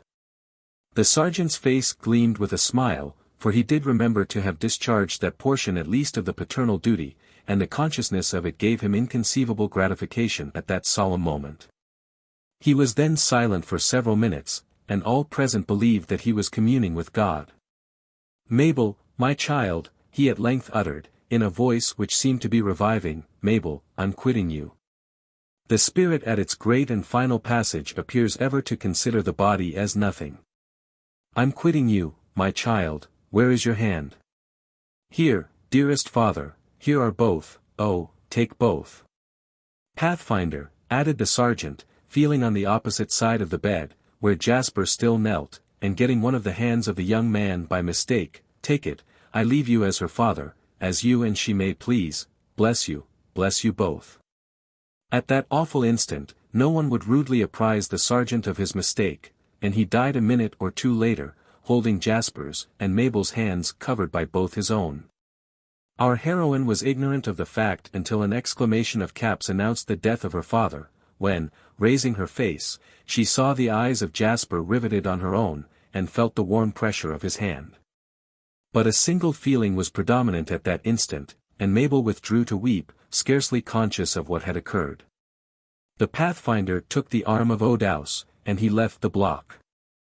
The two friends walked in silence past the fire, along the glade, and nearly reached the opposite shore of the island in profound silence. Here they stopped, and Pathfinder spoke. "'Tis all over, Jasper," said he, "'tis all over. Os me. Poor Sergeant Dunham has finished his march, and that, too, by the hand of a venomous Mingo. Well, we never know what is to happen, and his luck may be yourn or mine tomorrow or next day. And Mabel? What is to become of Mabel, Pathfinder? You heard the sergeant's dying words. He has left his child in my care, Jasper, and it is a most solemn trust, it is, yes, it is a most solemn trust. It's a trust, Pathfinder, of which any man would be glad to relieve you, returned the youth, with a bitter smile. I've often thought it has fallen into wrong hands. I'm not conceited, Jasper, I'm not conceited, I do think I'm not. But if Mabel Dunham is willing to overlook all my imperfections and ignorances like, I should be wrong to gainsay it, on account of any certainty I may have myself about my own want of merit. No one will blame you, Pathfinder, for marrying Mabel Dunham, any more than they will blame you for wearing a precious jewel in your bosom that a friend had freely given you. Do you think they'll blame Mabel, lad? I've had my misgivings about that, too, for all persons may not be so disposed to look at me with the same eyes as you and the sergeant's daughter. Jasper O'Dowse started as a man flinches at sudden bodily pain. But he otherwise maintained his self-command. And mankind is envious and ill-natured, more particularly in and about the garrisons. I sometimes wish, Jasper, that Mabel could have taken a fancy to you, I do, and that you had taken a fancy to her. For it often seems to me that one like you, after all, might make her happier than I ever can. We will not talk about this, Pathfinder, interrupted Jasper hoarsely and impatiently. You will be Mabel's husband, and it is not right to speak of any one else in that character. As for me, I shall take Master Cap's advice, and try and make a man of myself by seeing what is to be done on the salt water. You, Jasper Western. You quit the lakes, the forests, and the lines, and this, too, for the towns and wasty ways of the settlements, and a little difference in the taste of the water. Haven't we the salt licks, if salt is necessary to you? And oughtn't man to be satisfied with what contents the other creatures of God? I counted on you, Jasper, I counted on you, I did. And thought, now that Mabel and I intend to dwell in a cabin of our own, that some day you might be tempted to choose a companion too, and come and settle in our neighborhood. There is a beautiful spot, about 50 miles west of the garrison, that I had chosen in my mind for my own place of abode. And there is an excellent harbor about 10 leagues this side of it where you could run in and out with the cutter at any leisure minute, and I'd even fancied you and your wife in possession of the one place, and Mabel and I in possession of t'other. We should be just a healthy hunt apart, and if the Lord ever intends any of his creatures to be happy on Parth, none could be happier than we four. You forget, my friend, answered Jasper, taking the guide's hand and forcing a friendly smile, that I have no fourth person to love and cherish, and I much doubt if I ever shall love any other as I love you and Mabel. Thank ye, boy. I thank you with all my heart, but what you call love for Mabel is only friendship-like, and a very different thing from what I feel. Now, instead of sleeping as sound as nature at midnight, as I used to could, I dream nightly of Mabel Dunham. The young does sport before me, and when I raise killdeer, in order to take a little venison, the animals look back, and it seems as if they all had Mabel's sweet countenance, laughing in my face, and looking as if they said, "Shoot me if you dare." Then I hear her soft voice calling out among the birds as they sing, and no later than the last nap I took, I bethought me, in fancy, of going over the Niagara, holding Mabel in my arms, rather than part from her. The bitterest moments I've ever known were them in which the devil, or some Mingo conjurer, perhaps, has just put into my head to fancy in dreams that Mabel is lost to me by some unaccountable calamity, either by changefulness or by violence. Oh, Pathfinder! If you think this so bitter in a dream, what must it be to one who feels its reality, and knows it all to be true, true, true? So true as to leave no hope, to leave nothing but despair. These words burst from Jasper as a fluid pours from the vessel that has been suddenly broken. They were uttered involuntarily, almost unconsciously, but with a truth and feeling that carried with them the instant conviction of their deep sincerity. Pathfinder started, gazed at his friend for full a minute like one bewildered, and then it was that, in despite of all his simplicity, the truth gleamed upon him. All know how corroborating proofs crowd upon the mind as soon as it catches a direct clue to any hitherto unsuspected fact, how rapidly the thoughts flow and premises tend to their just conclusions under such circumstances. Our hero was so confiding by nature, so just, and so much disposed to imagine that all his friends wished him the same happiness as he wished them, that, until this unfortunate moment, a suspicion of Jasper's attachment for Mabel had never been awakened in his bosom. He was, however, now too experienced in the emotions which characterize the passion, and the burst of feeling in his companion was too violent and too natural to leave any further doubt on the subject. The feeling that first followed this change of opinion was one of deep humility and exquisite pain. He bethought him of Jasper's youth, his higher claims to personal appearance, and all the general probabilities that such a suitor would be more agreeable to Mabel than he could possibly be himself. Then the noble rectitude of mind, for which the man was so distinguished, asserted its power.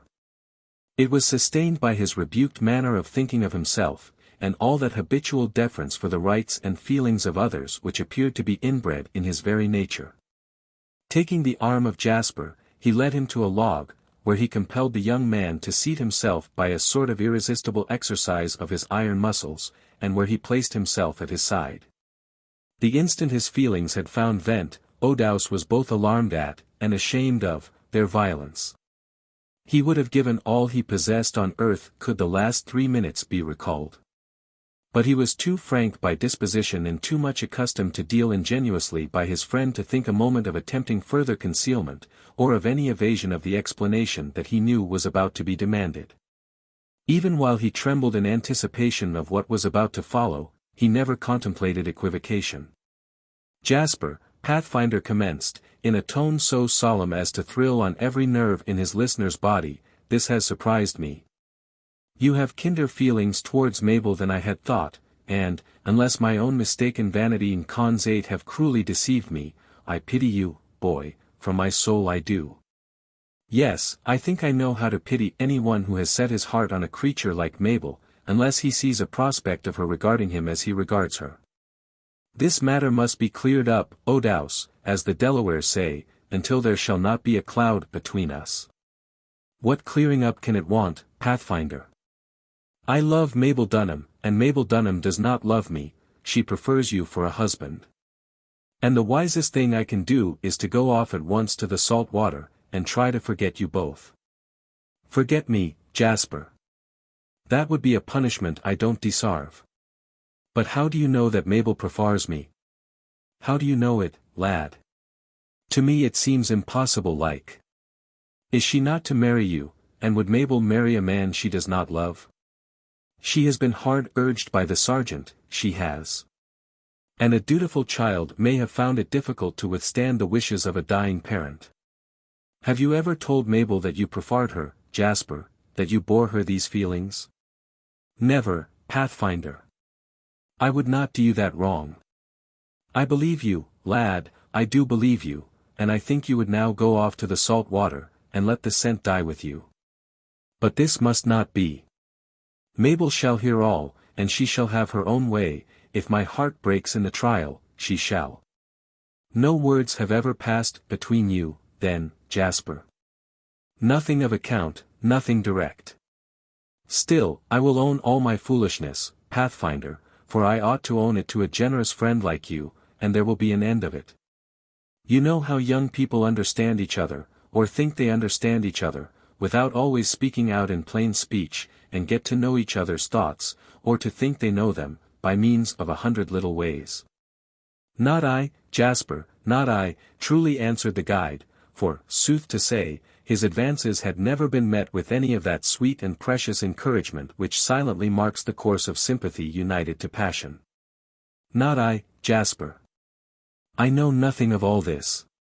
Mabel has always treated me fairly, and said what she has had to say in speech as plain as tongue could tell it. You have had the pleasure of hearing her say that she loved you, Pathfinder. Why, no, Jasper, not just that in words. She has told me that we never could, never ought to be married, that she was not good enough for me, though she did say that she honored me and respected me. But then the sergeant said it was always so with the youthful and timid, that her mother did so and said so afore her. And that I ought to be satisfied if she would consent on any terms to marry me, and therefore I have concluded that all was right. I have. In spite of all his friendship for the successful wooer, in spite of all his honest, sincere wish for his happiness. We should be unfaithful chroniclers did we not own that Jasper felt his heart bound with an uncontrollable feeling of delight at this admission. It was not that he saw or felt any hope connected with the circumstance, but it was grateful to the jealous covetousness of unlimited love thus to learn that no other ears had heard the sweet confessions that were denied its own. Tell me more of this manner of talking without the use of the tongue, continued Pathfinder, whose countenance was becoming grave, and who now questioned his companion like one who seemed to anticipate evil in the reply. I can and have conversed with Chingachgook, and with his son Uncas too, in that mode, afore the latter fell, but I didn't know that young girls practiced this art, and, least of all, Mabel Dunham. 'Tis nothing, Pathfinder. I mean only a look, or a smile, or a glance of the eye, or the trembling of an arm or a hand when the young woman has had occasion to touch me. And because I have been weak enough to tremble even at Mabel's breath, or her brushing me with her clothes, my vain thoughts have misled me. I never spoke plainly to Mabel myself, and now there is no use for it, since there is clearly no hope. Jasper, returned Pathfinder simply, but with a dignity that precluded further remarks at the moment, we will talk of the sergeant's funeral and of our own departure from this island. After these things are disposed of, it will be time enough to say more of the sergeant's daughter. This matter must be looked into, for the father left me the care of his child.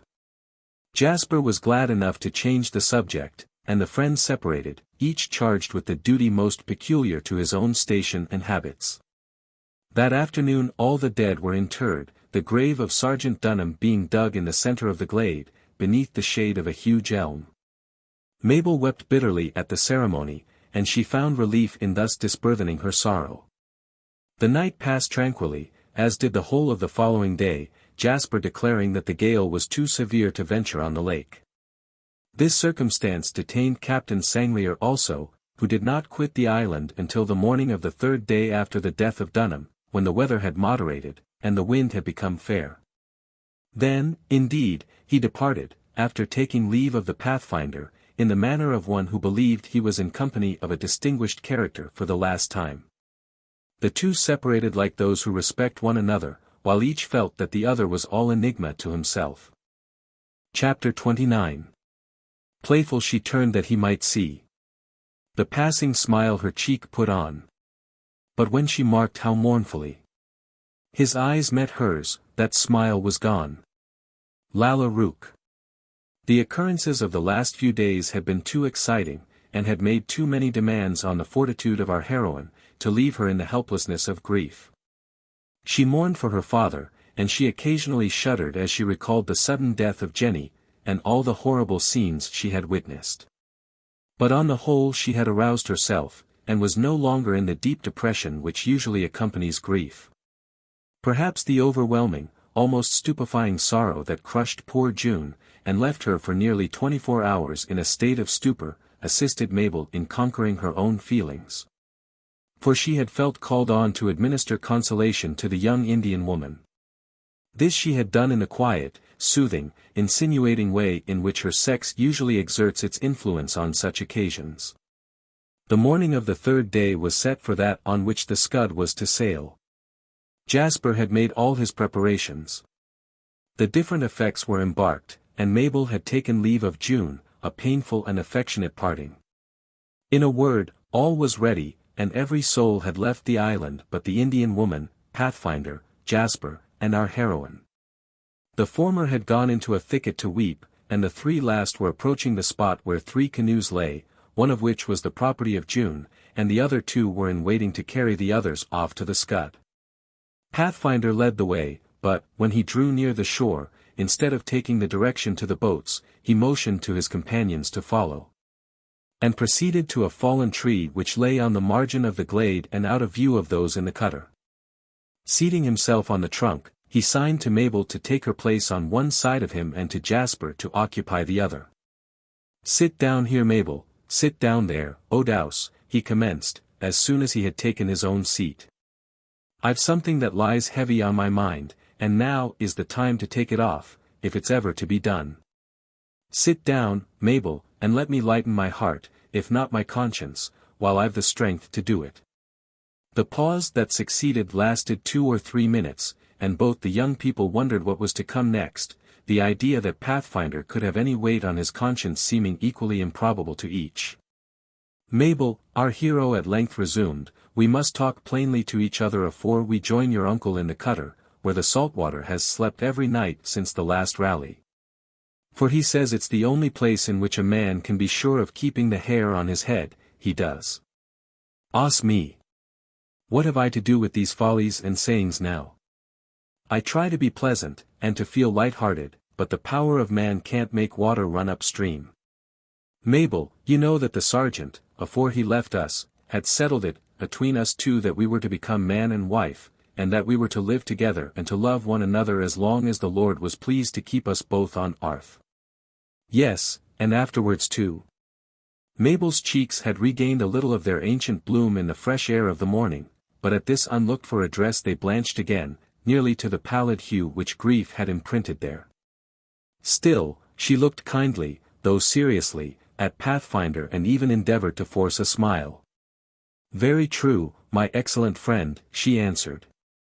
"This was my poor father's wish, and I feel certain that a whole life devoted to your welfare and comforts could scarcely repay you for all you have done for us.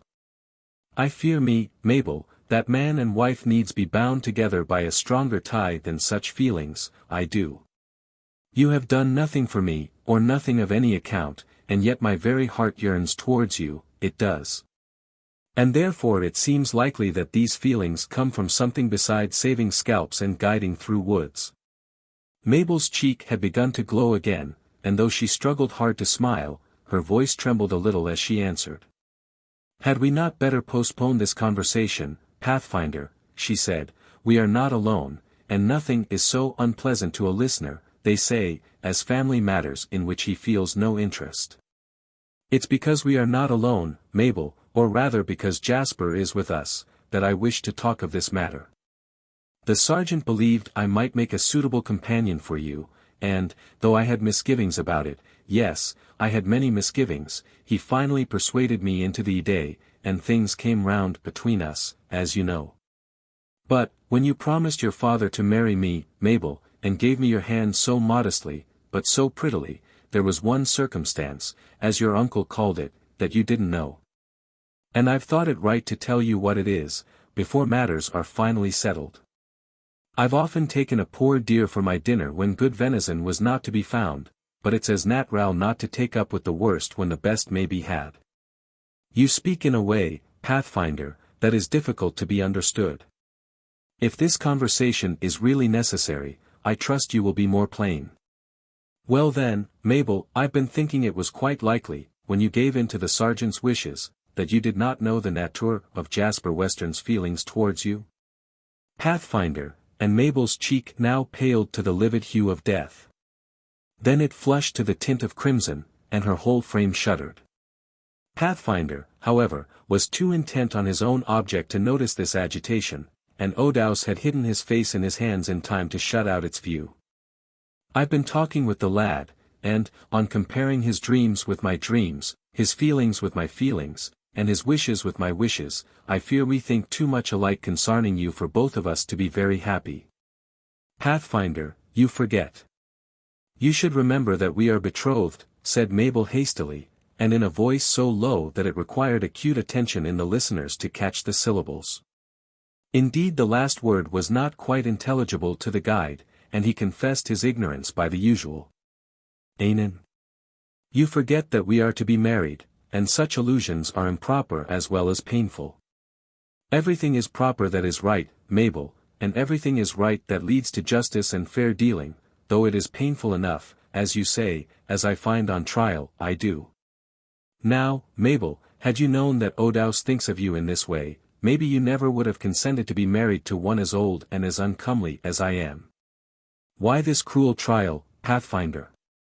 To what can all this lead? Jasper Western thinks no such thing, he says nothing, he feels nothing. Mabel, burst from out of the young man's lips, in a way to betray the uncontrollable nature of his emotions, though he uttered not another syllable. Mabel buried her face in both her hands, and the two sat like a pair of guilty beings, suddenly detected in the commission of some crime which involved the happiness of a common patron. At that instant, perhaps, Jasper himself was inclined to deny his passion, through an extreme unwillingness to grieve his friend. While Mabel, on whom this positive announcement of a fact that she had rather unconsciously hoped than believed, came so unexpectedly, felt her mind momentarily bewildered, and she scarcely knew whether to weep or to rejoice. Still she was the first to speak, since Odaus could utter naught that would be disingenuous, or that would pain his friend. "Pathfinder," said she, "you talk wildly. Why mention this at all?" "Well, Mabel, if I talk wildly, I am half wild, you know, by nature, I fear, as well as by habit." As he said this, he endeavored to laugh in his usual noiseless way, but the effect produced a strange and discordant sound. And it appeared nearly to choke him. "Yes, I must be wild, I'll not attempt to deny it. Dearest Pathfinder. My best, almost my only friend. You do not think I intended to say that," interrupted Mabel, almost breathless in her haste to relieve his mortification. "If courage, truth, nobleness of soul and conduct, unyielding principles, and 100 other excellent qualities can render any man respectable, esteemed, or beloved, your claims are inferior to those of no other human being." "What tender and bewitching voices they have, Jasper," resumed the guide, now laughing freely and naturally. "Yes, nature seems to have made them on purpose to sing in our ears, when the music of the woods is silent. But we must come to a right understanding, we must. I ask you again, Mabel, if you had known that Jasper Western loves you as well as I do, or better perhaps, though that is scarcely possible. That in his dreams he sees your face in the water of the lake, that he talks to you, and of you, in his sleep, fancies all that is beautiful like Mabel Dunham, and all that is good and virtuous. Believes he never knowed happiness until he knowed you. Could kiss the ground on which you have trod, and forgets all the joys of his calling to think of you and the delight of gazing at your beauty and in listening to your voice, would you then have consented to marry me?" Mabel could not have answered this question if she would, but, though her face was buried in her hands, the tint of the rushing blood was visible between the openings, and the suffusion seemed to impart itself to her very fingers. Still nature asserted her power, for there was a single instant when the astonished, almost terrified girl stole a glance at Jasper, as if distrusting Pathfinder's history of his feelings, read the truth of all he said in that furtive look. And instantly concealed her face again, as if she would hide it from observation forever. "Take time to think, Mabel," the guide continued, "for it is a solemn thing to accept one man for a husband while the thoughts and wishes lead to another. Jasper and I have talked this matter over, freely and like old friends, and, though I always knowed that we viewed most things pretty much alike, I couldn't have thought that we regarded any particular object with the very same eyes, as it might be. Until we opened our minds to each other about you. Now Jasper owns that the very first time he beheld you, he thought you the sweetest and winningestest creature he had ever met, that your voice sounded like murmuring water in his ears. That he fancied his sails were your garments fluttering in the wind, that your laugh haunted him in his sleep. And that again and again has he started up affrighted, because he has fancied someone wanted to force you out of the scud, where he imagined you had taken up your abode. Nay, the lad has even acknowledged that he often weeps at the thought that you are likely to spend your days with another, and not with him. Jasper. It's solemn truth, Mabel, and it's right you should know it. Now stand up, and choose between us. I do believe Odaus loves you as well as I do myself. He has tried to persuade me that he loves you better, but that I will not allow, for I do not think it possible. But I will own the boy loves you, heart and soul, and he has a good right to be heard. The sergeant left me your protector, and not your tyrant. I told him that I would be a father to you as well as a husband, and it seems to me no feeling father would deny his child this small privilege. Stand up, Mabel, therefore, and speak your thoughts as freely as if I were the sergeant himself, seeking your good, and nothing else. Mabel dropped her hands, arose, and stood face to face with her two suitors, though the flush that was on her cheeks was feverish, the evidence of excitement rather than of shame. "What would you have, Pathfinder?" she asked. "Have I not already promised my poor father to do all you desire? Then I desire this. Here I stand, a man of the forest and of little learning, though I fear with an ambition beyond my desarts, and I'll do my endeavors to do justice to both sides. In the first place, it is allowed that, so far as feelings in your behalf are concerned, we love you just the same. Jasper thinks his feelings must be the strongest, but this I cannot say in honesty, for it doesn't seem to me that it can be true, else I would frankly and freely confess it, I would. So in this particular, Mabel, we are here before you on equal terms. As for myself, being the oldest, I'll first say what little can be produced in my favor, as well as age in it. As a hunter, I do think there is no man near the lines that can outdo me. If venison, or bear's meat, or even birds and fish, should ever be scarce in our cabin, it would be more likely to be owing to nature and providence than to any fault of mine. In short, it does seem to me that the woman who depended on me would never be likely to want for food. But I'm fearful ignorant. It's true I speak several tongues, such as they be, while I'm very far from being expert at my own. Then, my years are greater than your own, Mabel, and the circumstance that I was so long the sergeant's comrade can be no great merit in your eyes. I wish, too, I was more comely, I do. But we are all as nature made us, and the last thing that a man ought to lament, except on very special occasions, is his looks. When all is remembered, age, looks, learning, and habits, Mabel, conscience tells me I ought to confess that I'm altogether unfit for you, if not downright unworthy. And I would give up the hope this minute, I would, if I didn't feel something pulling at my heartstrings which seems hard to undo. Pathfinder. Noble, generous Pathfinder! Cried our heroine, seizing his hand and kissing it with a species of holy reverence, you do yourself injustice, you forget my poor father and your promise, you do not know me. Now, here's Jasper, continued the guide, without allowing the girl's caresses to win him from his purpose, with him the case is different. In the way of providing, as in that of loving, there's not much to choose between us. For the lad is frugal, industrious, and careful. Then he is quite a scholar, knows the tongue of the Frenchers, reads many books, and some, I know, that you like to read yourself, can understand you at all times, which, perhaps, is more than I can say for myself. What of all this? Interrupted Mabel impatiently, why speak of it now, why speak of it at all? Then the lad has a manner of letting his thoughts be known, that I fear I can never equal. If there's anything on earth that would make my tongue bold and persuading, Mabel, I do think it's yourself, and yet in our late conversations Jasper has outdone me, even on this point, in a way to make me ashamed of myself. He has told me how simple you were, and how true-hearted, and kind-hearted. And how you look down upon vanities, for though you might be the wife of more than one officer, as he thinks, that you cling to feeling, and would rather be true to yourself and nature, than a colonel's lady. He fairly made my blood warm, he did, when he spoke of your having beauty without seeming ever to have looked upon it, and the manner in which you moved about like a young fan, so natural and graceful like, without knowing it. And the truth and justice of your ideas, and the warmth and generosity of your heart. Jasper.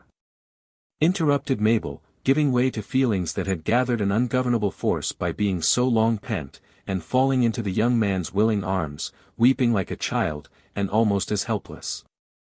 Jasper. Jasper. Why have you kept this from me? The answer of Odaus was not very intelligible, nor was the murmured dialogue that followed remarkable for coherency.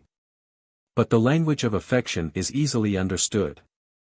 The hour that succeeded passed like a very few minutes of ordinary life, so far as a computation of time was concerned. And when Mabel recollected herself, and bethought her of the existence of others, her uncle was pacing the cutter's deck in great impatience, and wondering why Jasper should be losing so much of a favorable wind. Her first thought was of him, who was so likely to feel the recent betrayal of her real emotions. "Oh, Jasper," she exclaimed, like one suddenly self-convicted, "the Pathfinder."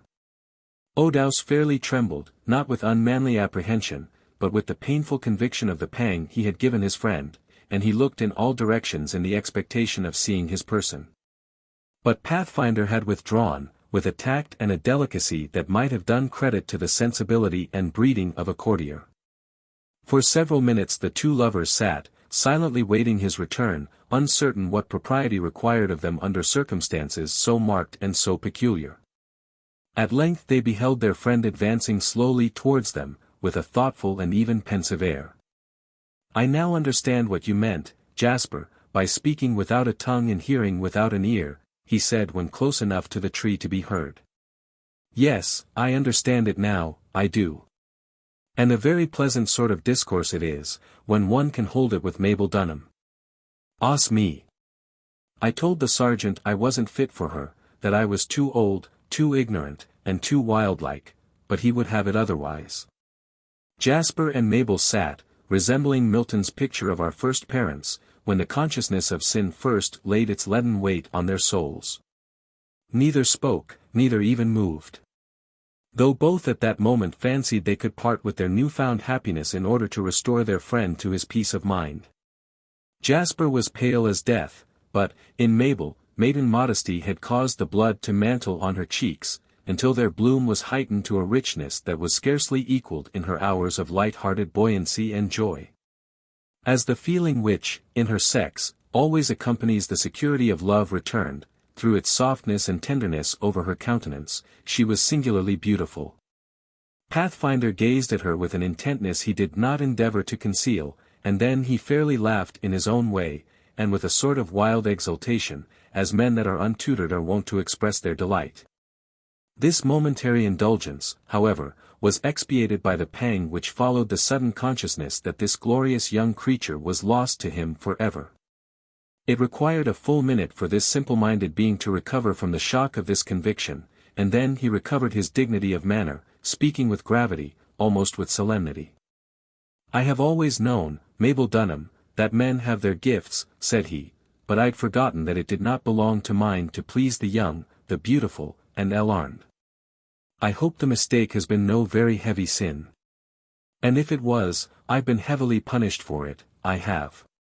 Nay, Mabel, I know what you'd say, but it's unnecessary, I feel it all, and that is as good as if I heard it all. I've had a bitter hour, Mabel. I've had a very bitter hour, lad." "Hour?"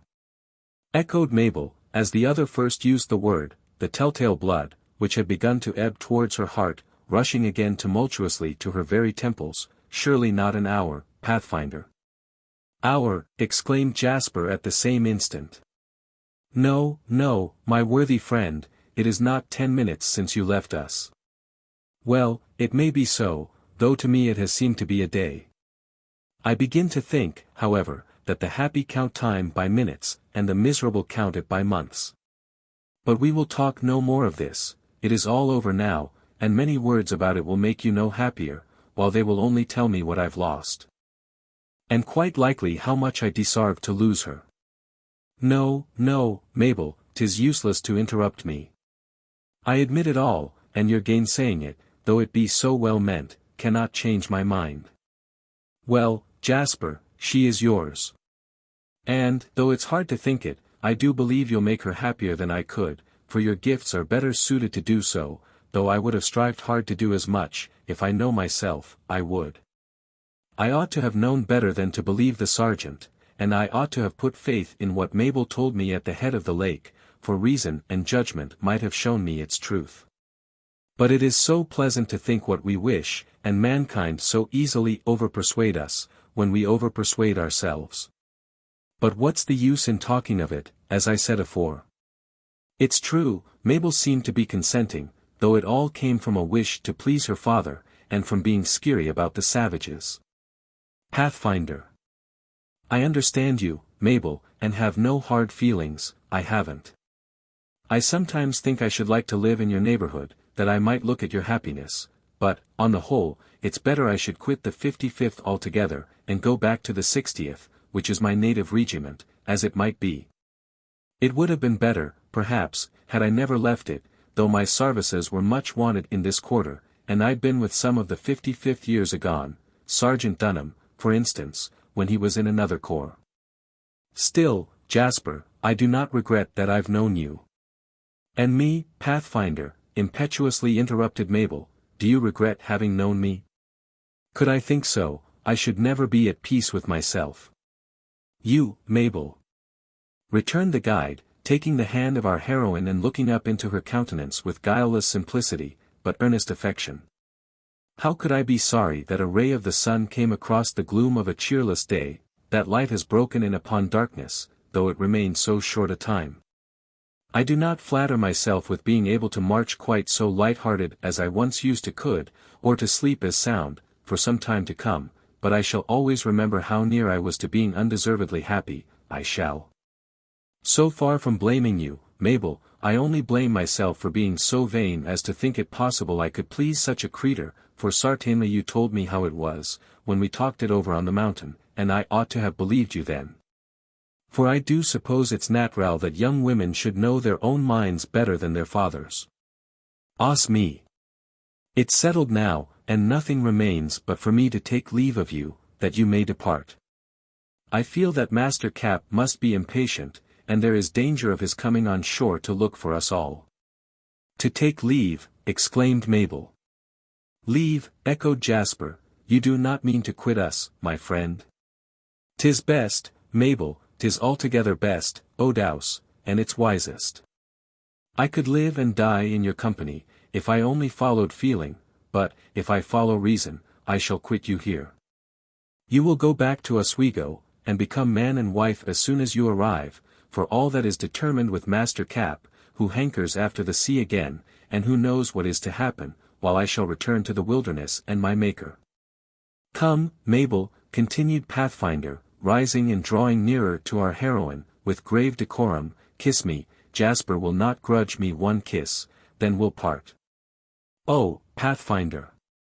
Exclaimed Mabel, falling into the arms of the guide, and kissing his cheeks again and again, with a freedom and warmth she had been far from manifesting while held to the bosom of Jasper. God bless you, dearest Pathfinder. You'll come to us hereafter. We shall see you again. When old, you will come to our dwelling, and let me be a daughter to you. Yes, that's it, returned the guide, almost gasping for breath, I'll try to think of it in that way. You're more befitting to be my daughter than to be my wife, you are. Farewell, Jasper. Now we'll go to the canoe, it's time you were on board. The manner in which Pathfinder led the way to the shore was solemn and calm. As soon as he reached the canoe, he again took Mabel by the hands, held her at the length of his own arms, and gazed wistfully into her face.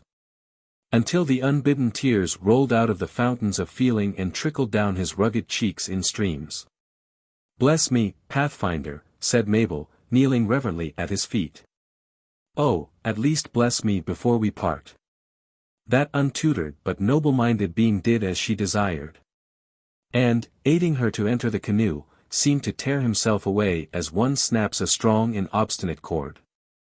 Before he retired, however, he took Jasper by the arm and led him a little aside, when he spoke as follows.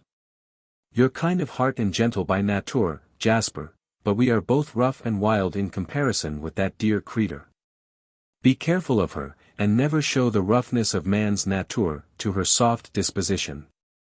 You'll get to understand her in time. And the Lord, who governs the lake and the forest alike, who looks upon virtue with a smile and upon vice with a frown, keep you happy and worthy to be so. Pathfinder made a sign for his friend to depart, and he stood leaning on his rifle until the canoe had reached the side of the Scud. Mabel wept as if her heart would break. Nor did her eyes once turn from the open spot in the glade, where the form of the Pathfinder was to be seen, until the cutter had passed a point that completely shut out the island. When last in view, the sinewy frame of this extraordinary man was as motionless as if it were a statue set up in that solitary place to commemorate the scenes of which it had so lately been the witness. Chapter 30. Oh! Let me only breathe the air. The blessed air that's breathed by thee. And, whether on its wings it bear healing or death, 'tis sweet to me.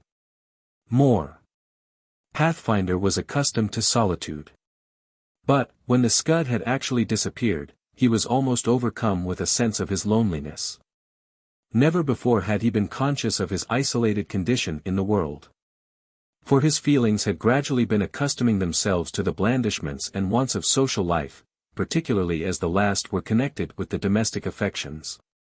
Now, all had vanished, as it might be, in one moment. And he was left equally without companions and without hope.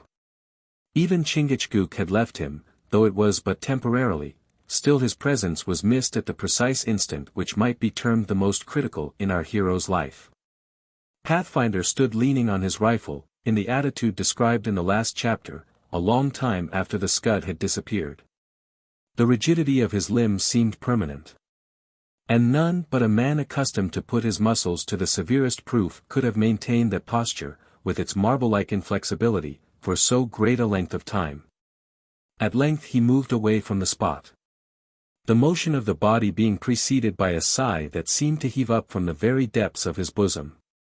It was a peculiarity of this extraordinary being that his senses and his limbs, for all practical purposes, were never at fault, let the mind be preoccupied with other interests as much as it might.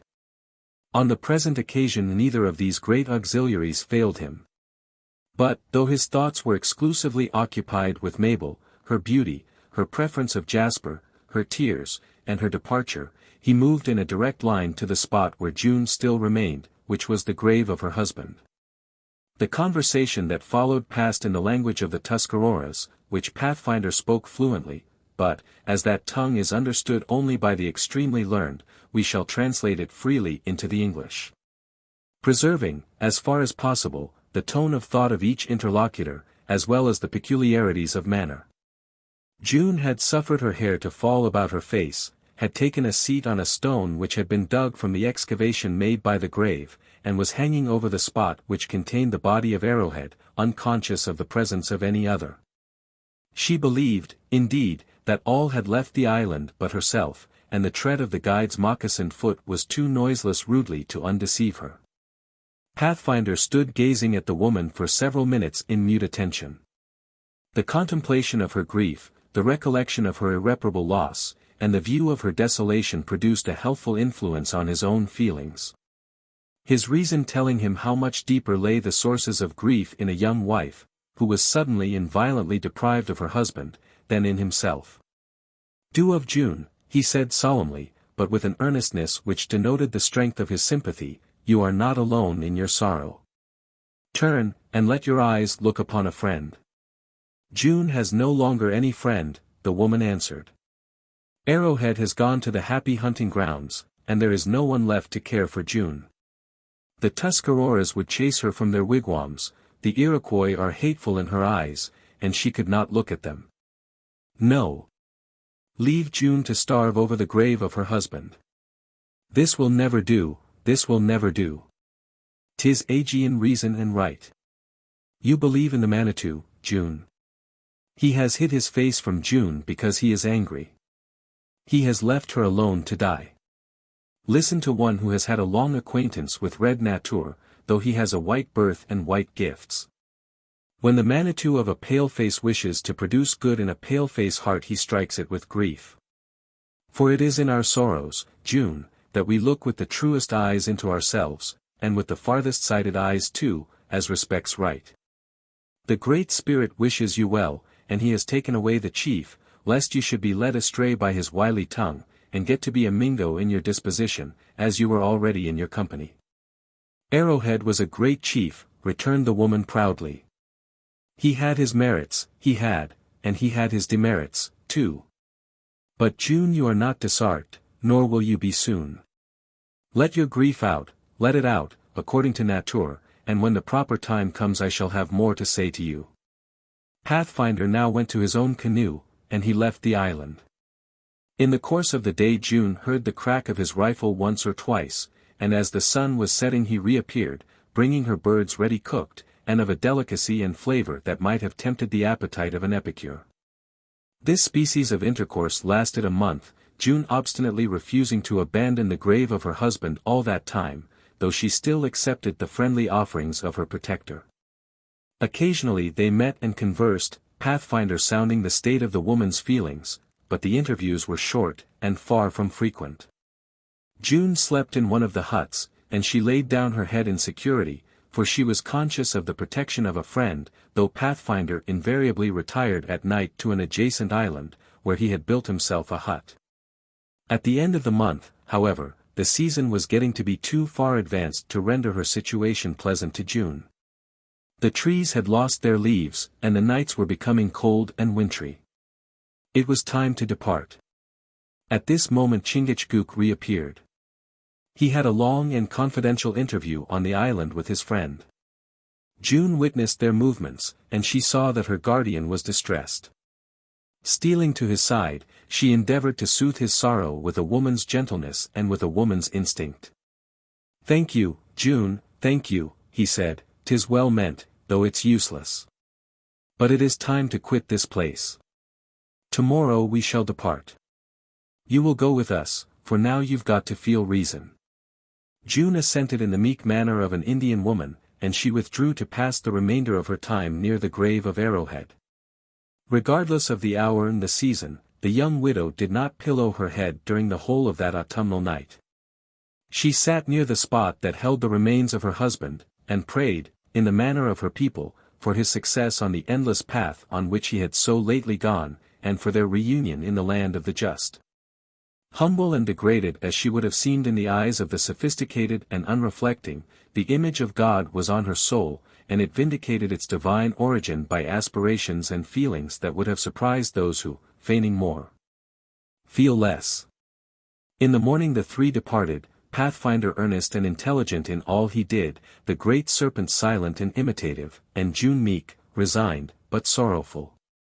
They went in 2 canoes, that of the woman being abandoned. Chingachgook led the way, and Pathfinder followed, the course being upstream. 2 days they paddled westward, and as many nights they encamped on islands. Fortunately the weather became mild, and when they reached the lake it was found smooth and glassy as a pond. It was the Indian summer, and the calms, and almost the blandness of June, slept in a hazy atmosphere.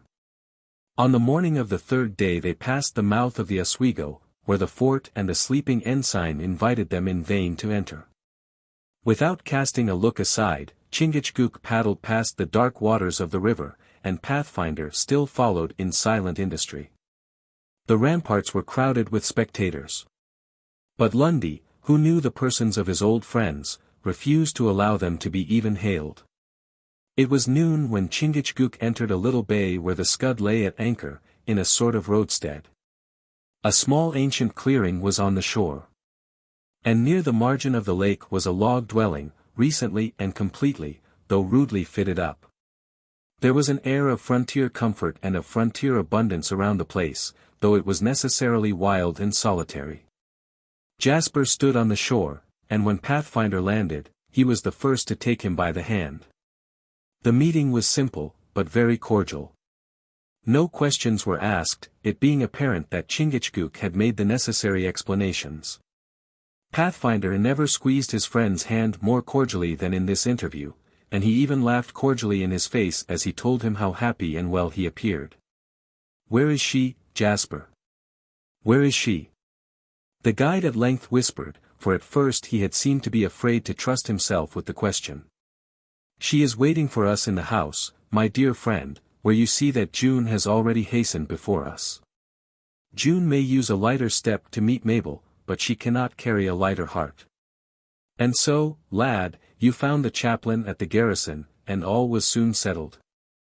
We were married within a week after we left you, and Master Cap departed next day. You have forgotten to inquire about your friend Saltwater."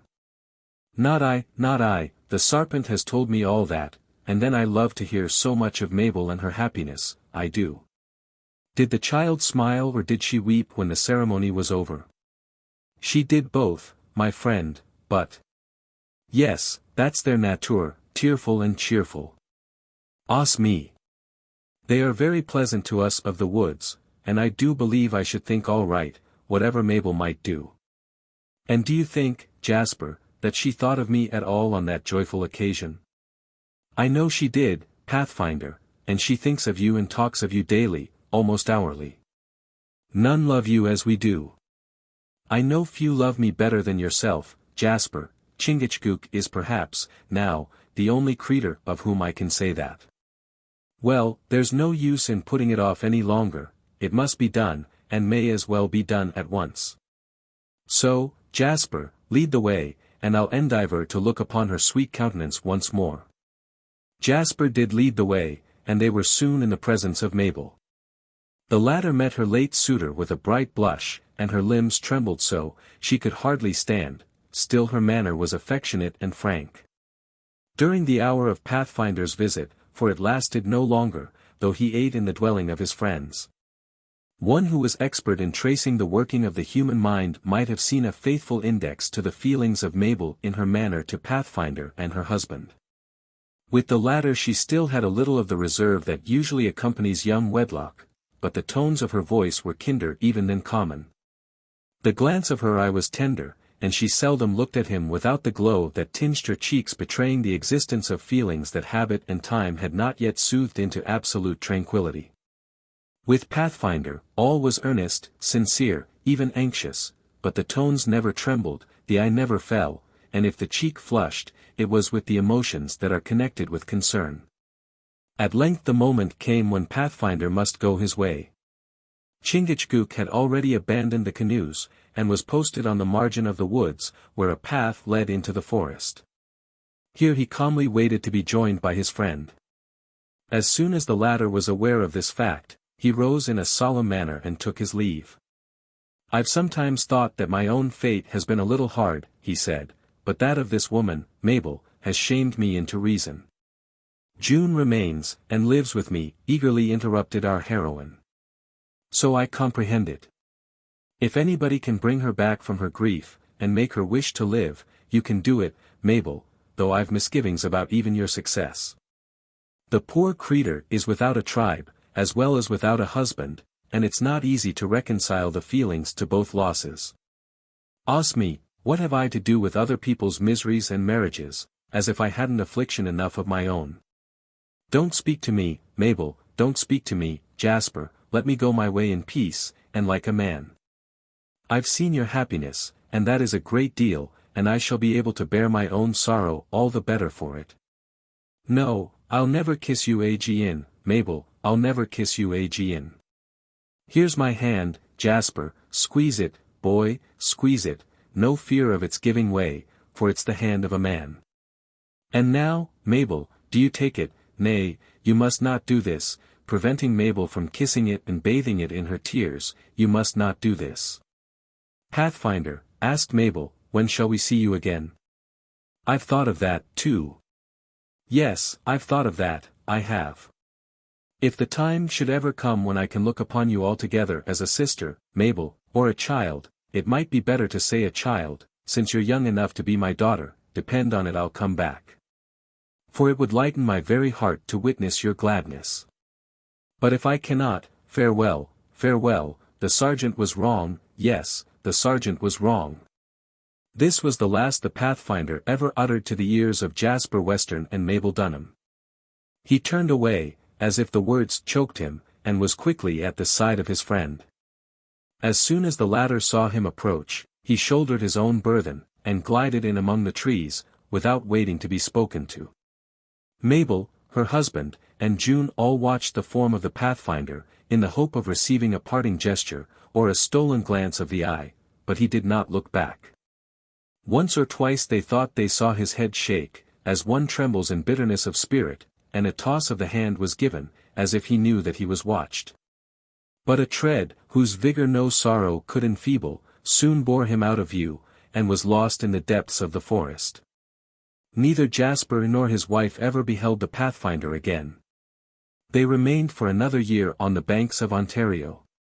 And then the pressing solicitations of Cap induced them to join him in New York, where Jasper eventually became a successful and respected merchant.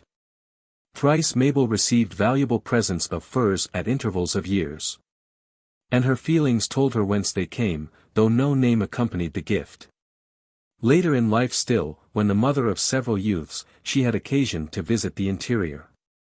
And found herself on the banks of the Mohawk, accompanied by her sons, the eldest of whom was capable of being her protector.